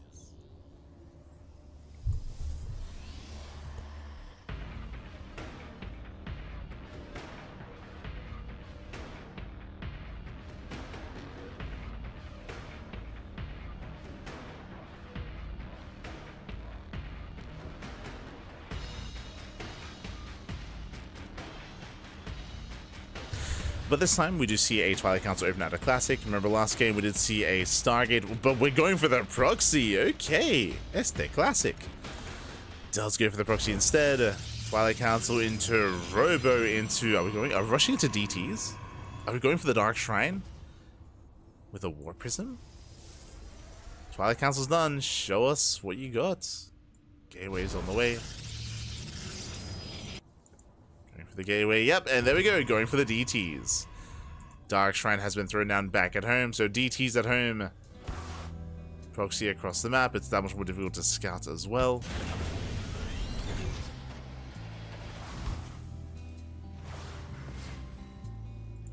Oh boy.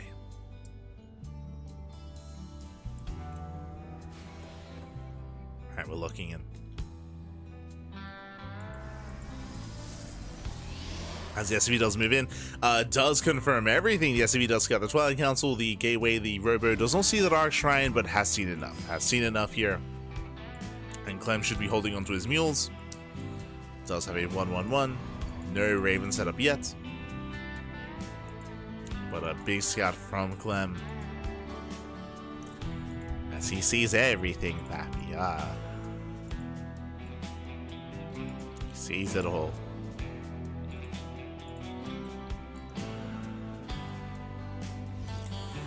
Back in the main base, Clem should be banking that energy, and he is. Does have one scan, soon to be two. DTs drop in, scan is available, DTs go down, Prism as well, and Clem completely shuts down the opener. Completely shuts down the opener. Again, the scouting was crucial. Classic falls behind.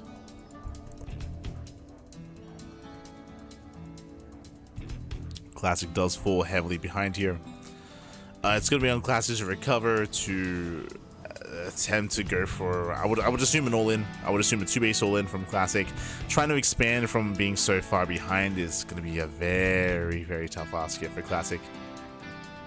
Yeah, extra gateways. Just throw in extra gates. We have 3 at home,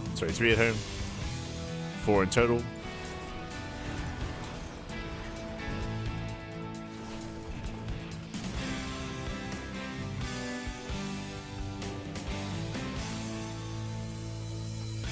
Clem, he's keeping up, he's holding on. Again, Clem, he's in a better position just because he shut down the initial proxy. I say shut down the proxy, charge is on the way, and we have more gates. We have more gateways, we have 4, soon to be, what, 6? 6 gate labor depths. Sorry, 6 gates. Charge.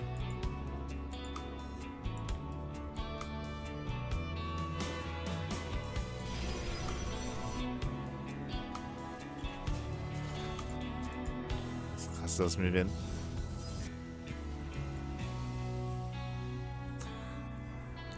Does move in. Getting up to 7 gates. Jesus, that's a lot of gateways. And again, it's all or nothing. Now, Clem, he's decently set up here at the natural, but the main base is exposed. It's very exposed, actually, so there is an opening. There's an opportunity.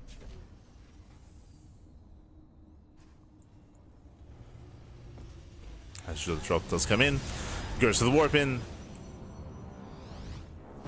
Again, warping in 6, soon to be 7 Zells at a time. Gets into the mineral line.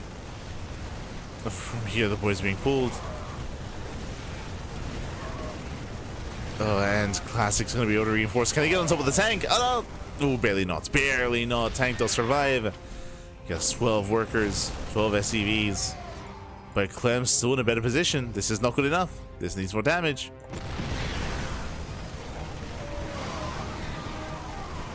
Yeah, GG gets called as the all-in fails and Clem ties up the series 1-1.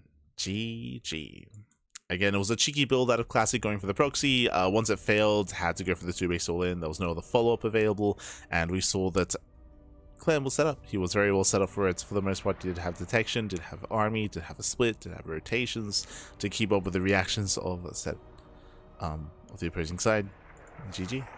GG. With that, we're getting into our next game. We're going to be loading into Pylon. Oh boy.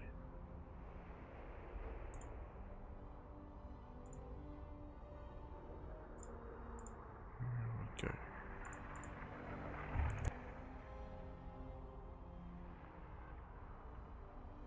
We have a series, unfortunately. I mean, I'm torn. I would love to see this go all the way to the ace match, but at the same time, the energy is quite low. Quite low. We'll see how we feel getting into the rest of this series. If I'm too low energy for the next series, again, we only have 2 series left. We have 2 best of 5s remaining. Serral and Reynor is going to be after this. But if it's too much, then we might do like a replay cast in the future. We'll see. We'll see. We'll see how the caffeine kicks in. Do my best. Still want to pass out mid-cast. Oh no.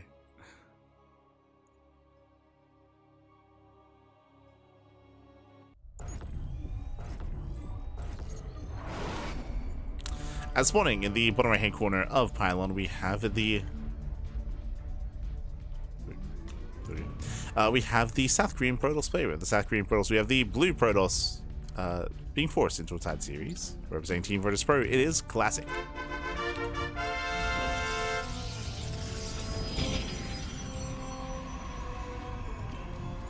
And spawning in the top left hand corner, we have the French Terran player. We have the red Terran for Team Liquid. It is Clem. Like, do my best, Pappy. Do my best. Doing our best. Appreciate the kind words. But let's go. Yeah, we'll see. We'll play it by ear. We'll see how we feel. We'll see. As for now, we are going to be opening up. Welcome to Pylon. Pylon is one of the smaller maps in the map pool, known for aggression, known for all-ins, and known for being in the face of your opponent. It's, I guess, similar to what we just saw last game. Last game was different. Last game was more unique with the proxy Dark Shrine. See if Classic can keep up.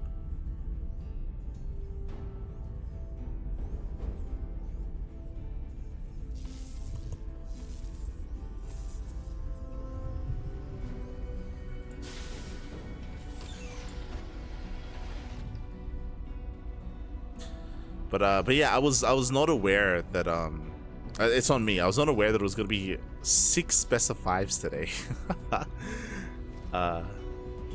If I was aware, I might not have casted RSL. So for those who don't know, we did cast RSL just before this, as we did yesterday and the day before that as well. So it's been a back-to-back cast, back-to-back.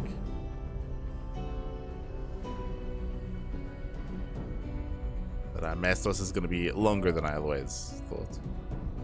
We've already been live for 5 hours, plus Maestros before this. Jesus. Let's go. Can we make it to 10 hours?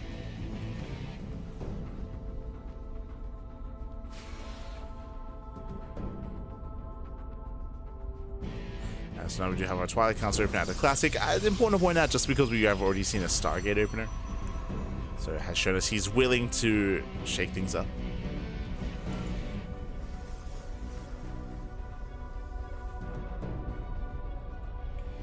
So Clem does pull away.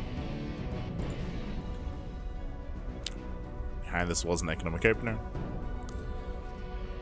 And so far, nothing major here. We are going for the reactor on the rack. So from here, we can go reactor Reaper, but now it's going to be reactor Marine. So standard opener here out of our Terran player. Likewise, classic. We'll keep an eye on his gateways. We'll keep an eye on his tech of choice. We'll see if he goes 3-gate blink into a third base. I would recommend a safe play here on Pylon. So we're expecting 3-gate blink.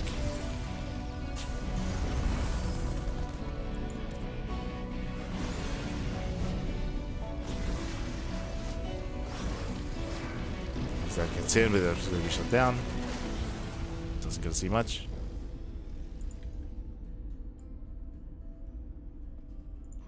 And you can see here, classic staying on 2 bases. Yeah, he stays on 2 bases.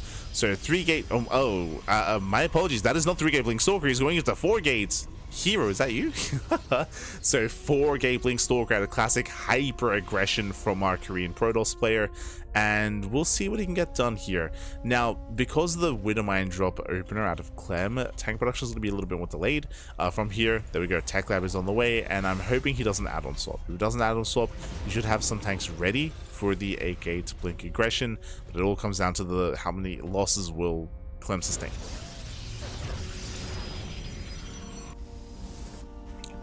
Pull off that defense. Oh boy.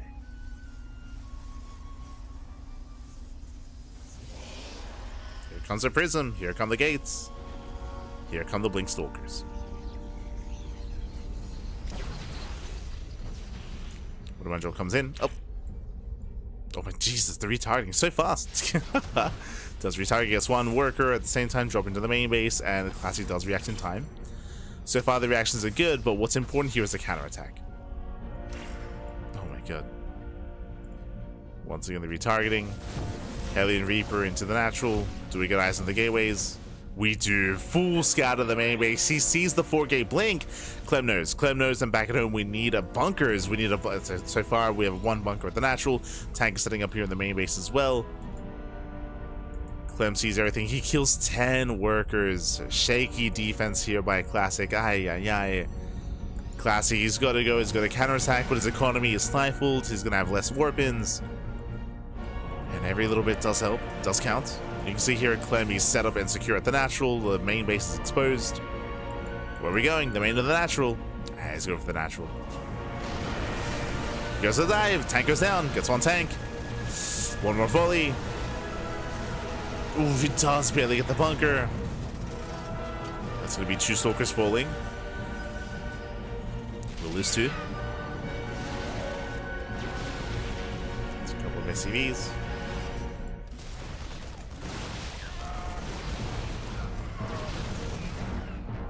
Again, overall, we're getting some good value here, but Classic needs more than this. Remember, Classic, there should be a third, but there's no third. There's no third expansion because of this build. Because of the hyper aggression here of Classic.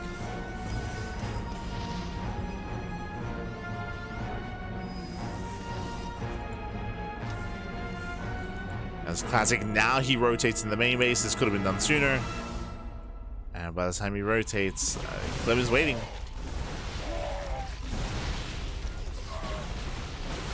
Okay, he's gonna be sent away. All the boys are being pulled. It's all or nothing. Classic, can he end the game? Can he claim it back? Oh Jesus! So there's a lot of stalkers.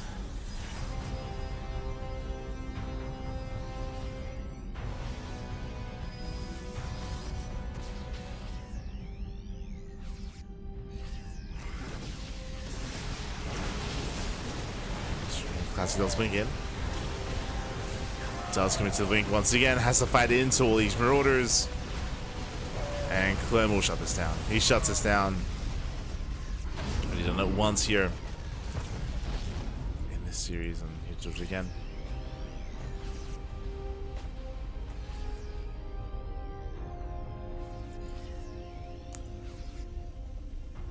Behind this, Classic does finally expand. And this does expand, does get a third. But again, this is a late expansion. It's so late. Late follow-up, late transition, Temple Archives on the way. It's a rough position here for Classic, and Clem is snowballing out of control. He just started steps forward. He bullies the stalkers.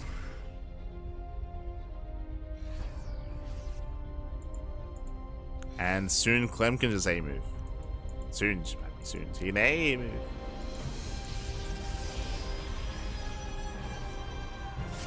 And again, the big reason as to why Clem was able to defend so well is because of the scouts. Like, the scout was crucial to the defense. So I don't want to underrepresent that. Again, because of the scouts, was able to set up, was able to prepare, working in time.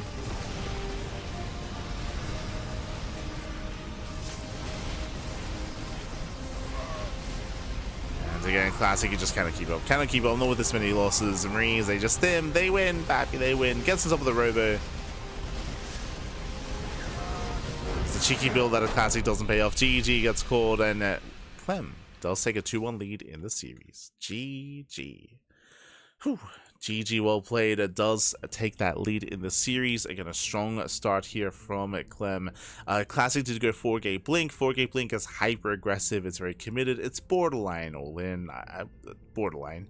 And it needed to get some damage done. As we saw, it did get some SCVs, but not worth it. Not worth it. Not worth the initial initial setup. Initial attempt to harass. With that GG, Clem is 1 game away from claiming the series. Uno más, papi, uno más. Uno más.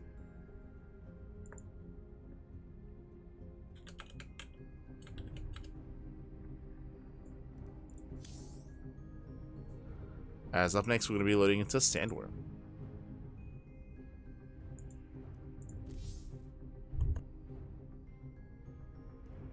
Sandworm, another one of these more quirkier maps. Shorter rush distance by ground. Has some unique features, of course, with the go bases. We'll see if we can get there. We'll see.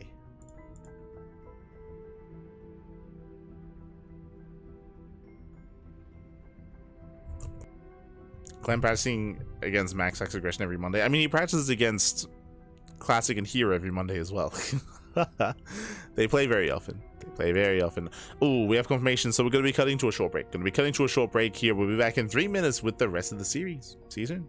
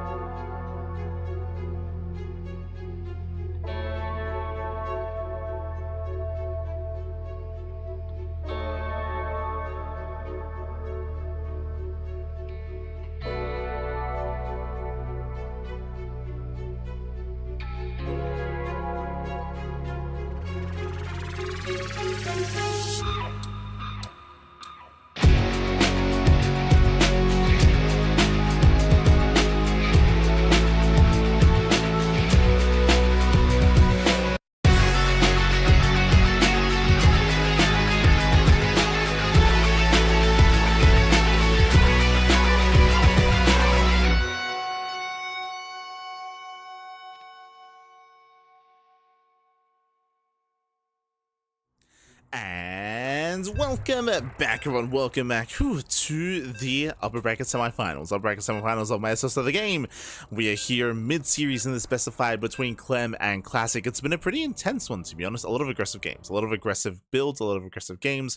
We have seen some hyper aggression that the Classic attempted and failed. The game 2 on Golden Wall was Classic going for a proxy Dark Shrine, was scattered, was shut down, then forced into a 2-base charge all in. Meanwhile, game number 3, we saw Classic go 4-gate blink, also got scouted, also got shut down, and from there, I mean, now we find ourselves at match point. We're on match point, and spawning in the bottom corner of Sandworm, we have the South Korean Protoss player. We have the South Korean Protoss, the blue Protoss. It for Virtus Pro is Classic.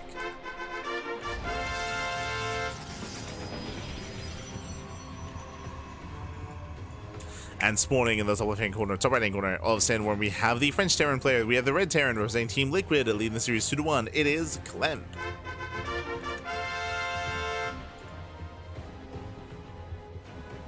Here we go.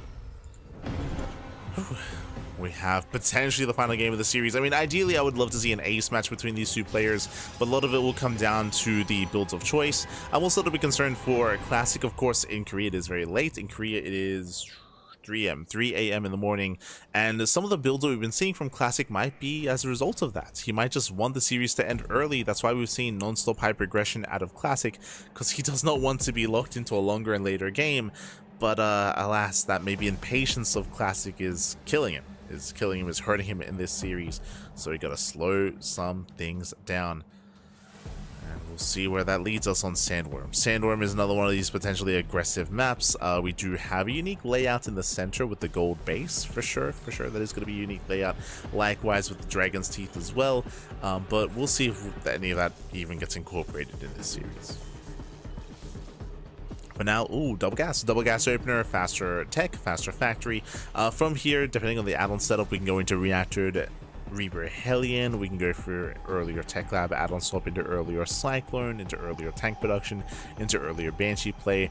There is a lot of tech options available to Clem. We'll see which one he goes for. As back at home, he is going for said reactor. Let's open up Reaper first. We'll move out.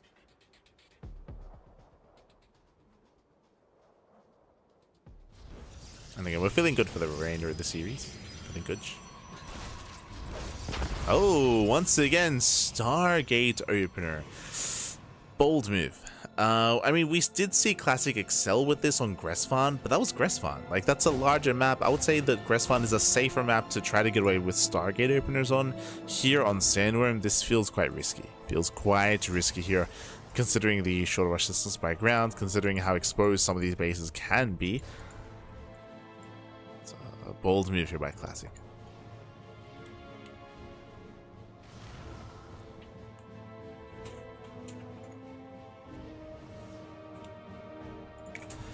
Meanwhile, back at home to have our 1-1-1, setting up for the mine drop. We'll see where Clem takes us from there.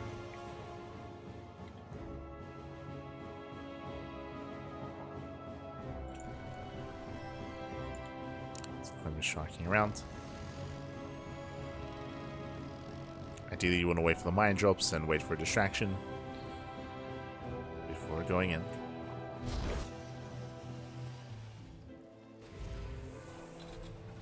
Here they come.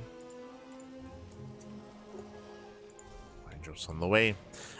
Because of that, another reason why I'm emphasizing the mine drops is that Clem has not gotten into the bases. Clem, he has not seen the tech of choice. The mine drop will be able to confirm, but it's going to be a late scout. Oh no, he dives in. He goes to dive. It's worth it. The Hellion does confirm the Stargate is aware of the Phoenixes, and Clem, he should stay at home. He should stay home.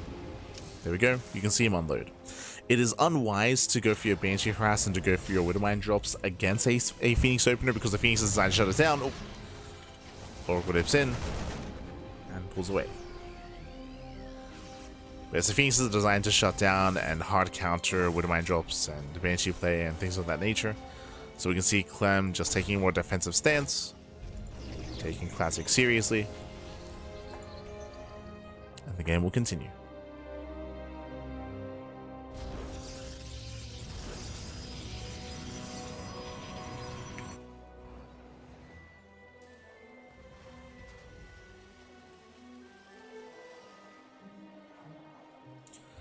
The game does continue with building two bases. We do see Clem going for early Liberator production. Interesting. This might just be to harass across the map. Curious to see if he joins up with the main army and turns this into an all-in. Tank production has begun.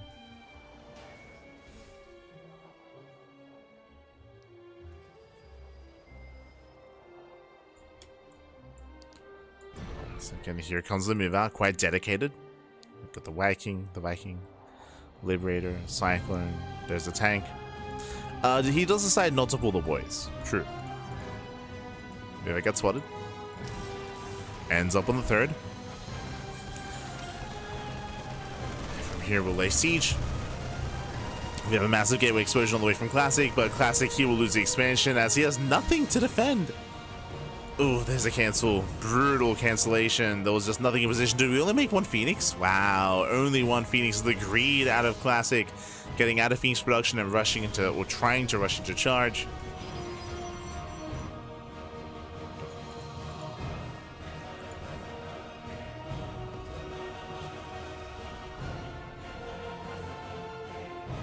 Classic is looking her way in.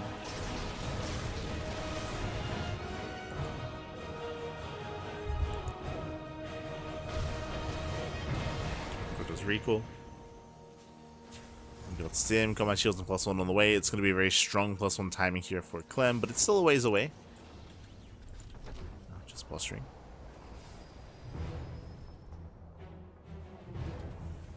Does move out.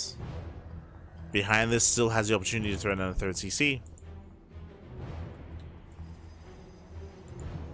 And there it is, third CC. Third CC is on the way, so again, Clem is expanding.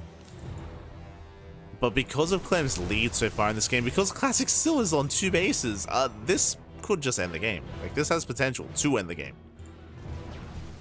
Storm is done.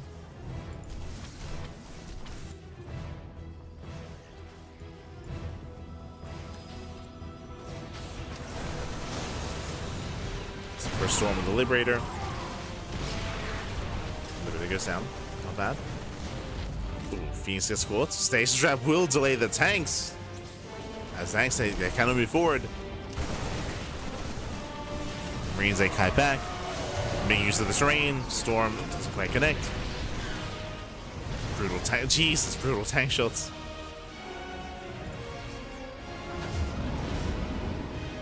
Enjoying the Dragon's Teeth.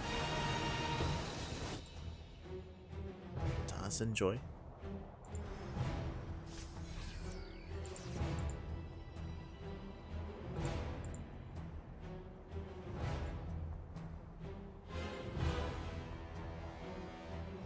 We'll see if Classic can stabilize. He's built up to a lot of High Templar, a lot of Storms.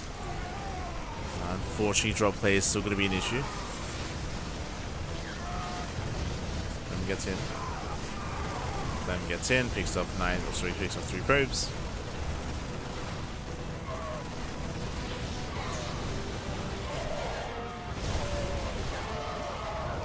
His army is going to be cleaned up. We can see the main pushing on the right hand side. Clem does take his third.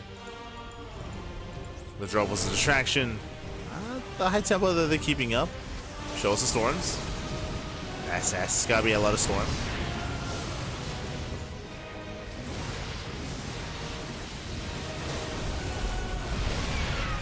Storms to deter.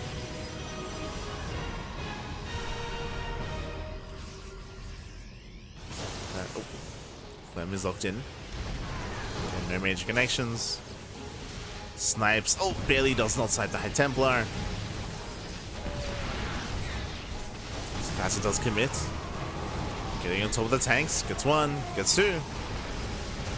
We're just still rallying though. Yeah, Clem, he comes in from behind. The warp in will complete.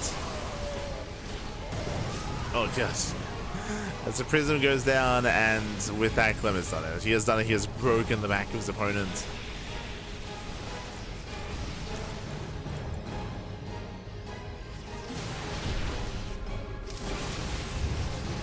Yes, again, from here, he can just rally. Now there's no storm. Now there's zero splash damage. No storm, no Colossus, no Disruptor. Like, the main backbone of the army for Classic has fallen. So right now, he's just treading water. Just treading water, trying to buy time for another warp in.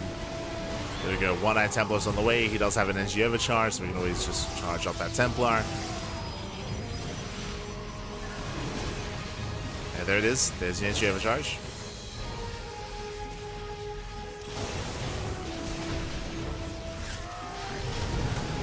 The storm does pop up, but still not enough. Again, that was the last storm. Oh, no.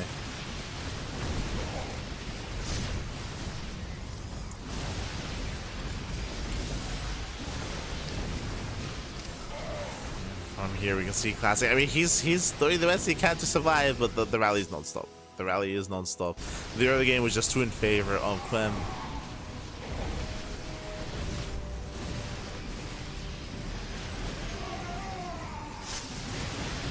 From there, Clem stimming forward. Does stim in, and finally going for the killing blow. Going for the killing blow here again. There's just there's nothing that can be done. Just because of the earlier losses, the earlier deficits. GG gets called, and Clem, he will take the series 3-1, taking down Classic and advancing on to the upper bracket finals. GG. He's like, badge time. It's late here, that is true, but I also should understand that over in Europe it's getting quite late as well, especially for those that are unfamiliar with staying up late into the night, so I'm sure Clem, glad that he can finally get some rest on up for the rest of the tournaments coming up in the future weeks. Also important, even more crucial here, that Clem is taking part in this event because he's also from France. It would be a shame if we ended up in the offline portion of the tournament and there was no French player in that portion. So Clem going to be securing himself there with that. GG, well played. With that, we have one series left. Uno más, papi, uno más. One series remaining. It's going to be a best of 5 between who? Between Reynor and Serral. It's going to be a rematch. It's going to be a rematch from the ZVC that did have during EWC. We'll get there. For now, we're going to be going on that break. We'll see you guys soon after the break. See you soon, papi. See you soon.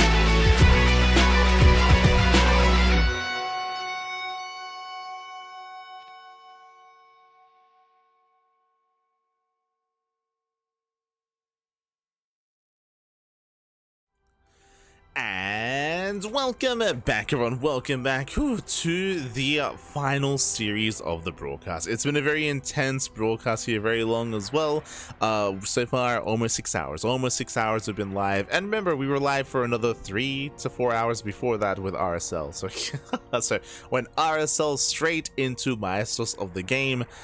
Oh boy, nearing up to 9. Do we go to 10 hours? Maybe, maybe. Let's go, let's go. So again, a lot of StarCraft here tonight, but we're nearing the end. We're nearing the tail end here of the broadcast. We have our ZVZ between Serral and Reynor. This is going to be a rematch of what occurred during EWC. We had a banger of a ZVZ at the Esports World Cup. Honestly, Reynor should have won that series. Like, Reynor, he was looking insanely good, but he did fumble the ball. He did fumble, he overextended. I'm still thinking about that game on ley lines against Serral, where Reynor, he was in such a good position, and it all kind of fell apart there. You know, you maybe got a little bit too excited, a little bit too overeager, did overextend, did not wait for his reinforcements, and in the end, Serral did survive. He survived, he was able to recover, able to bounce back, and was able to take it from there and eventually claim the series. But yeah, I was very impressed by Reynor in that ZVZ, in that best of 5, but now we're here, we're almost 2 months later at this point. The meta has shifted a little bit. We do have a different map pool, of course, with this tournament, but more importantly, Reynor has been lost in the rift. Yeah, he's been lost in the rift, papi. Aye. So hopefully we can bring it back, and we'll see how in form he is. Meanwhile, a big shout in the chat. Thank you so much. Oh my god, as we did just get an anonymous donation, sorry, gifted sub to Gorkon. Thank you so much to our anonymous gifted sub. Do appreciate it, and thank you so much for the support. We appreciate it, papi. Aye. Just catching up. Who won between Clem and Classic? Clem. Clem did claim the series 3-1. Clem did take it, and Clem is waiting in the next round, waiting for the winner of the series, for the winner of the ZVZ. Waiting for the winner.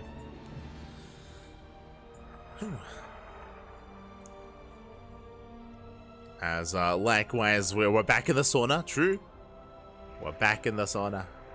The curtains have been drawn. Let's go. Also, again, Serral rocking a beard. A tinted beard. Crazy. How times change. We do need a mem for Reynor though. Reynor, he's setting up his cam. So once we're good to go, then we can start our final series. We'll get there. But otherwise, hope you've all been enjoying yourselves. Again, it's been a very intense day and night of StarCraft, of course, and this will continue tomorrow. Tomorrow is going to be on the final Maestros of the game. The final RSL Playoffs Day group of the week, and then that's going to be followed by more Maestros of the game as well. So it's going to be tomorrow. It's going to be Playoffs Day 4 for RSL, and also going to be Playoffs Day 2 for Maestros of the game. Double checking tomorrow, it's going to be, let's see, 1 week. Tomorrow it is going to be 4 best of 5s, thank god. Oh wait, no, my apologies. It's going to be 4 best of 7s?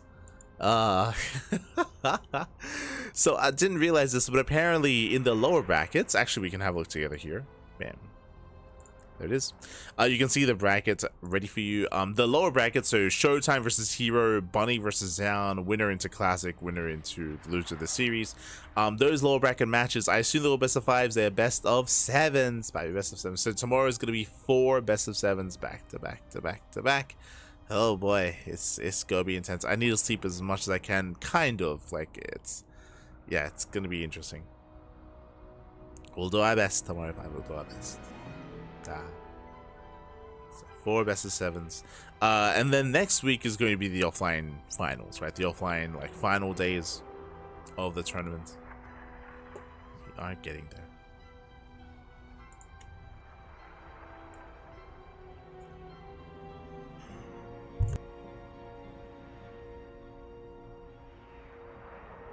Also, do apologize, but one of the reasons why we're taking a little bit longer as well is that the French stream, they're hosting an interview. They're hosting an interview with Clem. So I did kind of pull the gun. I did kind of just go a little bit too soon when it came to us going live here.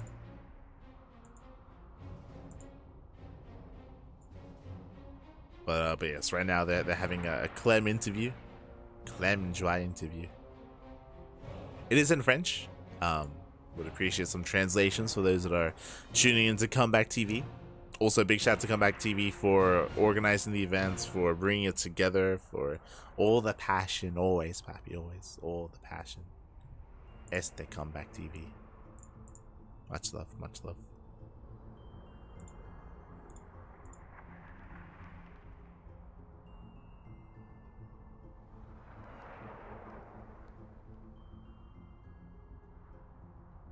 Maybe grand final will be best of 9. I think it is a best of 9, right? Let me just double check. No, best of 7. Okay, okay. Best of 7 finals. The format's on Wikipedia. Exclamation mark B. Exclamation mark B in the chat.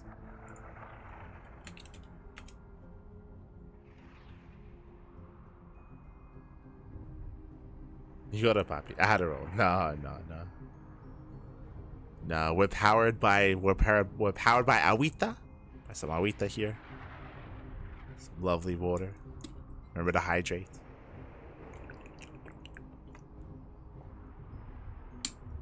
Oh god. Remember to hydrate. To be fair, I did cheat today. I did actually have I did have a can of Red Bull to keep myself going. Did happen. Ugh. Kept me awake for the Clem Classic Series. Get me going for it, Pat. Get me going. But here we go. Here we go. We are getting into our next series. Oh, we actually got player link. Player cam.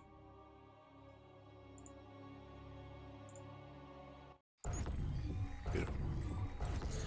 And here we go, spawning in the top left hand corner of Incorporeal. We have the Finnish Zerg player. We have the red Zerg representing Basilisk. It is Serral. Yeah, we got the player cams. And spawning in the bottom right hand corner, we have the blue Zerg player, the Italian Zerg, representing Basilisk as well. As this is a team kill. It is Reynor. Bam. We're in the sauna, and we're smurging. Let's go, baby, let's go. And if you're in the chat, you know what time it is. It is Gamba time. Predictions are now open. Place your bets on who you think will claim the series. Best of luck in the chat on who you think will claim it. Will it go the way of Serral? Will it go the way of Reynor? Again, I do feel like Reynor was the more impressive player and the more dominant player when it came to their series at EWC. It was on Reynor and his mistakes and maybe getting a little bit over eager at times. That was part of his failings, of course. Reynor is fully aware of that. But now we're what, 2 months later, and Reynor, he's been lost in the rift, papi. He's been lost in the rift. So has it been hurting? Has that been helping him? We're about to find out. We're about to find out as we step into our ZVZ. Of course, vetoes are done. Game 1 is going to be on Incorporeal. We got Game 1 on Incorporeal leading into Game 2 on Gressvan, into Tokamak, Pylon, and Sandworm. Incorporeal is one of the larger maps of the map pool, longer rush distance by ground. So if we were to slow things down and embrace the mid game, this would be a map for it. We'll see if we can get there. We'll see if we can get there. We do expect aggression out of these two players. If you've been watching Serral and Reynor in ZVZ, they're often much more in each other's faces coming into the mid game. They don't really want to just settle back and take a third, take a fourth base, and max out with roaches and get into the mid game. That's not the case. Not the case with these two players. For now, Hatchcast Pool from both Reynor and Serral. Standard openers. From here we drone, we saturate. We're going to be keeping our eyes open for third base timings and for the tech timing as well, to see if we do invest into the earlier Bailey nest or if we do try to skip the nest instead.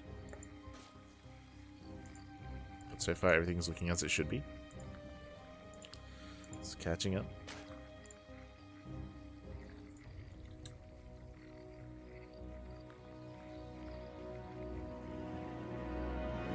I want 3 liters of coffee. You're an animal. You're an animal.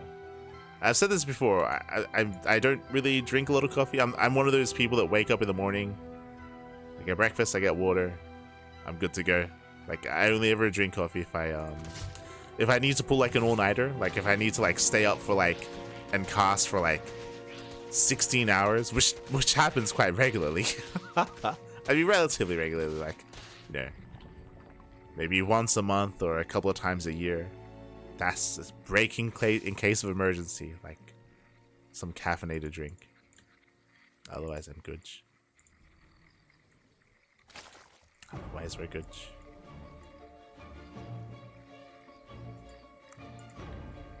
But otherwise, we are investing into earlier lings. So we do have a surge of lings from Reynor, 12 lings in production. We'll see if Reynor can apply some pressure and force an overreaction. We do see, oh, Serral going for a hidden Roach Warren. Again, this is the kind of play that we expect out of our two players. So hidden Roach Warren out of Serral, so a much earlier Roach production is going to be available, and even a Roach counterattack after the aggression from Reynor. Reynor's own Roach Warren not too far behind, actually. It is later, true, but only by a couple of seconds. So all in all, we do have a very similar setup here, droning slightly in favor of Serral. We do see the lings poking in, but Serral is keeping up, and Serral does defend. So far, so good. Serral, he defends well. And Reynor is unable to engage. So Reynor, he has to re-drone, resaturate, it does pull away. And here, do continue. You can see here that even though the Roach wanted to finish up early for Serral, he does not make Roaches. He sees that, hey, Reynor just backed off, Reynor was deflected, let's just drone. Let's just drone, let's just saturate. Lair is on the way. Serral, he doesn't make use of the Roach Warren, but he can. Basically, Serral's cutting corners. He's cutting corners, he's avoiding making and producing Roaches for as long as possible. As you can see him even taking his gases, or droning, taking his gases.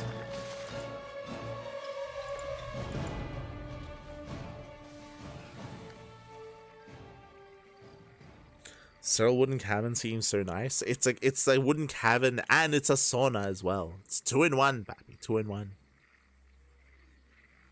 It's beautiful. Oh, this I was not expecting. As Reynor does opt to take all 6 gases. All 6 gases are on the way. He does drone, does saturate, and we are rushing into a Spire. So fast Spire play out of Reynor. A lot of potential for damage is what I will say. A lot of potential to wreak havoc if it does go unscouted. The scary thing though is that, hey, the lair is done. The lair is done. We should soon be seeing an Overseer morphing in, and the Overseer scout should confirm. There it is. Overseer does morph in, but it's going to be coming in towards the left-hand side from the 3rd location. So it's going to be a bit of a more difficult scout for Serral. Pokes in, pokes out, does not get into the main. Overlord speed is on the way. Spire's almost done in the main base.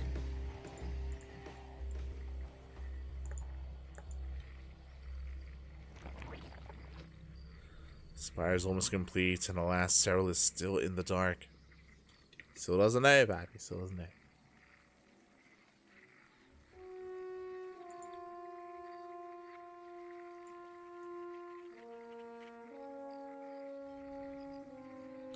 As here comes some Dropperlord Harass. It's just going to be Dropperlord Harass here with a couple of Roaches.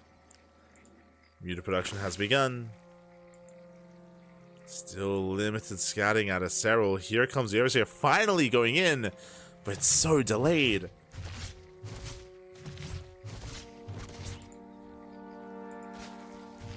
Overseer into natural.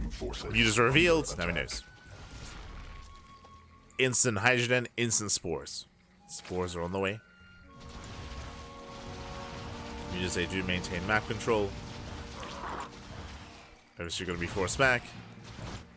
Dropperlord's forced back home as well. Reynor gaining map control quite quickly, quite nicely. And Reynor takes a lead. Reynor does take a lead. Now, what's important is that Reynor's getting +1 melee, which means he's going to be doubling down and going into mass Muta. He's not just making Mutas to harass, he intends to go mass Lingbane Muta instead. Now, Lingbane Muta does have potential to overwhelm, especially against low Hydra counts, so it's a very delicate balance here for the defending Zerg player for Serral to actually make and have enough Hydras, but also morph in Lurkers as well to maintain the ground control and also invest into Viper Tech. Speaking of, there's Infestation bit. Ooh. Reynor does connect. It's going off.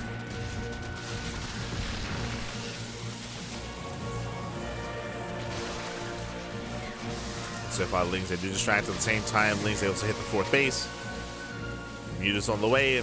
Only one, what? Only 2 Hydras. Nice borrow. Very nice borrow here out of Serral. Ay, ay, ay. He powers, he saves his units. Roach is a counterattack. Very nice counterattack here by Serral.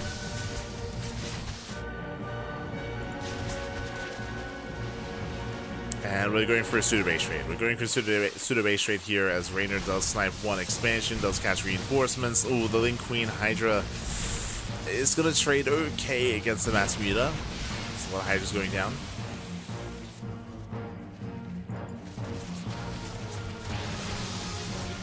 So those forces way in. Nice positioning here against the wall. Just running out of Lings. And Lings are running out. Roaches, they don't quite get into the mineral line. Barely not. They get a couple of workers. It's gonna be 4. Yeah, some damage, but overall we're hoping for a little bit more. Serral has been joining up behind this, joining up quite heavily, getting into infestors.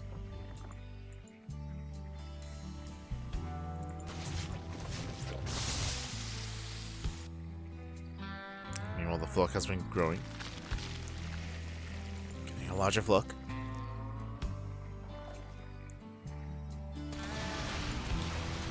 Still wants an expansion. Does get the infestor. Nice snipe.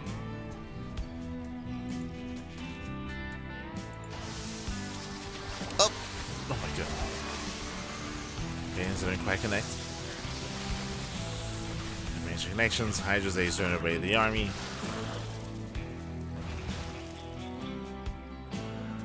Sent away the mutas, but last did lose the base. Did lose an expansion. At the same time, the burrowed harass across the map. Drone counts are still quite close. Very close. But less Reynor has more efficient mining.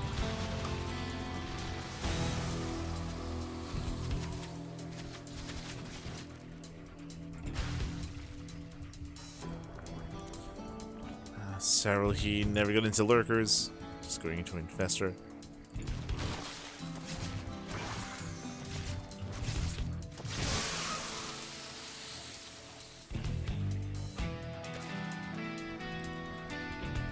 So he defends, he's soon to be moving out.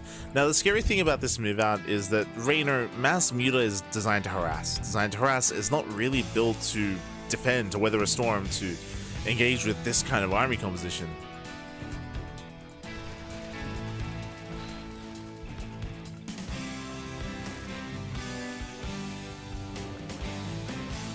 Okay. So again, Reynor, he's about to max. Soon send it. Send it. Send it.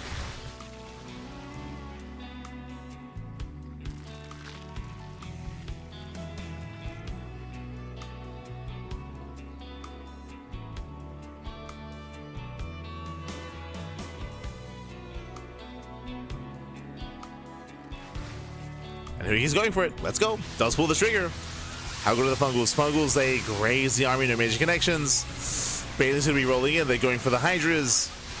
Going off the Micro Shroud. Let's go. Roaches, they shut down the Lings.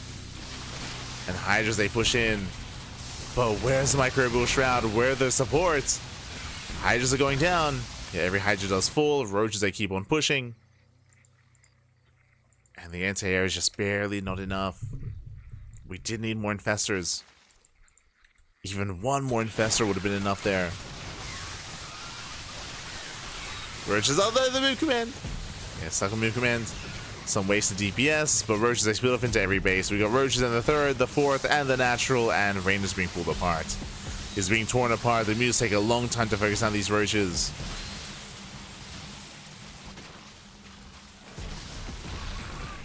It's going to take a long time here. 15 workers going down. More Roaches here towards the right-hand side. More damage.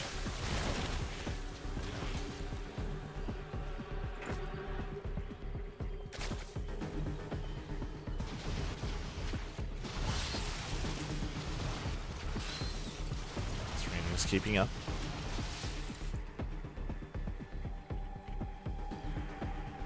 Let's keep up. He still has 31 meters. All it takes is a couple of Fungals, a Parabomb. Serral's got his Hive.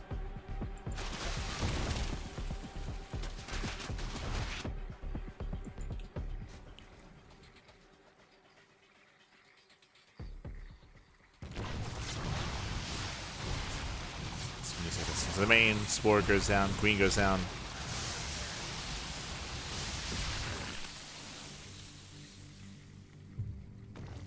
Ooh, at the same time, Bailey's a crash into the middle line. 22 pro kills.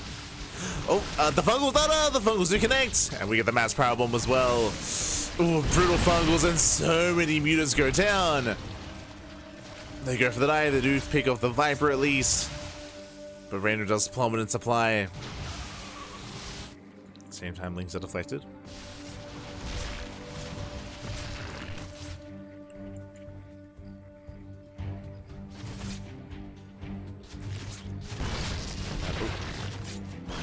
Chase down. Mirror pulled away. Serral, he is going to be down to 27 workers. His economy is crippled. He's all in. Yeah, at this point, Serral's all in. Does have the larger army. How many spellcasters? 3. 3 infestors. Mutas to respond. Mutas to respond. Serral rotating in. Just hunting for the fungal. Another Ling run by.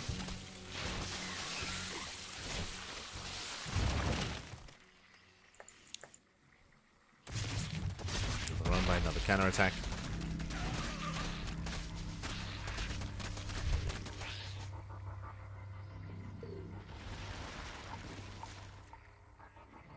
And this is actually buying time. Serral, remember Reynor, he has a better economy. The longer this game goes on, the better it is for Reynor. Building a more Ling Bane Hydra. Sorry, Ling Bane Muta.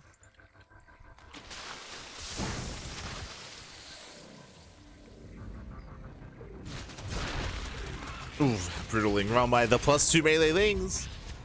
Gets a queen.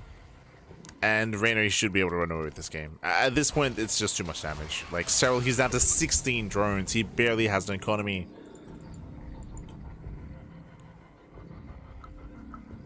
Economy's barely there. Bailey run by crashing into Hydras and a couple of drones.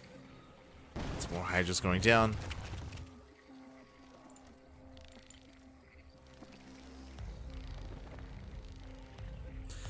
Now, Serral has potential to win the battle in the sky and reset the Muta count again, but the problem here is, at this stage, it's not just Muta, right? Like, we have Ling Bane. Ling Bane has set up around.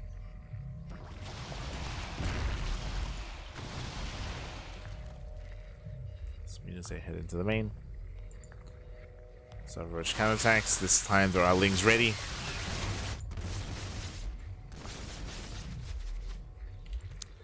Bane's gonna be rolling in. Ooh, they get into the mineral line. The main base goes down.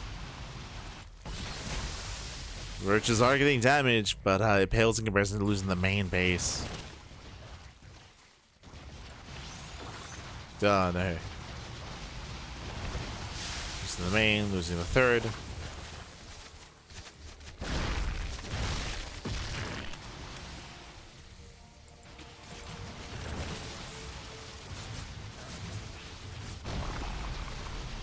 Tech is going down, and we have to commit to the base trade. There's no defending back at home. Like, there's no win condition for Serral if he defends. Ideally, he wants to force Reynor to clump up and to engage into Infestor Viper. There is a world where potentially Serral can win that game, given that situation.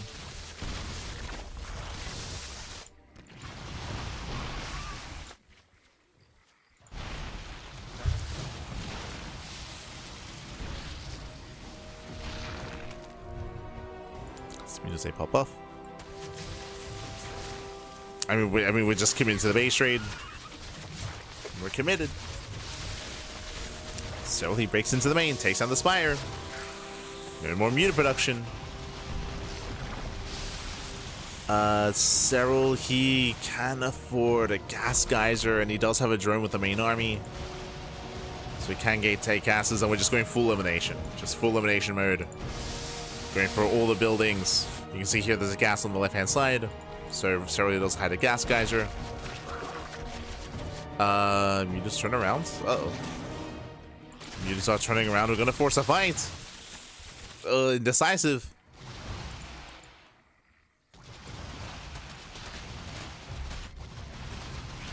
A little bit indecisive.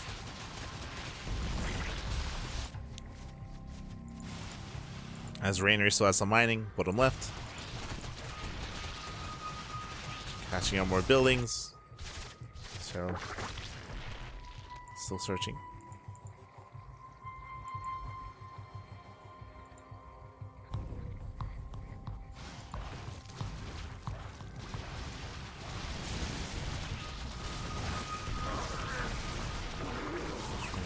To the overlords at least. Serral does find bottom left. Okay. Another gas geyser. Another gas geyser. So 2 more gas geysers. These Hydras are gonna get caught out. Hydras are on their own. Reynor does find them.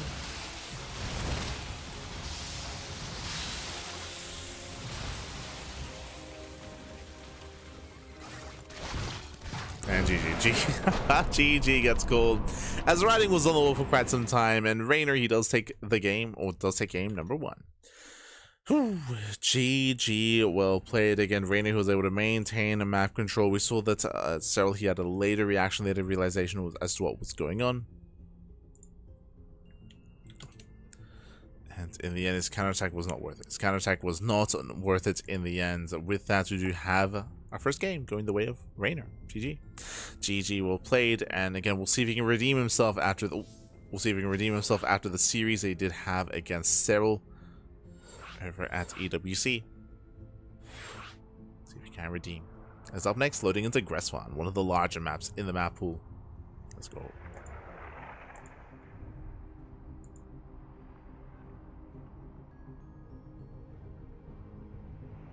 Let's go.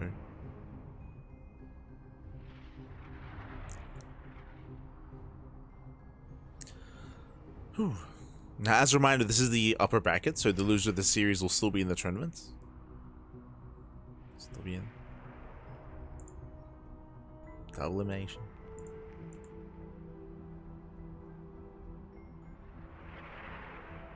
I love the way these Maestros conduct their games. I mean, like, there was technically a chance there for Serral, a slim chance for the base trade to go his way. And was forced to tap out. And now we're going to be getting into our next game. Game 2, going to be on Greswan. Let's go. Let's go.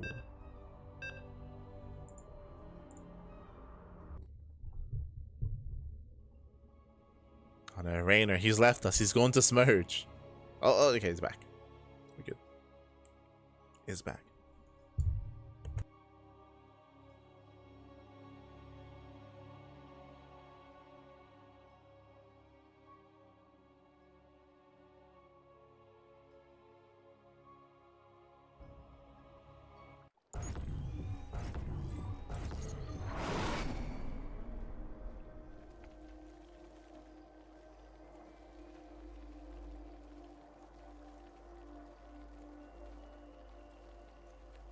As spawning in the top left hand corner of Greswan, we have the Finnish Zerg player. We have the red Zerg representing Basilisk. Down in the series, we'll see who mounts back. It is Serral. Game paused. Oh, as we do have a bit of a pause, and hopefully everything's okay. Hopefully. As looks like there is a little bit of latency. Potentially one of the players, potentially the server, potentially one of the casters. Oh, did see that. I mean, Serral is playing from a cabin in the woods, so yeah. Oh, Serral, he's playing on mobile internet. That's crazy. That's crazy. I mean, I've casted on mobile internet before. To be fair, it's not pretty. So now we have confirmation, since, you know, Serral, he's in the wilderness somewhere in the wilds of Finland, in the cabin. There is internet, but has to use his mobile internet. He's on them 5Gs, pappy. On them 5Gs.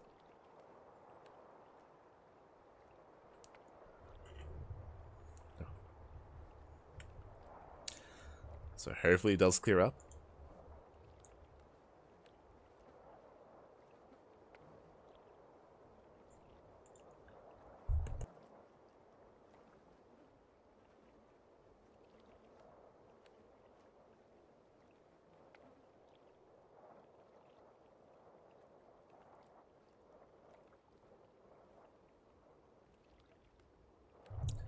See, this is when you point your phone in the air. You get it as high as you can. Get them bars going.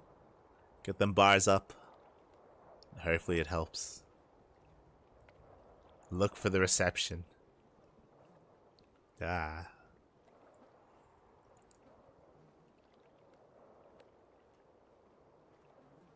Mobile internet issue, what a time to be alive. I mean, StarCraft 2 playing it, as long as you're not streaming, like playing StarCraft 2 does not take a lot of bandwidth, at least in my experience. It doesn't take up a lot of data, I should say.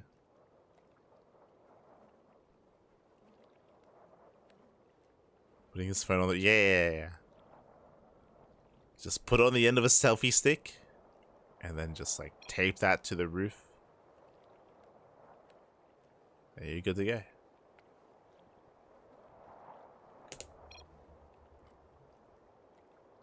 Okay. Yeah, turn off the cam. So it looks like maybe he can't quite handle cam plus playing StarCraft, which is understandable. Game resumed. Reynor. Shaking my head. Reynor, he's like, oh, you're turning off your cam? Ah, I guess I'm lagging too. Turns off webcam. Shaking my head. If you remember, Reynor did the same thing last time versus Zound. Like if Zound, he had to turn off his cam because of internet. Reynor's like, look, I'm doing it too. Okay. So potentially for the rest of the series, we won't have player cams, but it's all good as we're getting into this. And in the bottom right hand corner, we do have the Italian Zerg player, the blue Zerg. It is Reynor. The Basilisk. Reynor's like, why does it happen to be dying as well? I guess I just have to turn off the cam. What a shame. Reynor.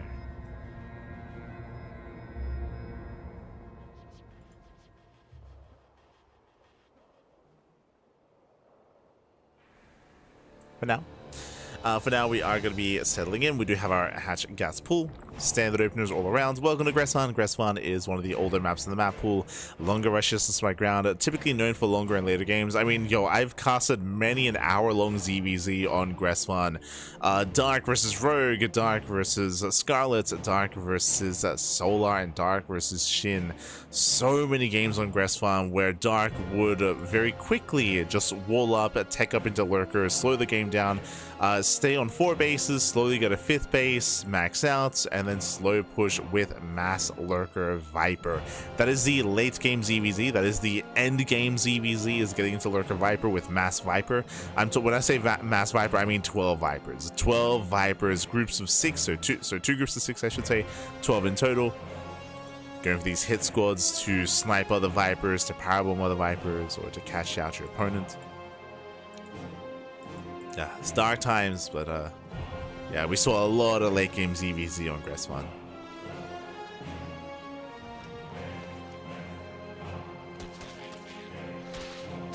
Reynor has a teammate in Basilisk who's a very strong Zerg. How do we know he's not letting him play without cams? If you recall, I think we already know that Lorimbo is playing back. Lorimbo. He's playing for Reynor. True.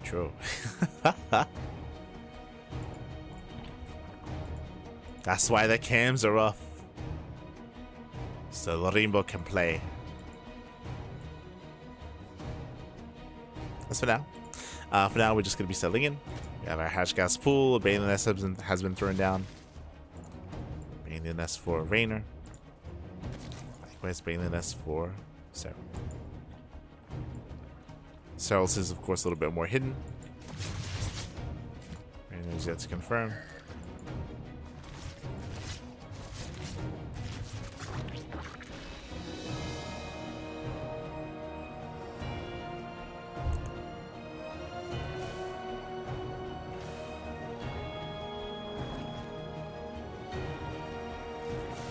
Oh, my apologies. I did miss this, but Reynor threw down an early roach one behind the mineral line, and we have roach production already underway. We have 9 roaches on the way here. Reynor going for the roach rush, and Reynor does cut workers early. 24 drones, 24 drones. We do see Serral, he's droning up a little bit too much, making 2 extra workers. Ay, ay, ay. Serral, he's still droning. Serral, he's droning up against an all-in. Reynor, he may just end it here and now. He's sending it across the map. Now Serral sees. Now Serral knows what's going on. And back at home, he evacuates. He evacuates the 3rd base. He needs spine calls up defend. Oh, the otherlings, they come in first round. They pick up the queen. Queen does fall. Clutch control out of Reynor. Baits out the baneling. And the roaches have arrived. And again, Reynor, he's here for the kill. And there it is, GG. GG gets called. Serral caught completely with his pants down, and Reynor will take a 2-0 lead. GG. Whew, GG, well played. Again, a big misread out of Serral as Serral was droning. Straight up. Just Serral, he was droning, he was saturating. He was caught completely with his pants down by the all-in, and with that, GG. GG, well played. Reynor, he is 1 game away from claiming the series and from advancing on into the next round. Una más, papi, una más. Here we go. Setting up the spreadsheet. So we're getting ready here for game 3. Game 3 is going to be on Tokamak. Oh boy, and we're hoping for a longer back and forth here, but the pressure is on. Pressure is on. The heat is up in the sauna. In la sauna, papi. La sauna. Let's go.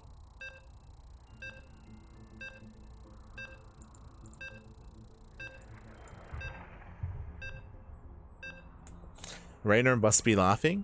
Nah, Lorimbo's cracking up, mate. Let's go. But here we go. Again, just a late scout from Serral.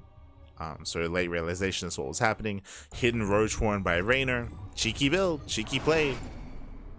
And now we're getting into our next game, and spawning in the bottom left-hand corner of Tokamak, we have the Italian Zerg player. We have the Blue Zerg, representing Basilisk, leading the series 2-0. 1 game away from claiming the series. It is Reynor. And spawning in the top right-hand corner, we have the red Zerg player, the red Zerg, the Finnish Zerg, also for Basilisk. It is Serral.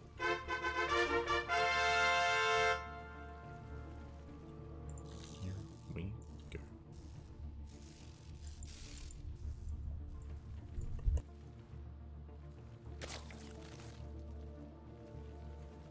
Be in a mirror matchup. I mean, it's a game of risks.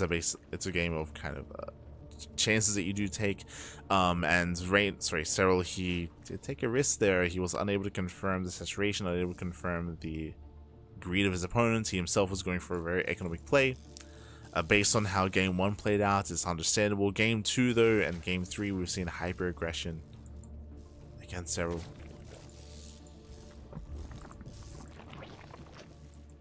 Can he weather the storm?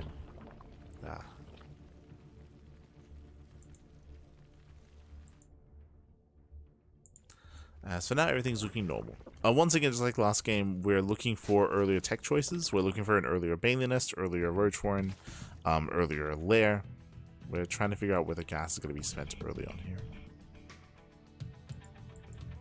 We'll get there, we'll get there.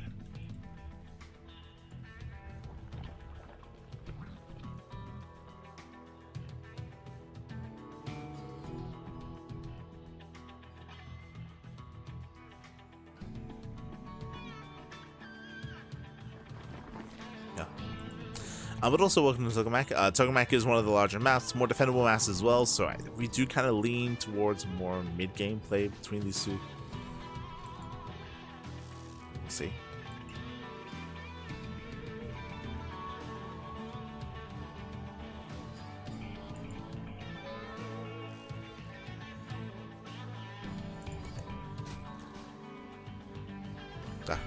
Just settling in, man, settling in. And so far it has been Reynor who's been quite cheeky, right? Game 1 was Reynor going to mass muta. That did go unscouted. Game 2 was Reynor going into more aggression as well, into the all-in, into the 2-base all-in of a very low drone count. It's been Serral on the back foot. So we turned the tables back. We did attempt that.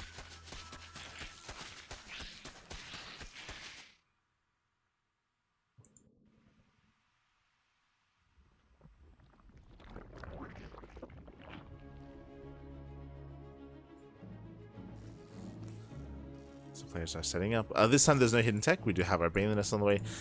Technically a hidden Bailey Nest here for Reynor, trying to force an overreaction. If his opponent sees lack of Bailey Nest at the ramp, then there's a high chance that, say, Serral as a response, will cancel his Bailey Nest and throw down a Roach Warren, and then bam, does need the nest in the end.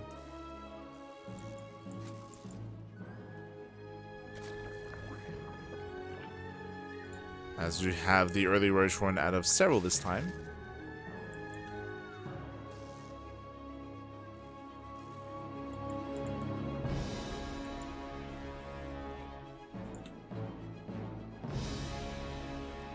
As for me, we do have Reynor going into faster +1 range.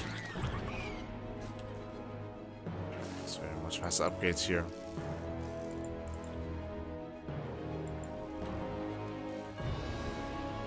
So we're setting up. Setting up that third base. We're slowly saturating. Serral is also droning. I assumed that Serral was going to be going for an earlier move out because of the earlier tech. But the answer is just had it available to have it.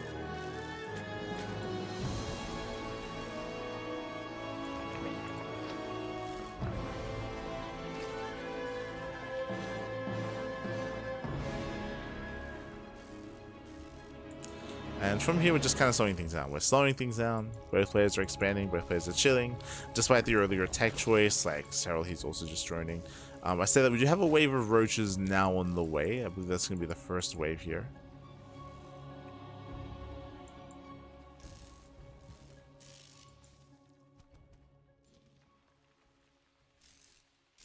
As roaches are building up, likewise so is Reynor. So we're kind of working towards a more standard mid-game ZVZ. I say we're working towards just because Reynor's cut workers, but so is Serral. Like, they both cut worker production. They're both fixated on their armies.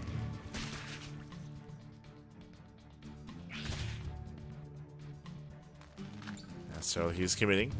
But again, Reynor, he should be decently set up for this.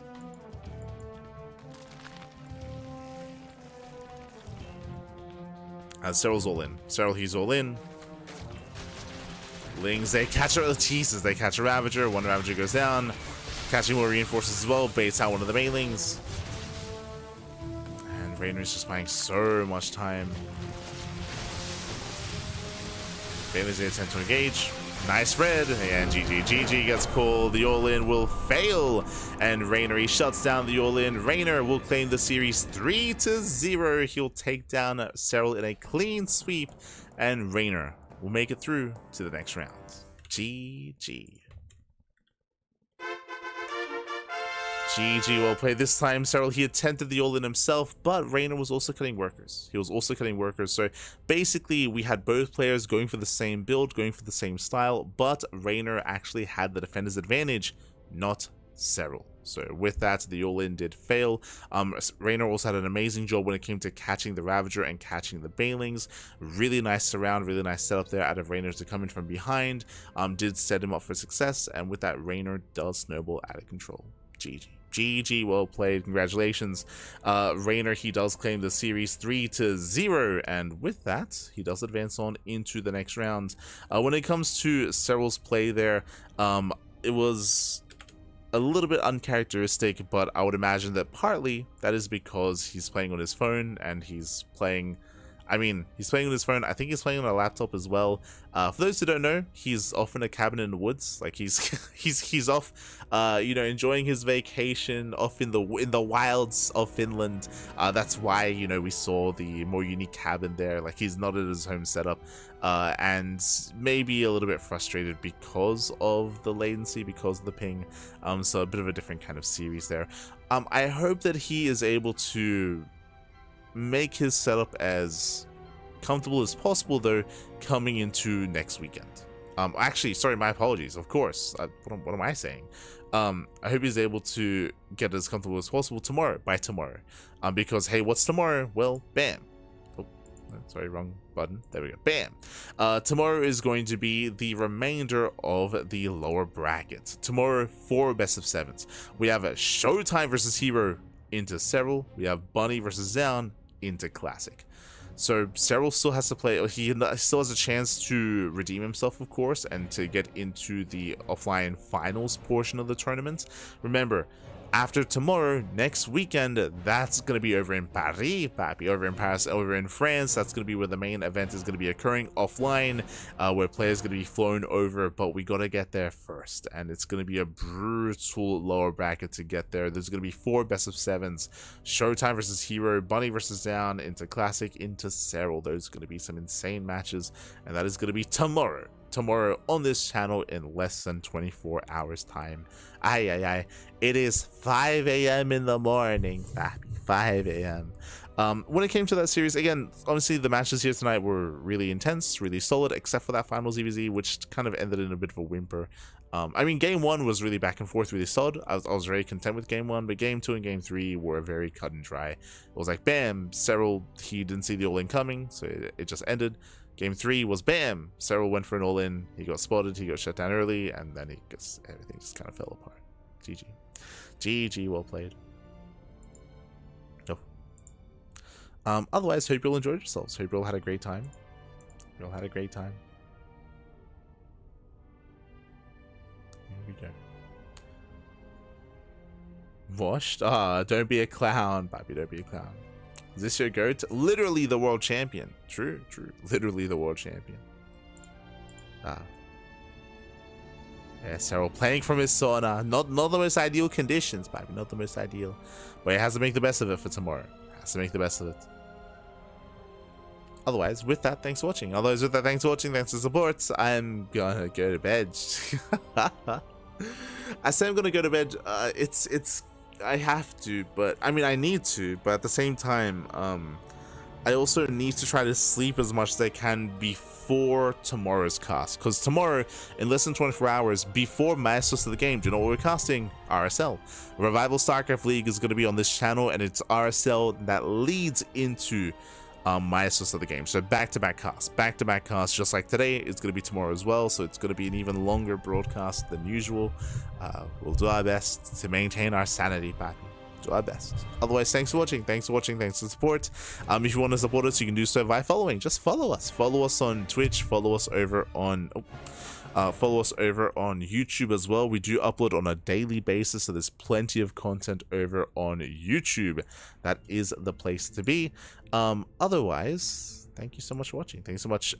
Something else that I have to get around to organizing as well.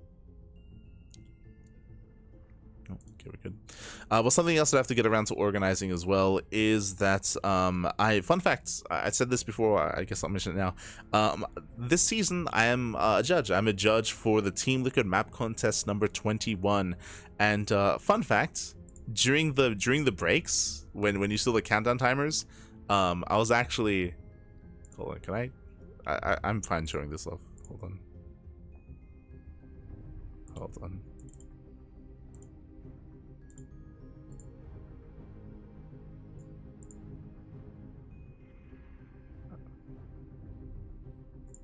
Bam. So whenever there was a countdown timer, I was opening up the editor, and I've been typing down notes about all these maps. I have like almost 100 maps, to go through for the TLMC, and I've been writing down notes, and I've been critiquing like just as many maps as I can. I do have a deadline of like another 10 days, less than 10 days. I'm on top of all the casting that we're doing, I have to try to find time to do this as well. So that's what I've been doing whenever there was a countdown timer. So yes. This is Luxor, by the way. Luxor Artena. it has been a lot of fun. Has been a lot of fun going through all these maps and determining, you know, some pros, some cons, what to change, and giving feedback as well. But also doing this, I'm tempted to like make a stream about this. I'm probably not going to do a stream of me going through and writing down all my notes and all that stuff. I'm probably going to do a recap stream like after I'm done. After we're done with all the maps and after we're done typing up all our notes, I'll probably do like a recap stream where we can go through everything and we can like go through what I was looking for, what I wasn't looking for, kind of what I'm trying to avoid when it comes to the next map pool and what not to. For those who don't know, the TLMC is coming up, Team Liquid Map Contest. Voting will soon be open. After basically we're filtering through all these maps and then voting will be open to the public for like the finalists, I should say, and then we'll have a new map pool in November. I believe November is the current goal to go live with a new map pool a new ladder map pool, I should say, a new ladder map pool. So we're nearing up on that coming into November.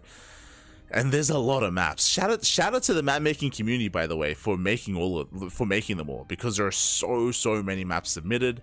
It's a lot to go through. We're doing our best, Pat. We're doing our best. That's what I was doing well. in between every game or every series, I'm just fucking just tabbing in and tabbing out, and I'm very fatigued. I'm gonna go to bed, Spappy. I'm gonna go to bed. But thanks for watching. Thanks for the support. We do appreciate it. And we'll see you guys tomorrow for some RSL and for some more Maestros of the game. See you then. See you then. Do appreciate it. Well, it's a lot of maps. New maps are so cool. There are some really good ones. There are some that are not so good. I will say that.